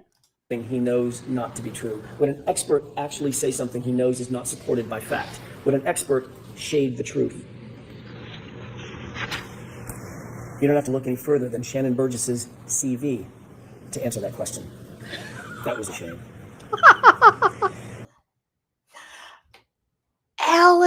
Alan needs to apply for the Real Housewives. That was a shame. Just these like low-key drags, burns. Like he is dragging Shannon Burgess now. That was a shame. You need to look no further than his CV. There's lies. If you're wondering, would an expert lie? Look no further than the CV where he lied. That was a shame. Oh my God, I have to hear that again. Not to be true. Would an expert actually say something he knows is not supported by fact? Would an expert shade the truth? You don't have to look any further than Shannon Burgess's CV to answer that question. That was a shame. Even with the pull and push and stretch and manipulation of the time data that Mr. Burgess came in here and told you about, it still shows that John O'Keefe was very much alive and walking around after they claim he was hit and incapacitated. Think about that. Matt DeSogra looked at Burgess's report and told you that in 30 out of 30 scenarios of the possible time skews that Shannon Burgess identified, he came in the middle of trial and identified all these other time skews that he called it. In every single scenario, John was alive and walking after they said he was hit. And that's a problem for them because there was no collision. Just look at Mr. Whiffen's data, Ian Whiffen. John O'Keefe took 31 steps at a steady rate, about 83 feet, and then think about this, in a westerly direction. That would be right toward the house. Remember, it's 78 feet. Right toward the house. You know they don't want to hear that. In a westerly direction. Right toward the house.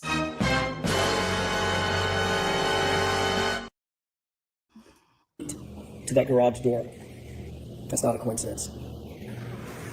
The Commonwealth's witnesses, or the Commonwealth's witness, Mr. Ian Whiffen himself conceded that he has reasonable doubts about the accuracy of John's location data. You remember that question and answer on cross-examination by Mr. Lessie? Do you have doubts? I do. Are those doubts reasonable? They are. And remember, it's still the Commonwealth's burden. If their own cell phone expert has a reasonable doubt about John's location, so should you. John O'Keefe was inside, and the phone battery temperature further proves it. This is not speculation, this is science, and it's irrefutable. It tells us that he was not laying outside in the cold, he was inside somewhere a little bit warmer.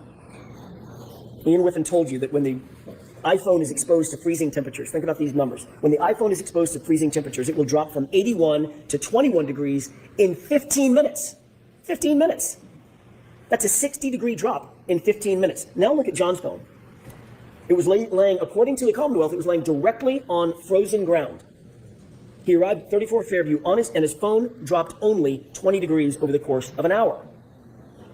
Then inexplicably, it stayed steady, never dropping below 50 degrees for the next 4.5 hours. Never dropping below 50 degrees for the next 4.5 hours, basically through the entire night. He was not outside. He was someplace warmer, like a basement or a garage. Oh. Dr. LaPosada confirmed that John O'Keefe did not have hypothermia. No telltale signs, no telltale Wisniewski spots, no frostbite on any extremity. He did not die of hypothermia because he wasn't outside. Dr. Isaac Wolf, Dan Wolf, Elizabeth LaPosada, Judson Welcher, Andrew Winchler, all agreed. Every expert agreed. This is how John O'Keefe died. A rearward fall from a standing position. What could make you fall straight back like that? Let's just think about that for a second. What could make you fall from a standing position, as Judd Welcher just showed us, standing up, falling straight back? Add a laceration to the right eye consistent with a fist or a punch, and you've got your answer. He certainly didn't sustain that wound on the back of his head by falling backwards onto a lawn. Dr. LaPosada told you that the patterned injury on the back of John's head could only be produced by hitting a hard, ridged, or ledged surface, like a concrete stair or step. What's just through that garage door? Michael Proctor never stepped down in that garage to find out. What a shame. Ooh, so many shames. Shame, And look at the arm. Shame. Just look at John's arm.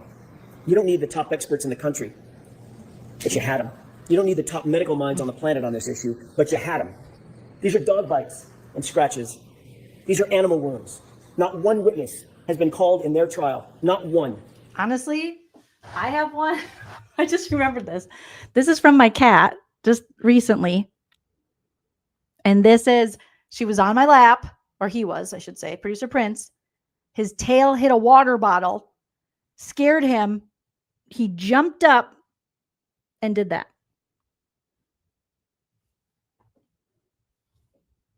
I mean, not as deep, but kind of similar. Kind of similar in a lot of ways. Oof. Izzy, thank you so much for the super chat. Izzy says, I look to your channel. Thank you for making us laugh. You're welcome.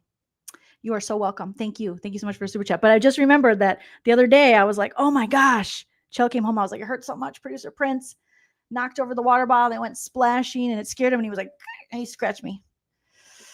Looks so similar, right? Here's my cat scratch from my cat. Now imagine if the cat was attacking me. Looks a lot like that. Ooh. Is that fate that producer Prince knew that I needed to have this scratch to prove on my live? Dun, dun, dun. I don't know. But justice for John O'Keefe, because the Commonwealth, freaking Canton PD, they dropped the ball so hard. They failed this man and his family getting justice. And now they're trying to take Karen Read down for it. And it's bullshit. 8 weeks and counting, not one witness who actually disputes that John O'Keefe's arm injuries are from a dog. The Commonwealth could not find a single medical expert, a single medical witness who would come in here and tell you those are inconsistent with a dog bite or a scratch. And it's equally clear that there was no collision. Dr. La Posada told you in probably the clearest voice in the entire trial. You remember her testimony. I love her. He didn't get hit by a car, in her words. He just didn't get hit by a car.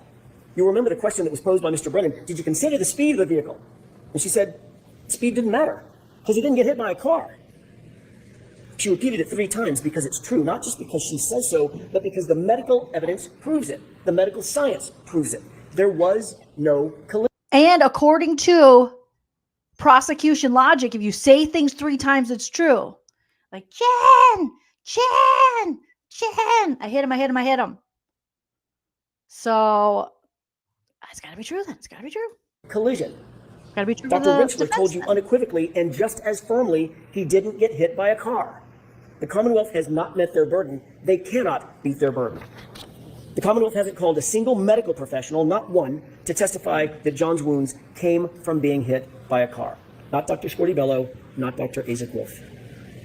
Contrast that with the caliber and the quality of the experts who came in here to tell you what is obvious to anyone with common sense. Those wounds on his right arm are from a dog. This was not an oversight by the Commonwealth. It's just that there is no one out there. No matter how big a check you write, there's not a medical expert who's going to disagree with that. The fact is, this is the central fact in the case. The only fact that matters is literally uncontested by every medical expert. Uncontested, undisputed. There is no evidence that John was hit by a car. None. How much more reasonable doubt could there be? This case would be over right now. Done. Because there was no collision. But there was collusion. So given all that, how did Karen Read end up sitting here? Yeah, right. Why is she even here? Why is she in that chair? Why is she in this courtroom? There is a reason for that. And it's a reason they don't want to tell you, and it's a reality they don't want to admit to. The reason we're here is because the system, the very system that was meant to protect her, that was meant to protect all of us, that system has failed badly.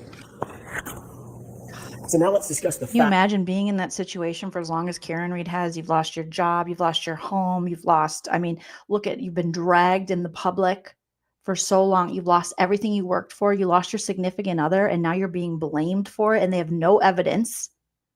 They just wanted to blame you. And now this is the second trial. The Commonwealth has seemingly done everything that they can do to make it so that John O'Keefe will never get justice and Karen Read will go down for this. She's living with her parents. Everything she worked for is gone. All of her money, all her retirement. She can't afford to pay the lawyers. The lawyers are allegedly working for free right now, and the money they raise is to pay for the experts. Even if she's acquitted, which I really hope she is, she has lost so much. They have taken so much from this woman with no proof. It's, as much as we joke around, you know, and try to find like the levity and law of it, it's horrific. It's horrific that this man will never know justice for, you know, losing his life, and that Karen Read probably will never know justice either, because even if they acquit her, she has lost so much of her life and so much of her time, and the stress for her and her family. It's crazy. Facts that were and were not presented by the Commonwealth in this case. Over the next few minutes, I want to talk about the utter failure of the police to investigate this properly and to investigate this fully. And what you're going to see is that Michael Proctor, the lead investigator for the Commonwealth, did nothing to actually and properly investigate this case. Let's start with the house. That's the most logical place to start. I think you'd agree. Brian Albert's house, where John's body was discovered lifeless in the lawn. A police officer, is found dead on the front lawn, and no one secures the scene. No tape, no preservation of evidence, no crime scene log, no search warrants, no consent searches, no photographs of the house interior. They didn't treat the house as a crime scene, and shamefully, they didn't even treat the yard as a crime scene. The lame excuse offered by retired Lieutenant Gallagher: it was really cold and windy, and I didn't know if there was a crime that had been committed. What? You didn't know that a crime had potentially been committed? You have a man laying dead in the yard, and here are the undisputed facts that those officers were confronted with. Black eyes.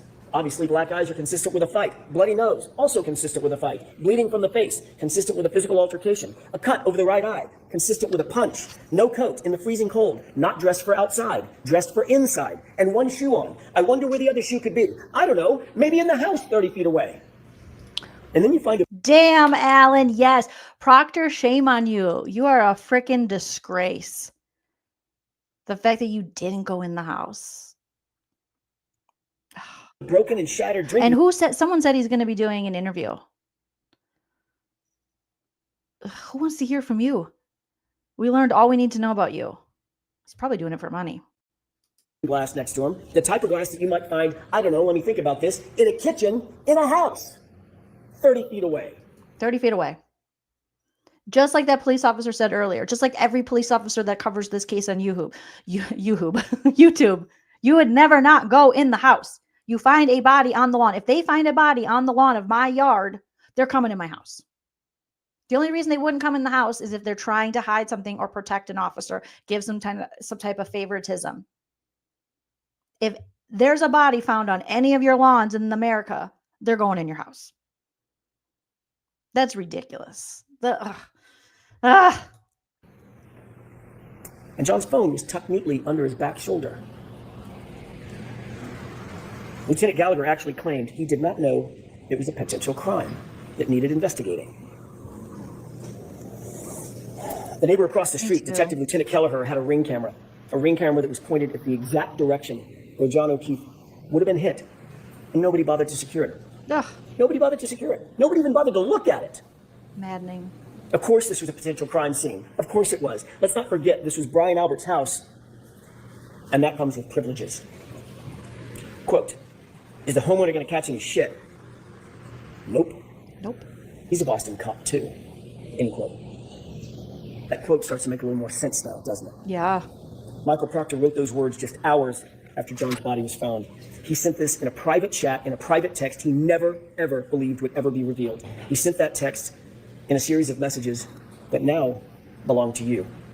You weren't given the opportunity to hear from Michael Proctor, but you can read his thoughts for yourself. And I urge you, go read them. They're in Exhibit 209, in case you're wondering. Oh, Alan! My God. Watching Hank and then going to Alan's is just, you watch it that way. You guys go back, unless you watch this, then you've already watched it. But wow. Tell your friends to go back and watch Hank first, Alan second. because just 209, in case you're looking for it. In case you want to look it up. Alan can actually cite where the proof is. Hank just says he has it, but it's nowhere. It's literally nowhere. Alan says 209. Go back in evidence. Look at that. That's where you can find it, over here. Oh my gosh. This should, I'm surprised the jury, I know it would be quick, but I'm surprised the jury couldn't come to a decision today in an hour and a half. I would need 5 minutes. But here are the highlights. Proctor starts the conversation. Quote, all the powers that be, one answers ASAP. He's getting pressure, obviously, to get this done. His friend then asks what Proctor's probably thinking at the time. Quote, I assume you guys are out to make it cut and dry since it involves cops. Something stinks. And Proctor responds, yeah, to the something stinks. And then he goes on, but there will be some serious charges brought on the girl. Think about that. Hours into this investigation, there will be some serious charges brought on the girl. She's a whack job cunt. Yeah, she's a babe. Weird Fall River accent, though. No ass. No ass bitch. She's got a leaky balloon knot. Leaks poo. Zero chance she skates. She's fucked. And up to this point, Michael Proctor had done zero investigation. Nothing. Asshole. Save talk to a grand total of 3 people, all of whom were named Albert or McCabe. That's it. And this was his mindset.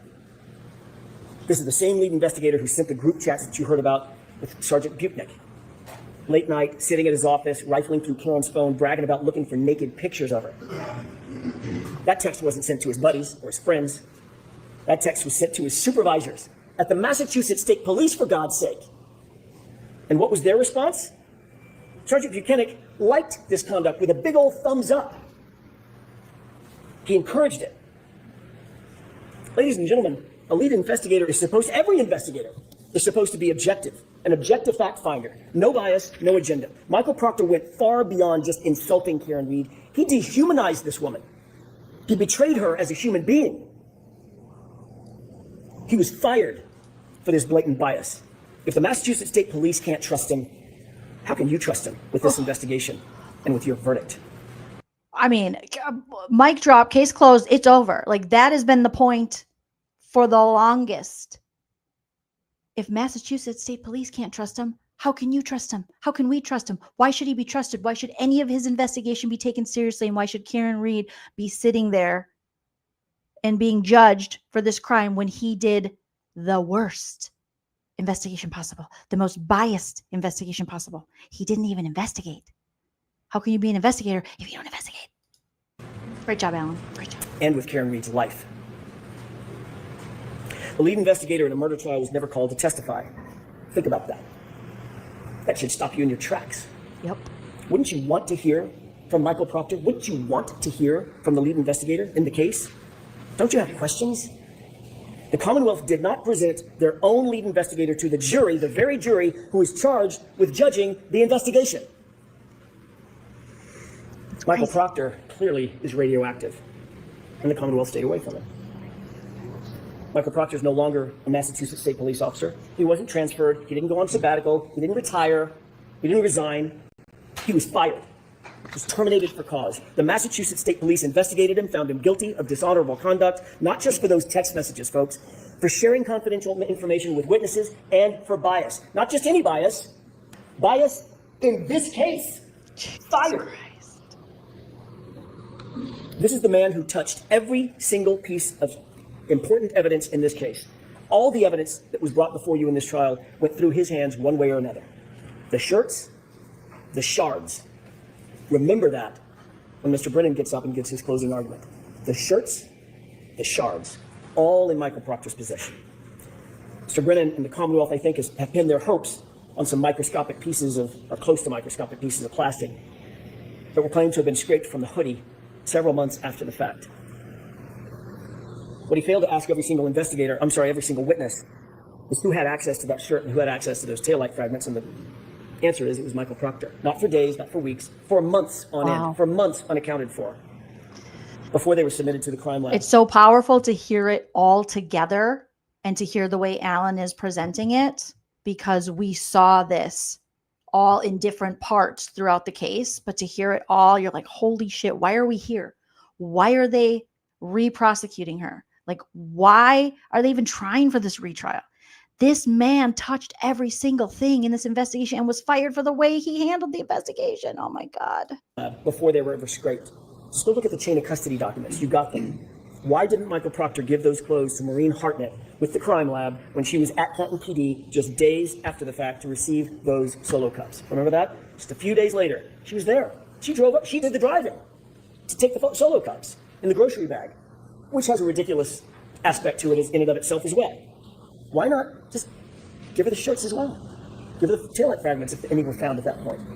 Why hold on to them? Yeah. What could possibly be a reason? Why wait until March to put those into evidence?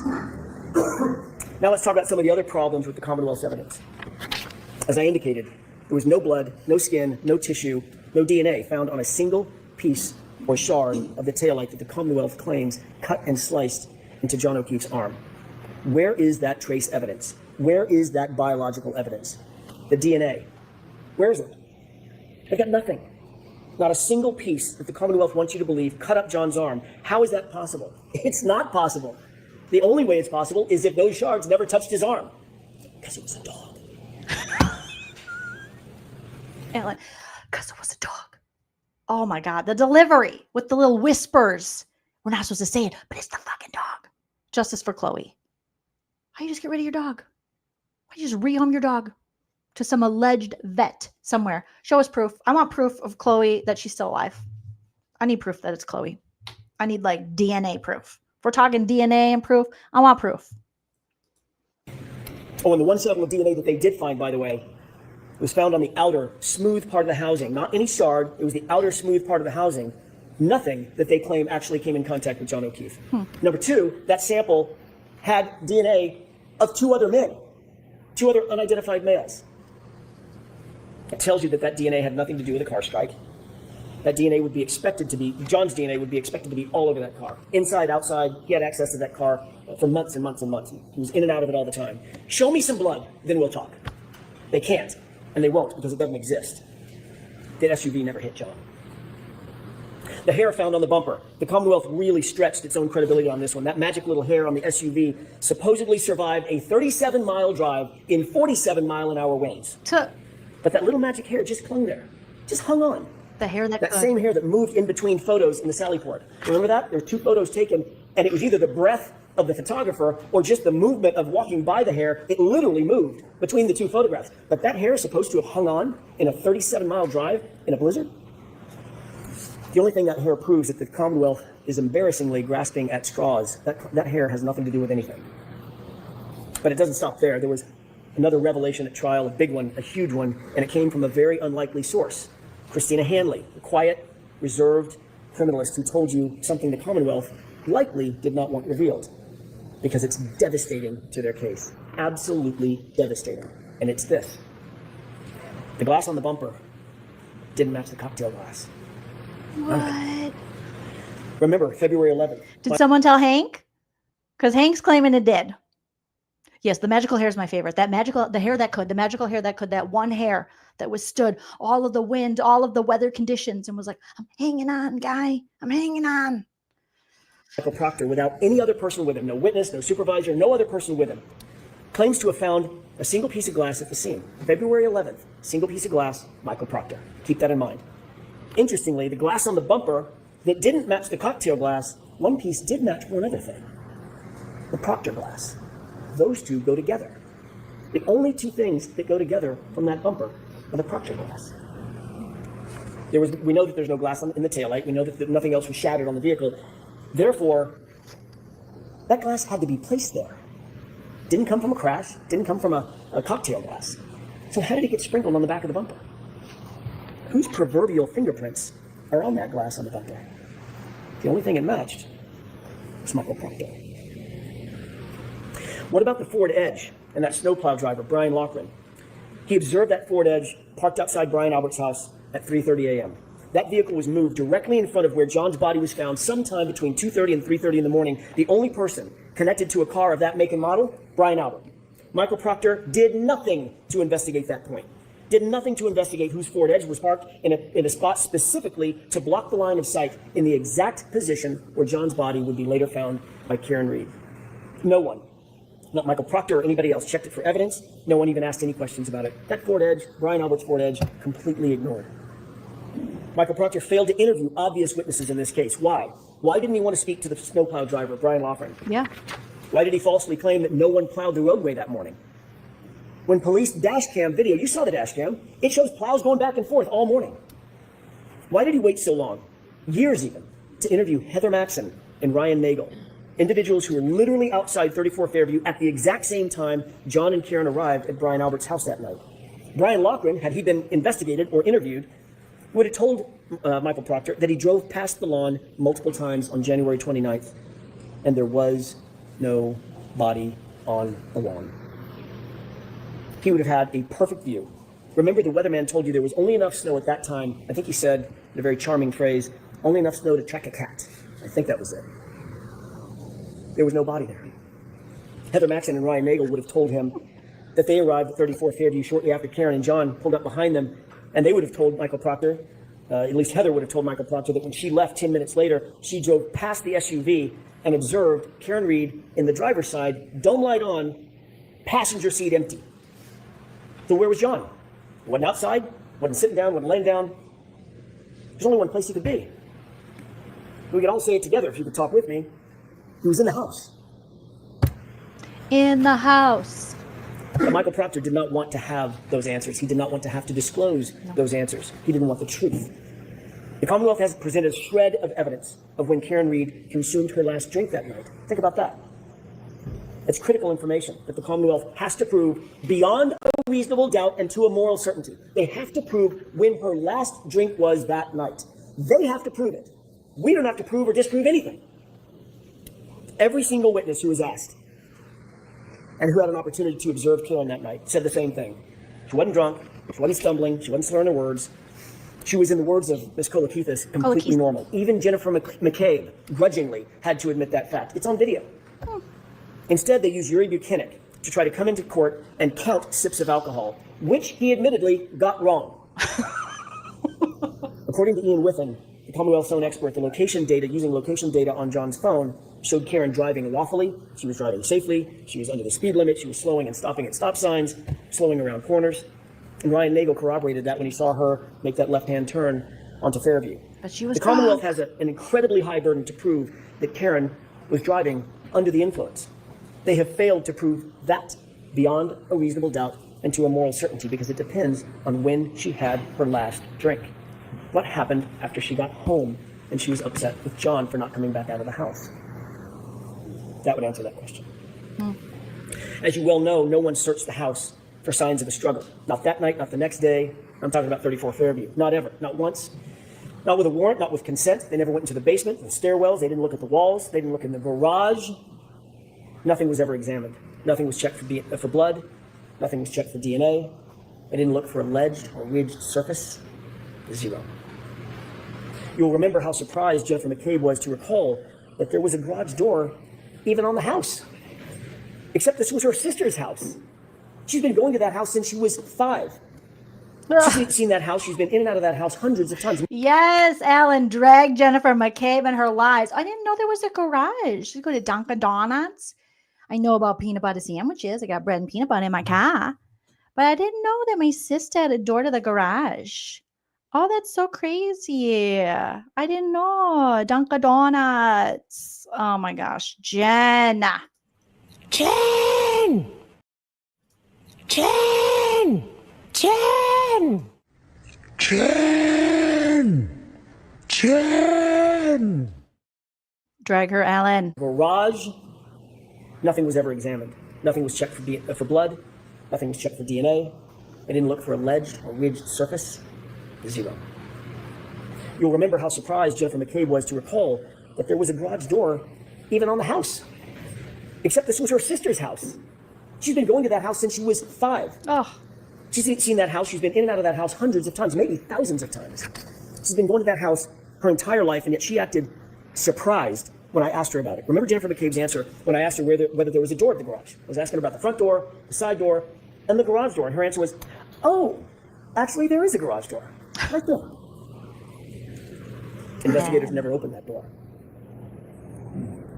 Let's change the scenario. What if it wasn't the house of a Boston cop? What if it wasn't the house of Brian Albert?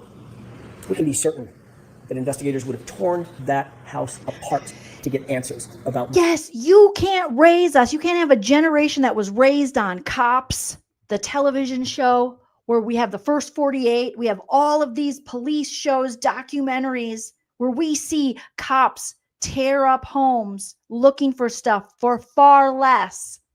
And we're supposed to believe that it makes sense that they never went in the home where they found the body of a police officer or anyone deceased on alarm. They wouldn't go in the house. You raised us on bad boys, bad boys. What you gonna do? What you gonna do when they come for you? So now we're asking questions because we're like, oh, we've seen them tear up houses for less. The first 48, Dateline, all of the shows, all of the crime shows out there. Come on now. Don't insult our intelligence on this shit. About why a fellow police officer was laying dead on the homeowner's lawn.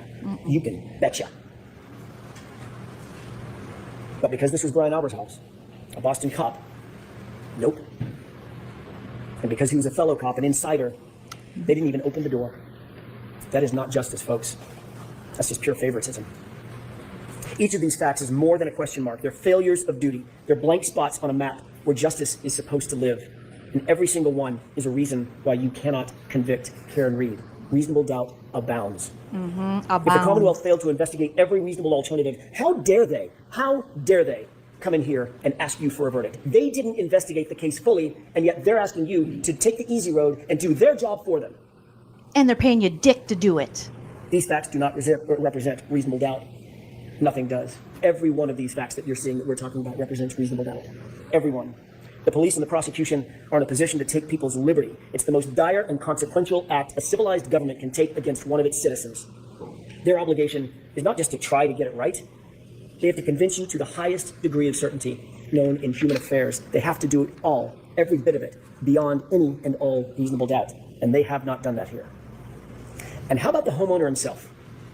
The host, the first responder, the Boston cop, Brian Albert, who was sparring and practice fighting with Brian Higgins just minutes before John O'Keefe appeared at his house, 34 Fairview. Brian Albert, who was watching Chloe that night, the German Shepherd. Brian Albert, whose phone and his wife's phone were never secured. Brian Albert, who never came out of the house. But that doesn't mean he wasn't awake. It doesn't mean that he wasn't on his phone. Think about this. Jennifer McCabe claimed that her sister and Brian Albert both slept through this complete chaos right outside their bedroom window. But Jennifer McCabe's phone records tell a different story, and they tell the truth. She spoke with him for the better part of a minute, 38 seconds to be detailed about it, at 5:07 a.m. And then she lied about that call. Remember that? What was the reason for that call at 5:07? Was it panic? Was it a warning? We know that conversation took place at the precise time Karen left her house to go search for John, 5:07. We could answer those questions if we just had access to their phones. Brian Albert, Brian Higgins. Michael Proctor wasn't interested in their phones. Not only did he not secure their phones, he never even asked. And what about Brian Albert's dog, Chloe? Justice for Chloe. A dog that is, quote, not good with strangers. Dr. Russell confirmed that John's patterned injuries were from a dog, just like the dog Brian Albert owned. And then Chloe just disappeared. Not there the next morning. None of the officers that you heard from said that there was a dog in the house. They didn't see her. She was just gone. And then ultimately gotten rid of altogether. Who gets rid of their family pet? Unless they have something to hide. Michael Proctor wasn't interested in that either. I think they should convict the Alberts just on that. Just getting rid of their family pet. Just getting rid of Chloe, their dog, who was there to protect them. The most loyal family member you can ever have is a dog. And they just get rid of her, dispose of her like it's nothing. They should convict the whole damn family just on that. Oh, I hate those kind of people. I hate those kind of people. Alan, who gets rid of their family dog, their fur babies? Assholes. That's who does. And recall the group chat with the Alberts and the McCabes. They were getting their story straight. Matt McCabe, whom the Commonwealth did not call in this trial, Matt McCabe instructed the group in that group chat, you'll recall, tell him to say the guy never came in the house. Think about that. I remember those texts. They seem so long ago, but yeah, The guy, not your friend John. And then he was so concerned about getting to a fucking basketball game. I think I'm at the basketball game. Matt McCabe, he was gross. Ugh, God, it's all coming back to me now. It's rushing at me like Celine Dion, and I don't like it. I'm seeing Matt McCabe like this. I'm going to miss the basketball game. Ugh. About that exact quote. Yuck. Tell him to say the guy never came in the house. Yuck. And Brian Albert, the patriarch of the family. Exactly. Exclamation point. Ugh. He blessed it. Asshole. With the truth, as we all know, you don't need to get your story straight. You don't need to tell someone what to say. It's just the truth. This guy. Asshole. And what about the Google search? A Google search that Jennifer McCabe admitted having made. Okay, not to belabor the point, but I'm going to. Okay, which way am I going here? Make sure if you know this man, in my opinion, make sure this man never owns another animal. Never has the joy and pleasure of another fur baby for how they treated Chloe. Okay, my opinion. Hi, Brian Albert, you asshole. Justice for Chloe. You never deserve another fur baby. You weird looking motherfucker. You scary, creepy dude. Ugh, yuck, yuck. Where are my fur babies? There goes one. The one who did this to my arm. Ugh, I hate people like that. All right, move on, Jolene. We're moving on. Being made. A Google search that was timestamped by Celebrite. Yeah. And what about the Google search? A Google search that Jennifer McCabe admitted having made. A Google search that was timestamped by Celebrite. Thank you, Lola at Lou. 2:27 a.m. A Google search that read, "Huss Long to die in cold." Ugh. It is uncontested and undisputed that search was deleted.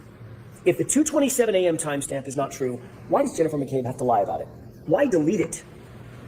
If the 2:27 a.m. timestamp is not true, why create a false story about Karen screaming ghoul hypothermia? That's just a fabrication. That's just a made-up fact. And by the way, if someone does tell you Google hypothermia, why would you Google how long it takes to die in cold? Wouldn't you just Google hypothermia? Ellen, I am loving this Ellen energy. Wouldn't you just Google hypothermia? She didn't ask her, according to Jen McCabe, to Google how's long to die in the cold.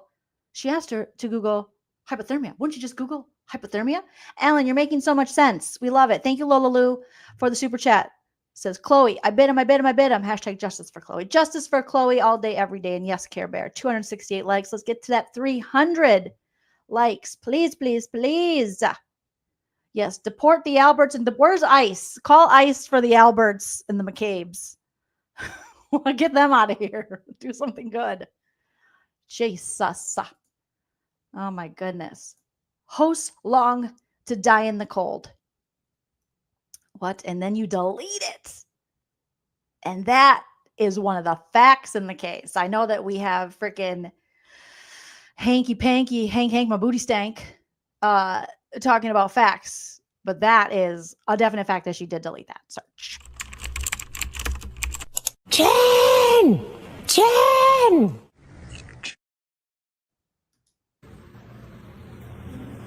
Jennifer McCabe enlisted Carrie Roberts to help shift the blame. Carrie Roberts is a pick-me. And so I now believe that Carrie Roberts was so easy for them to manipulate. Karen. Allegedly. Why go to that much effort unless you're trying to cover for something?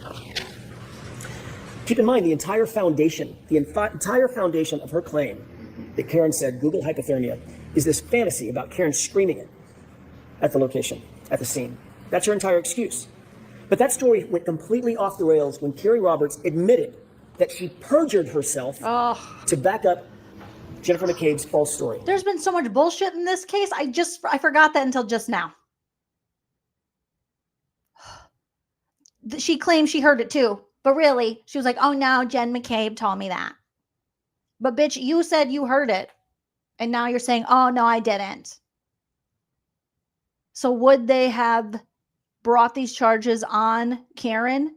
Wasn't that like the whole reason? Because they had two people saying that they heard Karen say it from her own mouth. I hit him. But then Carrie's like, just kidding. I just heard from Jen McCabe. I didn't hear it myself.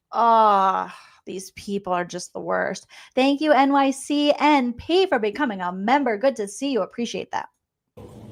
That was a dramatic moment in court. It's an admission of perjury, and you don't see that very often in a courtroom. Thank you, at the rel. It tells you everything you need to know about the character and quality of the prosecution's case and their witnesses, lying and perjury and admitting to it. Ugh. A fundamental tenet of any investigation is to ensure that witnesses are independent and not influenced by other witnesses. You start by separating the witnesses. Michael Proctor did none of that in this case, and we see the results. Think back to Jennifer McCabe's own text messages with Carrie Roberts. About Carrie Roberts, not with Carrie Roberts, notably. What Carrie Roberts didn't know was at the time she was being interviewed by the police, Jennifer McCabe was, in real time, she was bragging about having influenced Carrie's testimony of her statements to the Alberts and the McCabes. Quote, she's telling them everything, all the stuff. Remember that timeline that we talked about with Jennifer McCabe? Sorry, NYC DNP. She's telling them everything that Jennifer McCabe had put in Carrie Roberts' timeline. The Commonwealth wants you to believe that Karen Read made a statement at the location, at the scene. I hit him. I'm sure you'll hear that from the prosecution in their final arguments. But their own witnesses contradict that. Jennifer McCabe admitted on cross-examination that her very first statement to law enforcement, confirmed that Karen didn't say anything. She asked, could I have hit him? Did I hit him? Is he dead? The physics and the science answer that question. Could you have hit him? No, you couldn't have. Sergeant Buchanan also testified that the only statements Karen Read made at the scene, according to his conversations with the first responders, was, could I have hit him? Did I hit him? It wasn't a confession, it was confusion. And Dr. Russell explained that confusion. She told you why Karen Read, or anybody in that position, might ask those questions. She was suffering from extreme grief reaction, which according to the evidence can last for years. Even her medical records confirm that diagnosis. It's common to ask those questions in grief. It's common to ask those types of questions in shock. You're trying to make sense out of the nonsensical in the moment. Exactly. I mean, the craziest things. I'm just think of the things you question yourself. I know we lost one of our fur babies, our dear Tilly, producer Tilly, who was our beloved kitty love for 15 years, you know, and there were still things having to do. She had kidney issues and kidney failure. And I would ask my husband, Shell, do you think I did it? Do you think it's my fault? Did I feed her the wrong thing? Could I have done something?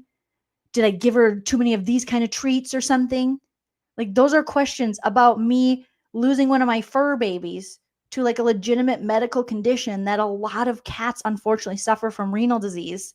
But I still think in my head, like, I loved this kitty so much that I'm like, I could have done more. I could have fed her, you know, maybe there was this certain food or these certain treats, or sometimes she put her face in a bowl of my fried rice and I let her eat some of it, or she'd have a French fry here and there. Is it my fault? Like, that is normal with loss to question. And I think if anything, that shows that, you know, you care, and that it's just like so messed up that they took her questioning that as some admission of guilt, you know, but you feel those things.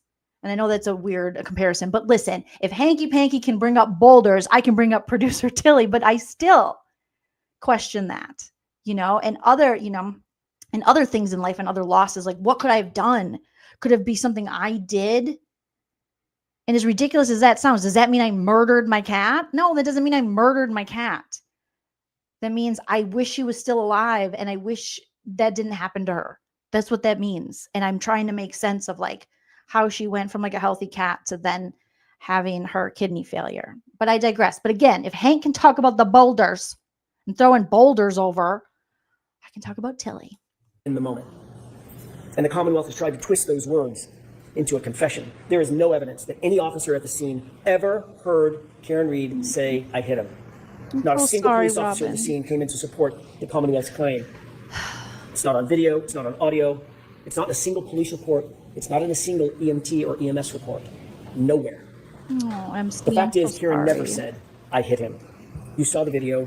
You guys, MC says, had to give my husband CPR, and for months waiting for autopsy, I thought I did it wrong.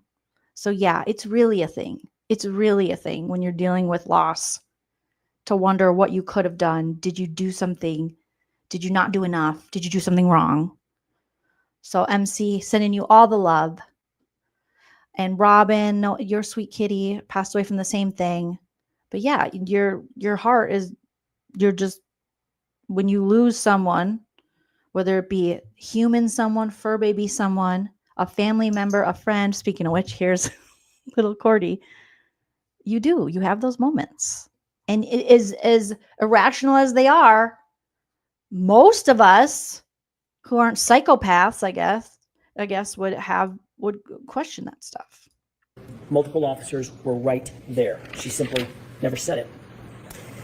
What did Jennifer McCabe do and not do when she got to 34 Fairview? She would have you believe, I want to set the scene for you, that she's confronted out of the blue with John O'Keefe's lifeless body. Her friend, John O'Keefe. He's bruised and battered, he's bleeding, his eyelid is cut, his nose is bleeding. Karen is screaming at the top of her lungs. Carrie is screaming back to Karen, shut up! Both women begin crying, both women are giving CPR, there's chaos everywhere. It's building in the yard, just feet from Brian Albert's house, Brian Albert's window. Jennifer calls her sister at 6:07 with all this chaos going on. No answer. Jennifer calls her sister at 6:08 with all this chaos and bedlam going on. Still no answer. No lights come on in the house. In the midst of all this screaming and this chaos, Brian Albert doesn't come outside. Nicole Albert doesn't come outside during this maelstrom. And yet, Jennifer McCabe never goes inside to check on her sister. There's literally no signs of life inside the house. And Jennifer McCabe doesn't take a step inside that house to check on her family. That's so weird. Why is that? Does that make any sense? That doesn't make any sense. If there was a dead body found on my brother's front lawn, one of his friends, I would be running in my brother's house to see if him and his wife and my niece and nephew were okay. Running in there, going, oh my God. The fact that Jen McCabe was like, I knew they were fine. How did you know, Jen? And yes, Australia says Matt McCabe reminds me of Donkey from Shrek and Higgins is Shrek. I mean, yeah. Any sense? Everyone would sprint inside the house to make sure that there's no one in there that was hurt or injured or, God forbid, dead. Everyone would do that. Everyone. But not Jennifer McCabe. The only way that makes sense is if Jennifer McCabe already knew that Brian and Nicole were just fine. You're going to show your butt to the people. That's the only reasonable explanation. Hi, Joe Bowie. And the only way she would know that they were fine is if she knew what happened. But Michael Proctor never explored this incredibly suspicious behavior. Don't you have questions? This would give anyone she contextualizes same. Reasonable doubt. And don't you have questions also about Brian Higgins? Michael Proctor certainly didn't. Higgins had been sending flirtatious and romantic texts to John's girlfriend, Karen Read. You'll remember I asked Sergeant Buchanan a simple question. Were those texts flirtatious in nature? He refused to answer that simple question. You remember that? Quote, I'm not comfortable putting a label on that, end quote. We read the texts. It's not a secret. Of course they were flirtatious. Of course they were romantic in nature. The reason he refused to answer that simple question is telling. It's because these flirtatious texts established a motive for Brian Higgins. Sergeant Buchanan could not bring himself to tell the truth. His bias was on full display. He was covering for another cop. Investigators also ignored Higgins' suspicious late-night visit to the Canton Police Department. Yes. That was after a night of drinking, by the way. Why didn't they investigate this? What was so important that Higgins needed to go to the police station at that time, 1:30 in the morning, while drunk, by the way? Why weren't they interested in those facts? Remember, he's an ATF agent. He's a cop, a member of the Blue Wall, and best friends with Brian Albert. He would know that the CPD would be the first to get the call when someone reported John missing or injured. He would know what to look for, what to listen for, to determine if a report had been made and when and what the response was going to be. You saw the skulking through the hallways with his hood up, moving bags between cars, and of course, that late night mysterious phone call on his cell phone, a phone that you don't have and that you'll never see. And when we reacted and roasted that, we saw the bags he was moving. What was he moving? What was in the bags, Brian Higgins? That was freaking weird. It was so weird. It didn't seem like you were moving cars. It seems like you were moving bags. What was in the bag? All of that. What was in the box? What's in the box? Yes, Nate. Animals, cats, dogs, horses are my favorite humans. Same.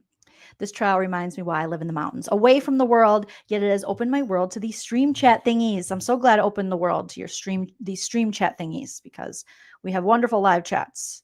Lots of cool peeps. I'm glad you're here, Nate, giving you hope. Gives me a little hope, too. And Michael Proctor never gave him a second look. All of that in the Commonwealth, who's supposed to be after the truth, didn't call him to the stand. If you have any unanswered questions about Brian Higgins, that's reasonable doubt. Yep. The police didn't interview Brian Higgins on January 29th, 2022, but he was at the police station, as we've just seen. You heard evidence that Higgins and Chief of Police Kitty Berkowitz, also good friends, were in the Sallyport together with the SUV for a, quote, wildly long time. Kelly Dever, another Boston cop, told you that. She also told law enforcement agents that she found it, quote, weird that Higgins could have access to that very sensitive evidence, the SUV. Folks, there is never a situation in which a witness, a potential suspect even, should be given access to the evidence in a case. Thank you. Well, that's exactly what happened here. Higgins was given unfettered access to that SUV and its taillight nearly immediately, according to Kelly Dever's statement to law enforcement. And it was at that exact time, the exact moment that Higgins would be at that Sallyport, that the 42 minutes of the Sallyport video is just missing. It's just gone, vanished. Well, that's convenient. Now put in context the condition of that taillight when it was actually seized in Dighton. It was cracked, but not completely damaged. I ask you to compare and contrast Officer Kelly Dever, her attitude, her demeanor. That's all for you to judge. Not her good. attitude, her demeanor, her truthfulness, her motives from the witness stand. Liar. Compare and contrast that to Sergeant Nick Barrows. Who's more believable? Officer Barrows is unattached to any of the players in this grand play directed by Michael Proctor. He's truly independent. And what did he tell you? Was the taillight, he was asked, was the taillight in this condition when Michael Proctor picked up that SUV at 412? His answer? Absolutely not. Absolutely not. Absolutely not. It was cracked, but not completely damaged, not smashed out like that. So how did the taillight get cracked? How did it end up in the condition where it was cracked, as Officer Barrows saw it, but not completely damaged? Well, you don't have to guess. There's a video. Just watch. There's proof. Oh, weird. That's how it got cracked. And Judson Welcher's own recreation confirms it. Look at the contact. That's from the Commonwealth's expert. That's the Commonwealth's expert. Judson Welcher. Remember? He was like, no, it doesn't jut out. It juts in. Remember Judson, Mr. Jut in, jut out? It juts in, not out. No, it's, oh, God. This is his 3D makeup. Hey, Dave Dog, we were just talking about you. The Commonwealth's own experts and witnesses are proving the defense's case and cannot prove beyond a reasonable doubt that Karen Read is the reason. Horrible. And that further is confirmed by the fact that there were no taillight pieces found in any of the initial searches conducted at the scene. 2 searches, 50-foot area searched. Not a single fragment was found until after Michael Proctor had access to and control of that SUV and its taillight. What? That's so weird. Not a single piece was found until after Proctor had access to the taillight in the vehicle? Huh. It's almost as if he could have planted the evidence. No, he wouldn't do that. He's such an honorable guy with all that integrity. What does that say about the character and quality of this case? It's revealing what happened here at trial. One of the most dramatic moments probably of the trial, Kelly Dever. Ugh, God.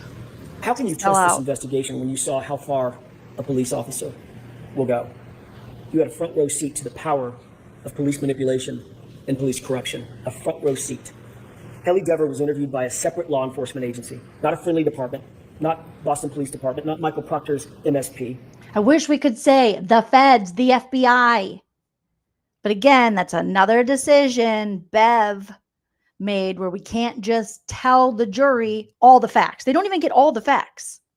We have to lie to them and go, it's another investigate. It's another form. It's not, it's the FBI. The FBI. She told the FBI something totally different. The FBI investigated this. That's how fucked up this is. A different independent agency. She told those law enforcement agents in a formal interview that she saw Brian Higgins and Chief Kenneth Berkowitz alone in the Sallyport with the SUV.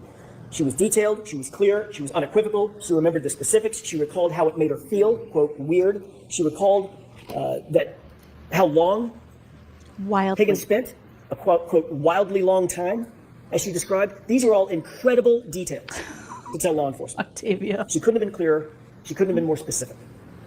But then she's put on a witness list and she's subpoenaed by the defense. Oh boy. Oh boy. Then this rookie cop was called up to the police commissioner's office. The same commissioner that was the boss of Brian Albert. They have a meeting, a private meeting. And he says, oh, that hits when you hear it all together. The same boss, the commissioner that was the boss of Brian Albert, the man's house where John O'Keefe was found dead on the lawn. And people are still doubting that there could be some kind of fucking weirdness happening, some kind of collusion. NYC DNP, thank you so much for the super chat, says, anyone else hear the tune from My Fair Lady and sing it in your head, replacing Professor with Brian Higgins to make up for the extra syllable? I'm sure you're not the only one. I'm sure you're not. wink, wink, nod, nod. We support you, Officer Everyone Dutler. says I hear it now. What else was said in that meeting? What else is reasonable to believe was said in that meeting? She claimed she couldn't remember. She claimed not to remember if he instructed her to do the right thing. But the commissioner of the Boston Police Department certainly said something to this rookie cop, and all of a sudden, that detailed, unambiguous, unequivocal statement to law enforcement became, what did she say? False memory. False memory. Not I didn't say it. She admitted she said it. She admitted she detailed the entire story.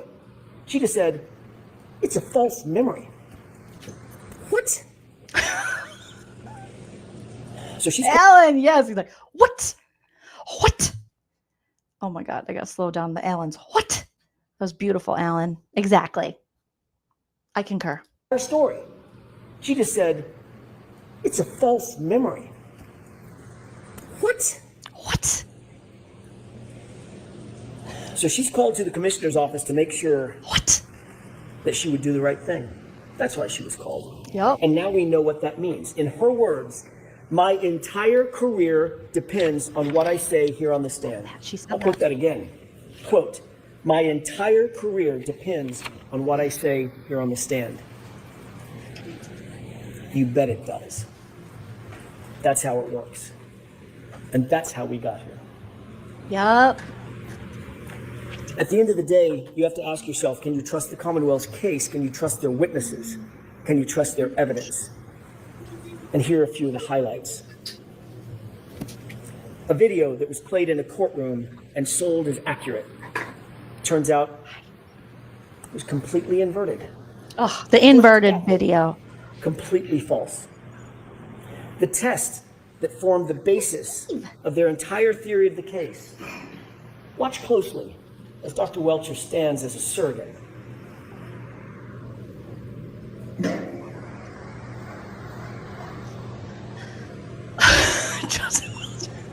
Oh my gosh.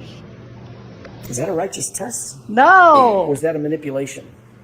That was Dr. Welcher tried to deceive and fool you by leaning into the car, manipulating the results of his own test. When the truth was revealed by Dr. Rentschler, the Commonwealth spent the next hour cross-examining him about how that test was meaningless. It actually didn't mean anything. Well, that's convenient now that we realize that it was a manipulated test, and it actually does mean nothing. It didn't represent the theory of the Commonwealth's case. That's what was suggested. If that test does not represent the theory of the Commonwealth's case, really? Then why was Dr. Welcher playing dress-up in John O'Keefe's clothes, or identical clothes to John O'Keefe, when he was holding a glass? Why was he holding the glass right behind the vehicle? And why was he standing with his right arm oriented to the right rear taillight? If he wasn't trying to recreate the circumstance that is the Commonwealth's entire theory. The Commonwealth stood up here with a straight face and told you they weren't trying to suggest that that's how John was hit by the car. Of course they were trying to suggest that's their theory of the case. They only abandoned it 2 days ago when it was revealed by our experts that it's physically impossible. That silent witness, that science, that physics, has become very pesky to the Commonwealth because there was no collision. Dr. Welcher also told you under oath that there were no x-rays taken of John's arm. He tried to deceive you into believing that John's arm might have been broken. I don't know. I didn't see any x-rays, so I can't tell you what the damage was inside the arm. Really? The Commonwealth has had those x-rays in their possession for 3 years.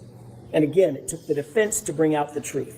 The x-rays do not fit the Commonwealth's theory, so you weren't shown. And Dr. Welcher wasn't going to admit it. And my goodness, then we get to the sweatshirt. That was a moment. That was a Mr. moment. Brennan stood here in front of you and dramatically held up John's sweatshirt. Yes, he did. Not just to the witness, but to you. And asked Dr. Wolf about it multiple times. Specifically, while it was in that plexiglass, asked Dr. Wolf about the multiple holes in the back of the sweatshirt. He interrupted Dr. Wolf, and Dr. Wolf started to look at the sweatshirt and say, well, and he said, how about here? Here's a hole, here's a hole, here's a hole, here's a hole. Dramatically tapping on that plexiglass. It was clear what the suggestion was, that the holes in the back of John's sweatshirt were from January 29th. That's the impression that was expected to be left with you. That's the impression that he wanted to leave with you. And that's false. The truth is, the Commonwealth created those holes. They aren't holes from road rash. They weren't made on January 29th.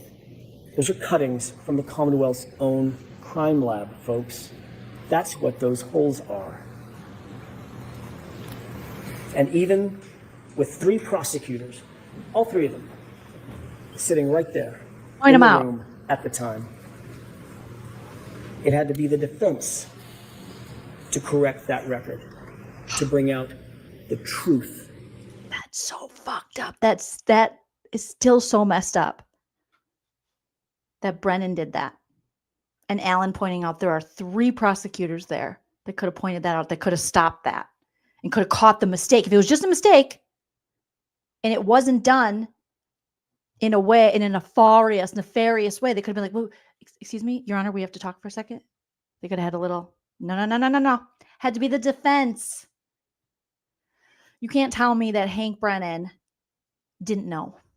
Give me a break. If you made a mistake that big, then you're more shitty of a prosecutor than we already thought you were. Or a lawyer than we already thought you were. That was no mistake. That, in my opinion, was intentional. If we hadn't done that, what impression would you folks have been left with? Naimum. That's more than negligence. That's dangerous. It's dangerous. Very dangerous. Unlawful. I'm going to guess that Mr. Brennan's not going to say much about this, about the fraud that was attempted on you. He didn't. And if he doesn't, that speaks louder than any concocted excuse. I don't think he did. I don't think he mentioned it at all. Ooh. And he went after Alan and he didn't mention it. I'm going to guess that Mr. Brennan's not going to say much about this, about the fraud that was attempted on you. And if he doesn't, that speaks louder than any concocted excuse that the Commonwealth might come up with. It's shameful. It's shameful. We are after the truth in this courtroom. You're entitled to it. Demand it. Why would the Commonwealth stoop to a stunt like that? Because they're liars. It's desperation. They know. No, Alan, I know why they did it. Ask me, why would the Commonwealth stoop to such a level and do that? Because they're losers. Because they're losers. What you now know, what their experts know. There was no collision. So now we've reached the final moments of the trial, and you've seen the facts and you've seen the evidence, and we've just talked about dozens and dozens and dozens of facts that are reasonable doubt. Each one of them are reasonable doubts. These facts, these note cards that you're looking at, piled high, one on top of another, literally stacks and stacks of them covering the table. As you mentally sift through those cards, realize that every one of them is a massive hole in the Commonwealth's case. Every single one of the note cards represents a hole in the Commonwealth's case. If you're holding mentally even one of those cards, you're holding reasonable doubt, folks. You're holding a not guilty verdict. Reasonable doubt is not a sliding scale. It's a wall. If the Commonwealth cannot get over every one of these dozens of walls, you have to acquit Karen Read. The truth is, Karen Read is not guilty. Not because of technicalities, but because the facts, the law, the science, the physics, the data, they all say so. They demand it. The Commonwealth does not have a theory about how John was hit by the car. They haven't even shown you that it's possible that he was hit by a car. And the reason they haven't is because it's not possible that he was hit by a car. There was no collision. Your job is not to do their job, their burden entirely. It's theirs. They have to prove this case and their theory beyond all reasonable doubt and to a moral certainty. And not only do they not have a theory, they can't prove one that doesn't exist. All you need to know is that the Commonwealth failed. They failed to provide you with a truthful representation. Yes, they did. They failed to prove the essence of their case, that John was even hit by a car to begin with. They failed to prove any intent on the part of Karen Read because she has none. They failed to investigate the actual suspects in this case. They failed to present the lead investigator to you. They failed to justify the perjured testimony that you heard discussed in this case. They failed to hold accountable an officer who came in here and lied to you and claimed false memories so she could do the right thing to cover for a fellow cop or cops. They failed to maintain a fair and unbiased and honest investigation. They failed to present you with the truth. They failed, right, Bucky? And this is what you get. An investigation that's riddled with errors and omissions and a rush to judgment and conflicted and corrupted from the start. Every part of it. That is the literal definition of reasonable doubt. How can they ask you to be morally certain based on this evidence? It's a tragedy. When the government fails so completely, so catastrophically, when there are dozens and dozens of points of reasonable doubt on the table, your duty, your oath is clear. Your sworn obligation under the law is to acquit Karen Read. Not just because you can, because you must. Justice demands it. Do not let the Commonwealth get away with this. Don't let them get away with this. Do not endorse and sanction an investigation that is broken and corrupted top to bottom. But just as importantly, do not let Michael Proctor get away with it. And make no mistake about it, folks. If you convict Karen Read of anything, if you convict her of anything, science, the physics, the data, they lose. But tragically, Michael Proctor wins. Yup. Remember his texts. Something stinks. Yeah, but serious charges will be brought on the girl. She's fucked. Could you ever say to yourself, this is justice? No. The fact is there was no collision. A car did not kill John O'Keefe. So I ask you, let your voice be heard, not in whispers, but in truth. Let the community feel, through your verdict, that justice cannot be bent and that it will not be buried. Find Karen Read not guilty, not guilty, not guilty. Oh, chills, Alan. Thank you. Oh, shout out to the trial channel. Thank you so much for letting us go over your videos. Subscribe to the trial channel. I got literally all my fur babies here right now, I think, except for Cordelia. I wish you guys could see Teddy. Teddy, my big black lab mix here, my 75-pound baby beauty. all the chills. Alan Jackson, you brought it home. That was a wonderful closing argument. I can't say enough. Listening to it for the second time, still got chills. I watched it first on Melanie Little's channel. She cried. Oh, fire, fire, fire. So good. Mic drop. No notes. Wonderful. Beautiful. I have to eat dinner. I'm hungry. Alan Jackson's was so good. I put off eating, and I never do that. Okay. You guys are all wonderful, beautiful pumpkin spice babies. Thank you for joining me today as we went over the closing arguments, talked about some other stuff. We had some laughs. We had some seriousness. We had some fur babies. Shout out to all my super chatters today and new members. Oliver, thank you so much. Oliver Bolivar, Butt. Evelyn, Cammie Hawkins, thank you. Melissa Jordan, welcome to the membership. Robin G, shout out to you. Thank you so much for the super chat. Cammie, thank you for recognizing Ben's birthday as well. Linda, congratulations on your rescue. Luna, I'm so excited for you and your beautiful German Shepherd baby. Izzy, thank you for the super chat. Appreciate that. Lola Lou, thank you so much. NYC DNP, thank you for becoming a member and for the super chat. You guys are also appreciated. Thank you for sounding off in the live chat and spending your Friday evening or afternoon or Saturday or wherever you are in the world for spending your time with me. I appreciate it. Care Bear, shout out to my mods who are amazing. Care Bear, 3 more likes to get to 100.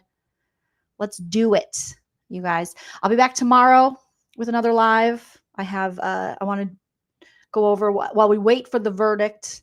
I want to go over some other testimony that I haven't went over yet. We haven't roasted.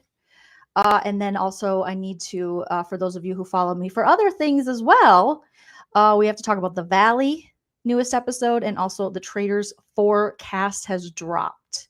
I was going to do that later tonight, but I got to eat, take the fur babies to the PARK. I can't say the word or they go crazy. Okay. And Graphic says, reminder if you haven't done it yet. Yes, I gotta do the video parodying Deva the Diva. Thank you for reminding me, and also thank you for being a member for 21 months. You're amazing, Graphics.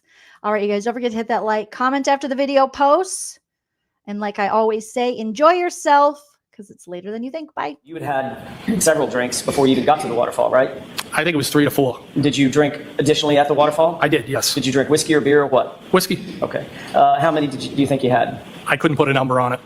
At least a couple. And ultimately you left from there in your personal vehicle and drove over to, that's the Jeep, drove over to the waterfall, correct? I drove over to the waterfall? I'm sorry. I was at the waterfall. Left the waterfall, drove over to 34 Fairview. I did, yes.